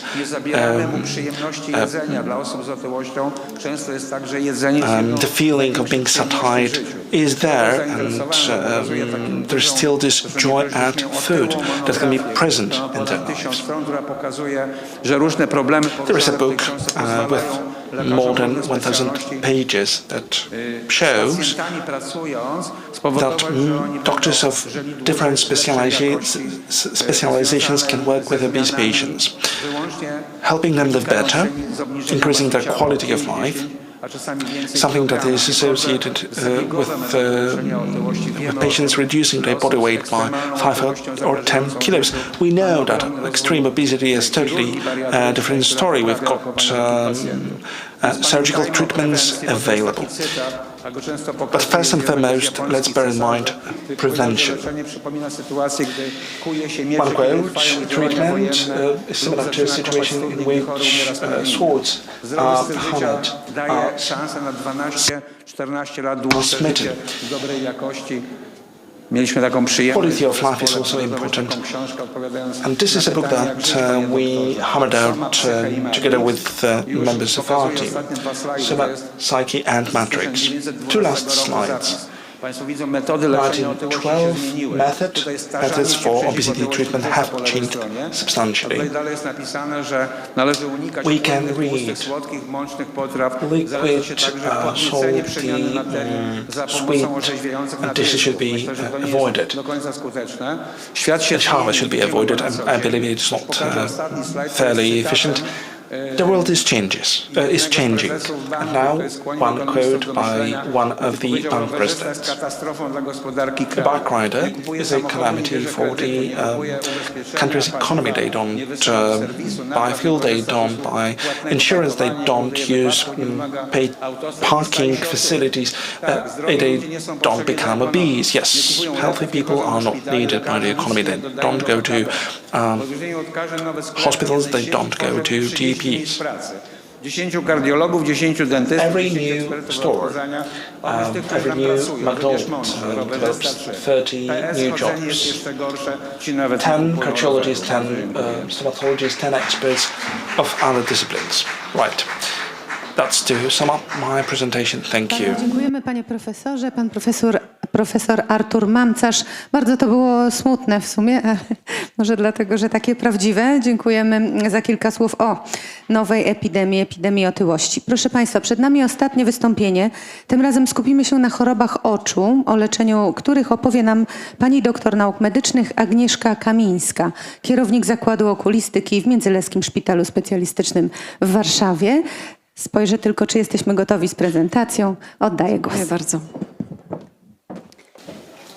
Agnieszka Kamińska, Department of Ophthalmology. Moje wystąpienie będzie w zasadzie kontynuacją Specialized tego, co Hospital powiedział in pan Międzylesie. profesor I'm going Mamcarz, to ponieważ chciałabym pick up on what Professor Mamcarz has said. I'm going to speak about the affluence diseases in the eye that are directly linked with the conditions that Professor mentioned. An eye is not something pretty small. It's not a small organ. It's not a minor organ which is isolated from the whole rest, from the whole system. The contrary, eye tends to be part of the organism which reflects on the conditions that we suffer from, especially when it comes to heart and when it heart in and korą wzrokową.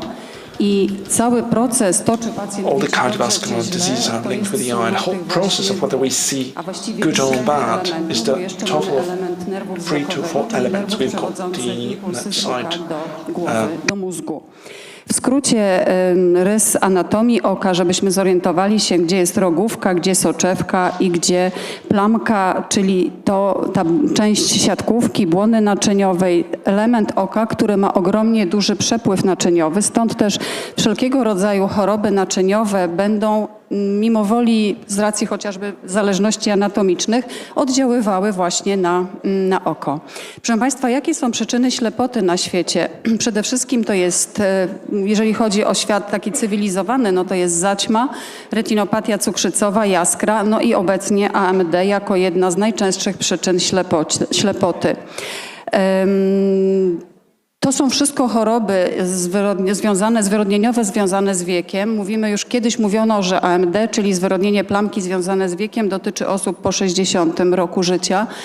W tej chwili mówimy już, że po 40 roku życia. Niestety mamy już 45-latków, u których rozpoznajemy wysiękową postać AMD. Kolejnym problemem ogromnym, i to jest epidemia XXI wieku, jest to tradycyjna, klasycznie już uznana jako choroba cywilizacyjna, to jest cukrzyca i powikłania oczne cukrzycy, które są chyba najbardziej niebezpieczne, bo tak mi się wydaje, bo że to jest moja działka i dlatego tak do tego podchodzę, ale wydaje mi się, że można nie mieć ręki, można nie mieć nogi, można jeździć na wózku inwalidzkim, ale jeżeli się nie widzi i traci się to widzenie, ja mam bezpośrednio bardzo częsty kontakt, ponieważ ja się specjalizuję w leczeniu chorób cukrzycy, powikłań cukrzycy, chorób oczu związanych z cukrzycą, to widzę, jak ci pacjenci cierpią, na czym, jak to cierpienie wygląda, jakie ono jest nagłe, dramatyczne, kiedy pacjent z dnia na dzień traci widzenie. I bardzo często właśnie okulista jest tym lekarzem, który stwierdza u pacjenta cukrzycę i niestety musi go o tym poinformować, że nie będzie widział. Pewne rzeczy są po prostu nieodwracalne. Pacjenci trafiają do nas zbyt późno i nie mamy już możliwości leczenia ani operacyjnego, ani za pomocą iniekcji, ani leczenia farmakologicznego czy laserowego. Kolejnym problemem związanym z rozwojem cywilizacji, uznane są to choroby jako choroby cywilizacyjne, to są właśnie zakrzepy i zatory naczyń siatkówki, zwłaszcza po infekcji covidowej, gdzie pacjenci przychodzą do nas bardzo często właśnie z zakrzepami żylnymi, ale również coraz częściej obserwujemy zatory naczyń siatkówki, przede wszystkim zatory tętnicy środkowej siatkówki, co objawia się nagłą ślepotą i nieodwracalną. To jest utrata widzenia w ciągu kilku minut. Oczywiście zaćma, która była zawsze, w tej chwili jest coraz częściej stwierdzana u osób młodszych. Kiedyś to była domena osób po 70 roku życia, w tej chwili już po 50. Jaskra, nowotwory oka, no i zespół suchego oka jako coś, co nas prześladuje, bo spędzamy wiele godzin przed komputerem i w klimatyzowanych pomieszczeniach. Jeżeli chodzi o zaćmę, chciałam Państwu przedstawić tak szybciutko, żeby nie wchodzić już w szczegóły, na czym ta operacja polega. Mamy fakoemulsyfikator, który jak odkurzacz zbiera zmętniałą część soczewki. To, co Państwo widzicie tutaj na ekranie. Tak wygląda operacja. This is what the operation looks like. We have in our ward the most modern bits of equipment for the cataracts elimination and cataractomy. What you can see here is this apparatus. It's very safe. It is equipped with very modern, highly advanced functions. It makes this operation fully safe for the patient. It is also very convenient to go through for the surgeon themselves. Administration of ultrasound is proper, and therefore it is also safe for some parts of cornea and its endothelial. How we insert the implant. You can see what it consists in. Sztuczną, która się w oku rozkłada, tworząc taką gładką płaszczyznę, przez którą Candy lens is removed jasny i And now the vision zadowalający. is clear and Kolejną therefore chorobą to jest satisfactory. jaskra. Tak widzi pacjent z Next. zaawansowaną jaskrą. Zobaczcie Państwo, na czym to polega. To są pacjenci, Glaucoma. których Let's widzieliście see Państwo w how tramwaju, to jest patients with osoba, która glaucoma idzie z białą laską, see. po czym siada w tramwaju You may see a i czyta patient komórkę, in a patrzy tram, w jakieś wiadomości. Państwo with jesteście the szokowani, bo macie wrażenie, że jesteście gdzieś oszukani, no bo przed chwilą pacjent szedł z białą laską, a w tej chwili with a siada i stick czyta. Otóż with tak, the proszę rods, Państwa, ponieważ on ma and you may be 5% surprised to pola see widzenia, them jest takie widzenie monetowawe. sitting in a tram, Jak starting widzicie reading a Państwo book. w lewym górnym But rogu, it happens gdzie so, as you pozwala see to pacjentowi in przeczytać the pojedyncze upper wyrazy, left corner. litery, ale This niestety nie is pozwala how mu they see they can samodzielnie read poruszać się some na przykład passages, na ulicy, yet na they are przejściu dla pieszych. incapable of moving on their own. For example, at the pedestrian lanes or at the road crossings. They need support W tej of chwili w naszym other people szpitalu in their leczymy day-to-day life. jaskrę Now pomocą lasera, we ponieważ treat operacje przeciwjaskrowe są glaucoma operacje using operacjami lasers. obarczonymi ogromnym These ryzykiem are powikłań. normally surgeries Cały świat szuka rozwiązań, żeby burdened uniknąć with operacji i high risk wprowadzić of rozwiązania complications. nowatorskie, Therefore, the whole world czyli seeks laser options mikropulsowy. how Jest to coś, co to na avoid świecie jest operations numer and jeden introduce i something my, muszę się pochwalić, jako pierwsi w Polsce instead. ten laser mieliśmy. And we are actually I mamy pioneers in 4-letnie Poland. doświadczenie, największe w Polsce, jeżeli chodzi o leczenie We've got jaskry now 4 years of metodą experience mikropulsową. Jest to metoda bezpieczna, using the skuteczna micro i w tej chwili stajemy się poniekąd takim pulse ośrodkiem referencyjnym, method. gdzie Now przysyłają we do are nas becoming a pacjentów z całej benchmark Polski.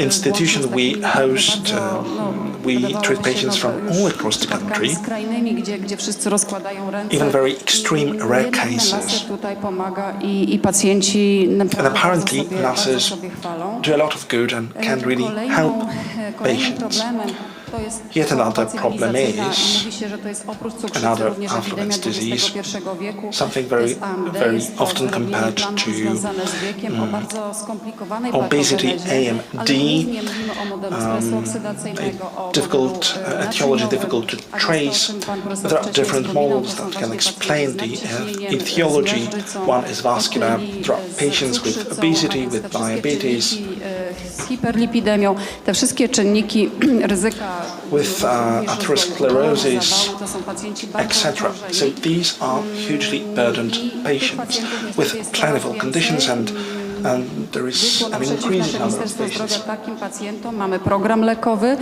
We've got a drug program addressed at these patients. Our hospital takes part in it for AMD as well as diabetes-related conditions. We are part of these two programs. We manage to treat hundreds of patients annually. Wykazując bardzo dobre wyniki i bardzo dużą poprawę u tych pacjentów. And needless to say, our performance is pretty satisfactory among these patients. Aside from drug administration and injections, we use i cukrzycy. Zwróćmy tylko jeszcze uwagę na czynniki ryzyka tej choroby. Zobaczcie Państwo, victrectomy at AMD. What are factors to be considered? Genes in the first place, but there are some environmental factors. That is smoking, high BMI, as well as low consumption of antioxidants. która jest eksportowana głównie do Japonii, a w Polsce w zasadzie ma Some are even present in aronia, which is not Zobaczcie consumed in Państwo, Poland jaka jest plama, ciemna plama very, przed okiem, krzywienie liter. very much, whereas it Test is poprawy very much stanu enjoyed in demokratycznego Japan. To jest test Amslera.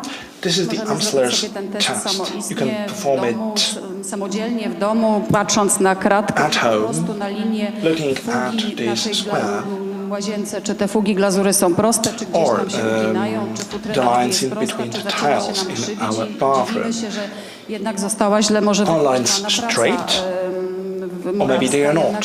Jest And to we start jest to wina choroby. thinking whether Krzywienie, łamanie się this has been some, linii, uciekanie pojedynczych liter, trudności low czytania, to performance są typowe choroby u of pacjentów, our, u których workers. rozpoznajemy AMD i warto zwrócić This is uwagę typical na swoich and rodziców, na AMD starszych patients, and therefore it is kuzynów, przyjaciół, żeby very ten test worthy Amslera paying gdzieś attention tam to udostępnić how i our zachęcić do parents takiej fare. samooceny, która bardzo jest Let's przydatna. encourage Zdarza się tak, our że close pacjent ma w ones jednym to oku have bardzo this rozwinięte AMD, w drugim oku self-diagnosis. widzi It dobrze happens. i niestety Patients nie have zauważa AMD tych zmian, at przychodzi do nas advanced w sytuacji, stage in kiedy one już eye, jest za późno another i eye is niestety free nie of jesteśmy it, w stanie and they appear in our offices where it is already too late and therefore we can't help these patients. Injections is one thing, is one option. Drug scheme, or speaking of injections, we inject anti-VAG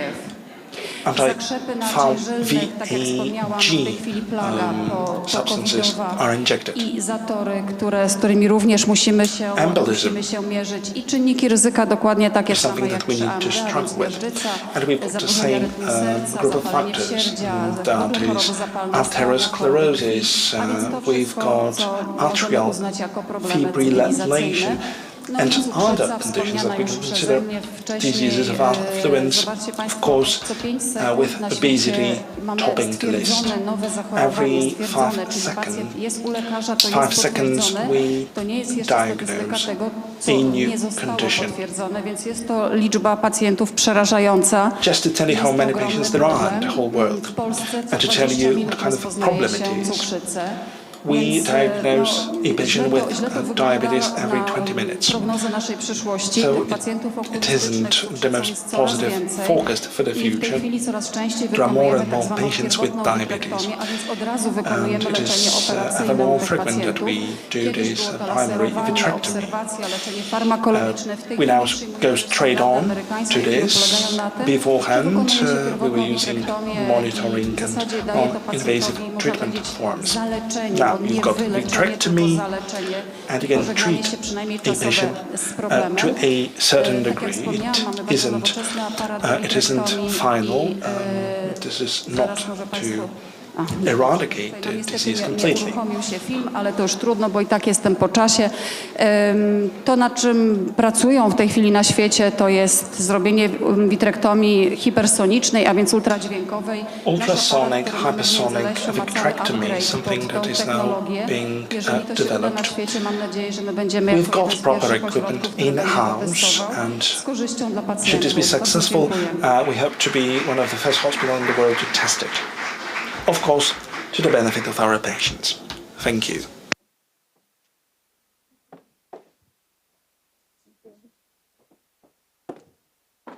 Bardzo dziękujemy pani doktor. Thank you. I'd like to thank all the panelists for sticking to the time limit. Thanks to that, we can announce the winner of the competition. And the competition, actually the award will be given to the leader in healthcare. It's a part of a wider competition, Leader of Changes.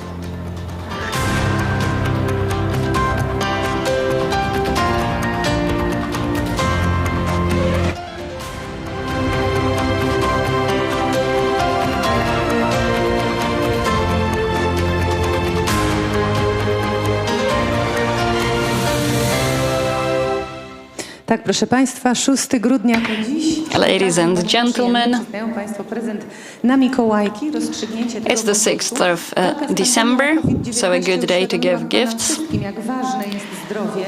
COVID-19 pandemic demonstrated how important health is. None of us was ready for the storm caused by COVID-19 in our private, professional life and in the healthcare. That's why we announced a special edition in the framework of the Leader of Change competition. The citizens were invited to vote for the leader in healthcare from among the projects that were that received EU funds. Let me just tell you that the projects were aimed at saving patients' lives and health. Those who voted were patients, entrepreneurs, and not only. Our partners were the Marshal of the Mazovia region and the representatives of the European Commission. Let me present you the categories, the contenders, and the winners. Ladies and gentlemen, we are meeting here today to underline the role of the European Union funds in the development of the healthcare sector. We would like to invite Mr. Raboszuk, the Deputy Marshal of the Mazovia region.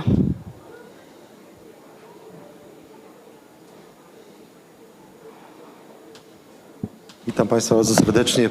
Ponownie witam z tej mównicy.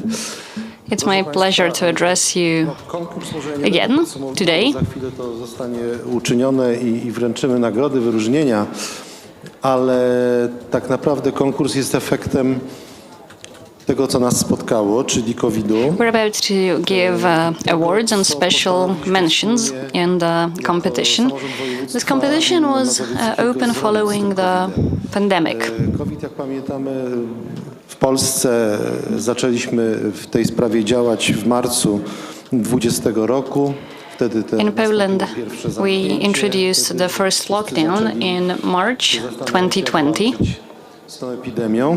This was also the moment when we all started to figure out how can we best Zarząd województwa fight this epidemic. Musimy w to wszystko zaangażować środki unijne.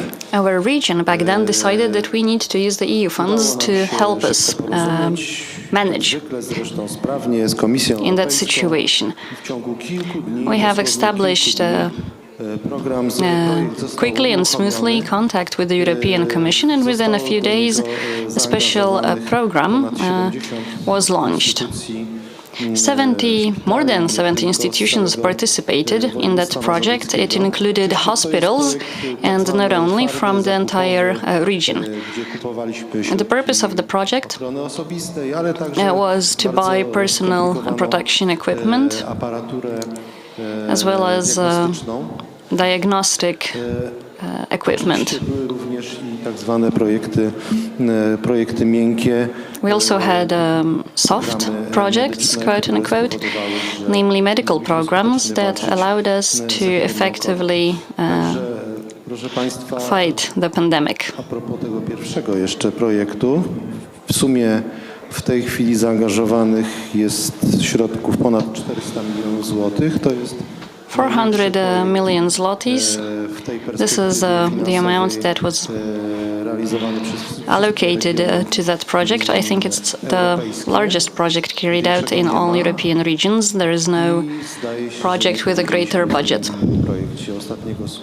And I think we haven't said our final word in that project yet, because we will continue to apply and use further funds to purchase the urgently needed medical equipment.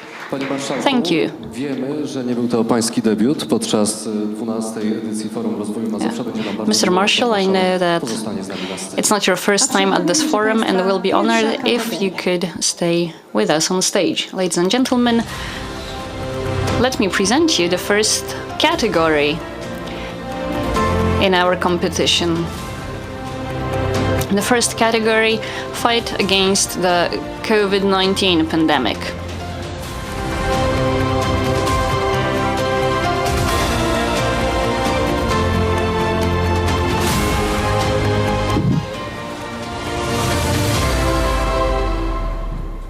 Chciałam tylko dodać, proszę Państwa, że w tej kategorii uczestniczyły szpitale, które otrzymały sprzęt medyczny. Hospitals that received medical equipment to save lives and health of the patients in the COVID-19 pandemic participated. So in the first category, fight against the COVID-19 pandemic, a special mention goes to the private healthcare clinic in Ostrów Mazowiecka. I poprosimy pana marszałka o uścisk dłoni. Mamy nadzieję, że jest z nami przedstawiciel szpitala. Może przeczytajmy jeszcze raz, Olku, kto otrzymał wyróżnienie. Z wielką przyjemnością pragnę powtórzyć, że wyróżnienie w kategorii walka z pandemią COVID-19 A special mention in this category goes to an independent public healthcare center in Ostrów Mazowiecka. Gratulujemy serdecznie. Jeśli nie ma z nami przedstawiciela Congratulations. szpitala, If we are not joined by a representative of the hospital, we'll make sure that this mention reaches him or her. And now I would like to invite on stage the head of the Epidemiological Regional Hospital in Warsaw. Właśnie, może przenieśmy się. The Regional Hospital for Infectious Diseases in Warsaw. Bardzo serdecznie gratulujemy. Oj, uwaga na schodek. Prosimy zostać Careful, there is a step. przedstawicielka wojewódzkiego Congratulations szpitala and regionalnego please Warszawy stay with us on jest stage. wyróżnieniem dla całego szpitala i proszę Państwa, przed nami zwycięzca w tej kategorii. Dokładnie, skład liczbowo osobowy And the na winner scenie za chwilę in this ulegnie category zmianie, mianowicie się powiększy. Czas poznać zwycięzców is w kategorii. actually the winners Walka z are pandemią COVID-19. Dokładnie, bardzo dziękuję. Otóż the winners in the first category, the fight against COVID-19 pandemic, pogotowia ratunkowego. is the Zapraszamy Panią do nas serdecznie.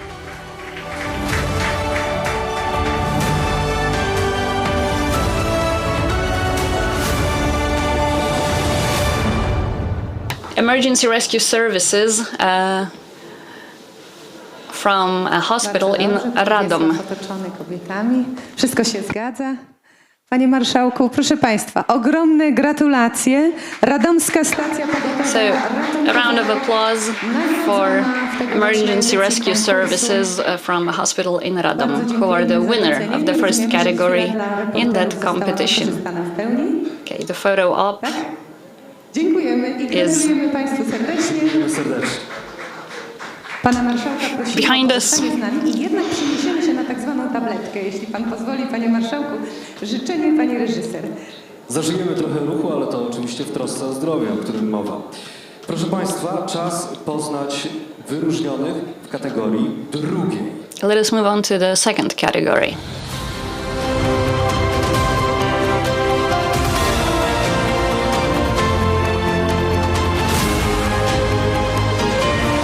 The second category, diagnosis and treatment of patients. A wyróżnienia w tej kategorii otrzymują Special mentions go to imienia świętego Jana Pawła II w Siedlcach.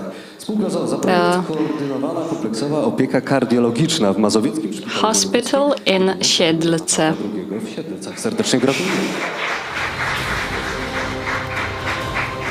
Poprosimy do nas przedstawiciela lub przedstawicielkę szpitala. Can we have a Zapraszamy representative serdecznie, koniecznie of od the tej hospital strony. with us? Panie Marszałku, życzy Pan przenieść się tam na środeczek, tak? No możemy. The representative of the region of the Holy John Paul II Regional Hospital in Siedlce. Prosimy o brawa fotoreporterów o czujność. And a special mention is awarded for comprehensive cardiology, comprehensive treatment in the area of cardiology. I ogłaszamy, że drugie wyróżnienie za Second special mention Mazowieckiego Ośrodka Onkologii otrzymuje Mazowiecki Szpital Wojewódzki imienia Świętego Jana Pawła II goes w Siedlcach. to the same hospital, but this time for extending their oncology unit.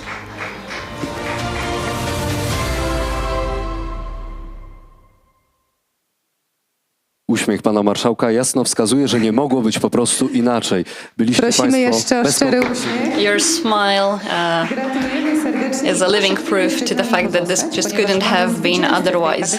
And now, Jest nim the winner, Mazowiecki Szpital Wojewódzki Drewnica, spółka ZOO za the regional hospital in Drewnica, leczenia psychiatrycznego. and the award is for the improvement of psychiatric treatment Zapraszamy Pana serdecznie, cieszymy się, że jest Pan z nami. in that A hospital. oto, proszę Państwa, zwycięzca tej kategorii.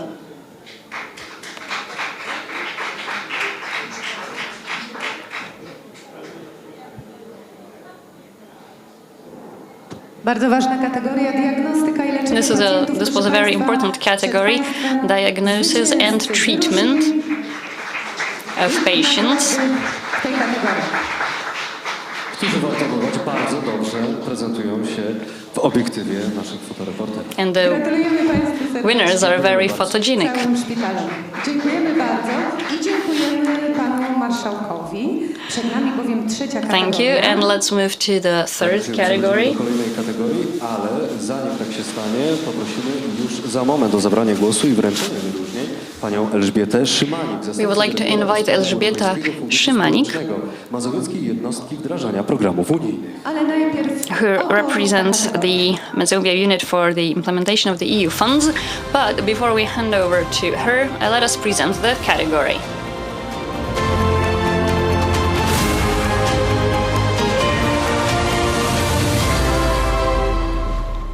A oto ta kategoria, proszę Państwa, profilaktyka i The programy category is zdrowotne preventive wzmacniane. care and health-oriented programs. W takim razie, proszę Państwa, przed nami prawdziwi bohaterowie tego konkursu. Otóż pierwsze wyróżnienie w kategorii profilaktyka First special mention in this category otrzymują goes to Instytut Fizjologii i Patologii Słuchu za kompleksowy program badań Hearing Physiology and Pathology Institute for z województwa mazowieckiego, screening zrealizowany we wszystkich powiatach. for hearing tests they organized for students of primary schools. Oto wyróżnienie w kategorii profilaktyka i programy zdrowotne. Drugie wyróżnienie w tej kategorii, Szanowni Państwo, w tej chwili trwa dekoracja, także uszanujmy ten moment chwały. Wspaniale. Drugie wyróżnienie przypada w udziale next special mention medycyny pracy. goes to the Labor Medicine Institute for their rehabilitation program for children with z Radomia oraz Płocka, spinal gmin Brudzeń Duży oraz Stara issues. Biała. Zapraszamy, gratulujemy serdecznie. spinal conditions. Już zmierza do nas wyróżnienie w postaci pięknego, aczkolwiek trochę ciężkiego dyplomu. So Oto please deklaracja. accept this Pani dyrektor. Dziękujemy bardzo. Dziękujemy bardzo, proszę Państwa, nie zwalniając tempa naszej akcji, a trzeba przyznać, że jest token of appreciation. czas poznać zatem zwycięzcę Without further kategorii ado, profilaktyka i programy zdrowotne. Otóż Well, zwycięzcą w tej kategorii I'm jest giving you the winner in this category. The winner Centrum Neuropsychiatrii is za projekt pod tytułem the Center for Neuropsychiatry Szansą dla dzieci z autyzmem in the Mazovia region for their program for autistic children Zapraszamy do nas. in the region. To jest główna nagroda w tej kategorii, proszę Państwa. Ogromne gratulacje i chwila dla fotoreporterów. So a round of applause and a photo op. Mamy nadzieję, że media społecznościowe dzisiaj zapłoną. I hope that you'll be trending on the social media today. Dziękujemy również Pani Dyrektor. I wracamy. I wracamy na naszą słynną tabletkę. Proszę Państwa, przed nami This- kolejna kategoria. And now the fourth category.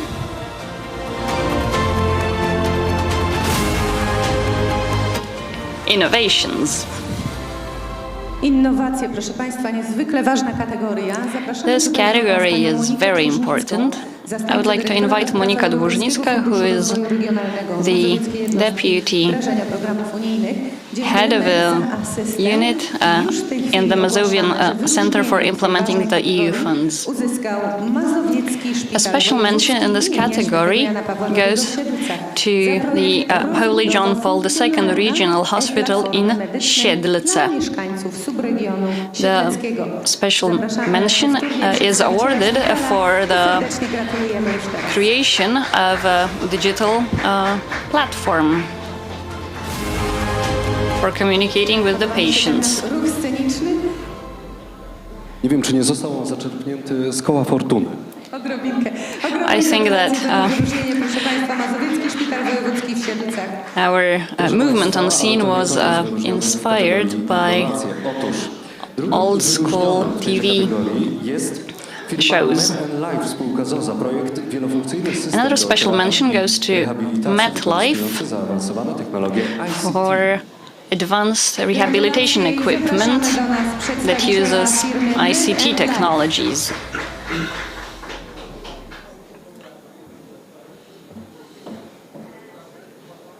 Jesteśmy gotowi z dekoracją. Czas na ukoronowanie Państwa pracy. This is a Panie i Panowie, well-deserved ogłaszam reward niniejszym, for your że work zwycięzcą and the kategorii efforts. innowacje And now, rocznej edycji the konkursu winner jest in the innovations firma category Laboratoria is Alab Laboratoria for their innovative equipment for detecting specific substances in patients' bodies. This is definitely the leader in this category. Jest nam niezmiernie miło poinformować, że tym samym zakończyliśmy, krótko podsumowując, We are delighted to announce that we have just concluded this very important part in the agenda of the 12th edition of the Mazovia Development Forum. Again, sincere congratulations go to all the awardees. One surprise for you. Dear laureates, please come back. Come over to this stage. Representative of the Siedlce Hospital may just bring along one decoration, not all of them. So let's have a family photo of all of us. Please don't be shy. All these distinctions have been well deserved. Just be safe as when entering the stage.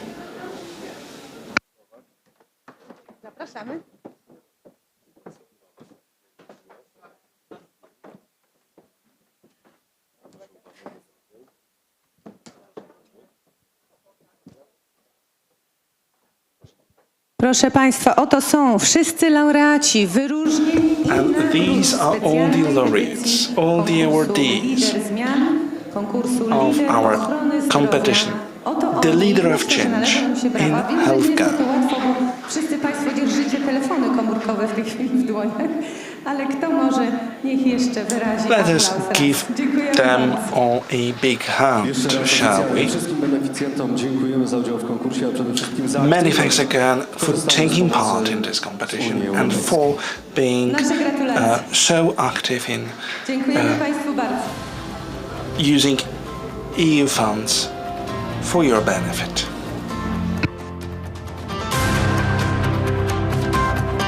Proszę Państwa, w ten sposób powoli kończymy pierwszy dzień 12 Forum We are slowly arriving at the conclusion of the forum, but this is not the end of the whole forum. You won't miss us too much, as we are meeting again as early as tomorrow. A day full of workshops, studies, simulations, talks here in Legia Conference Center. You can still join us. To do so, please register via www.forumrozwojumazowsza.pl. Be our guest here in the venue. We start at 9, finish at 3 p.m. tomorrow.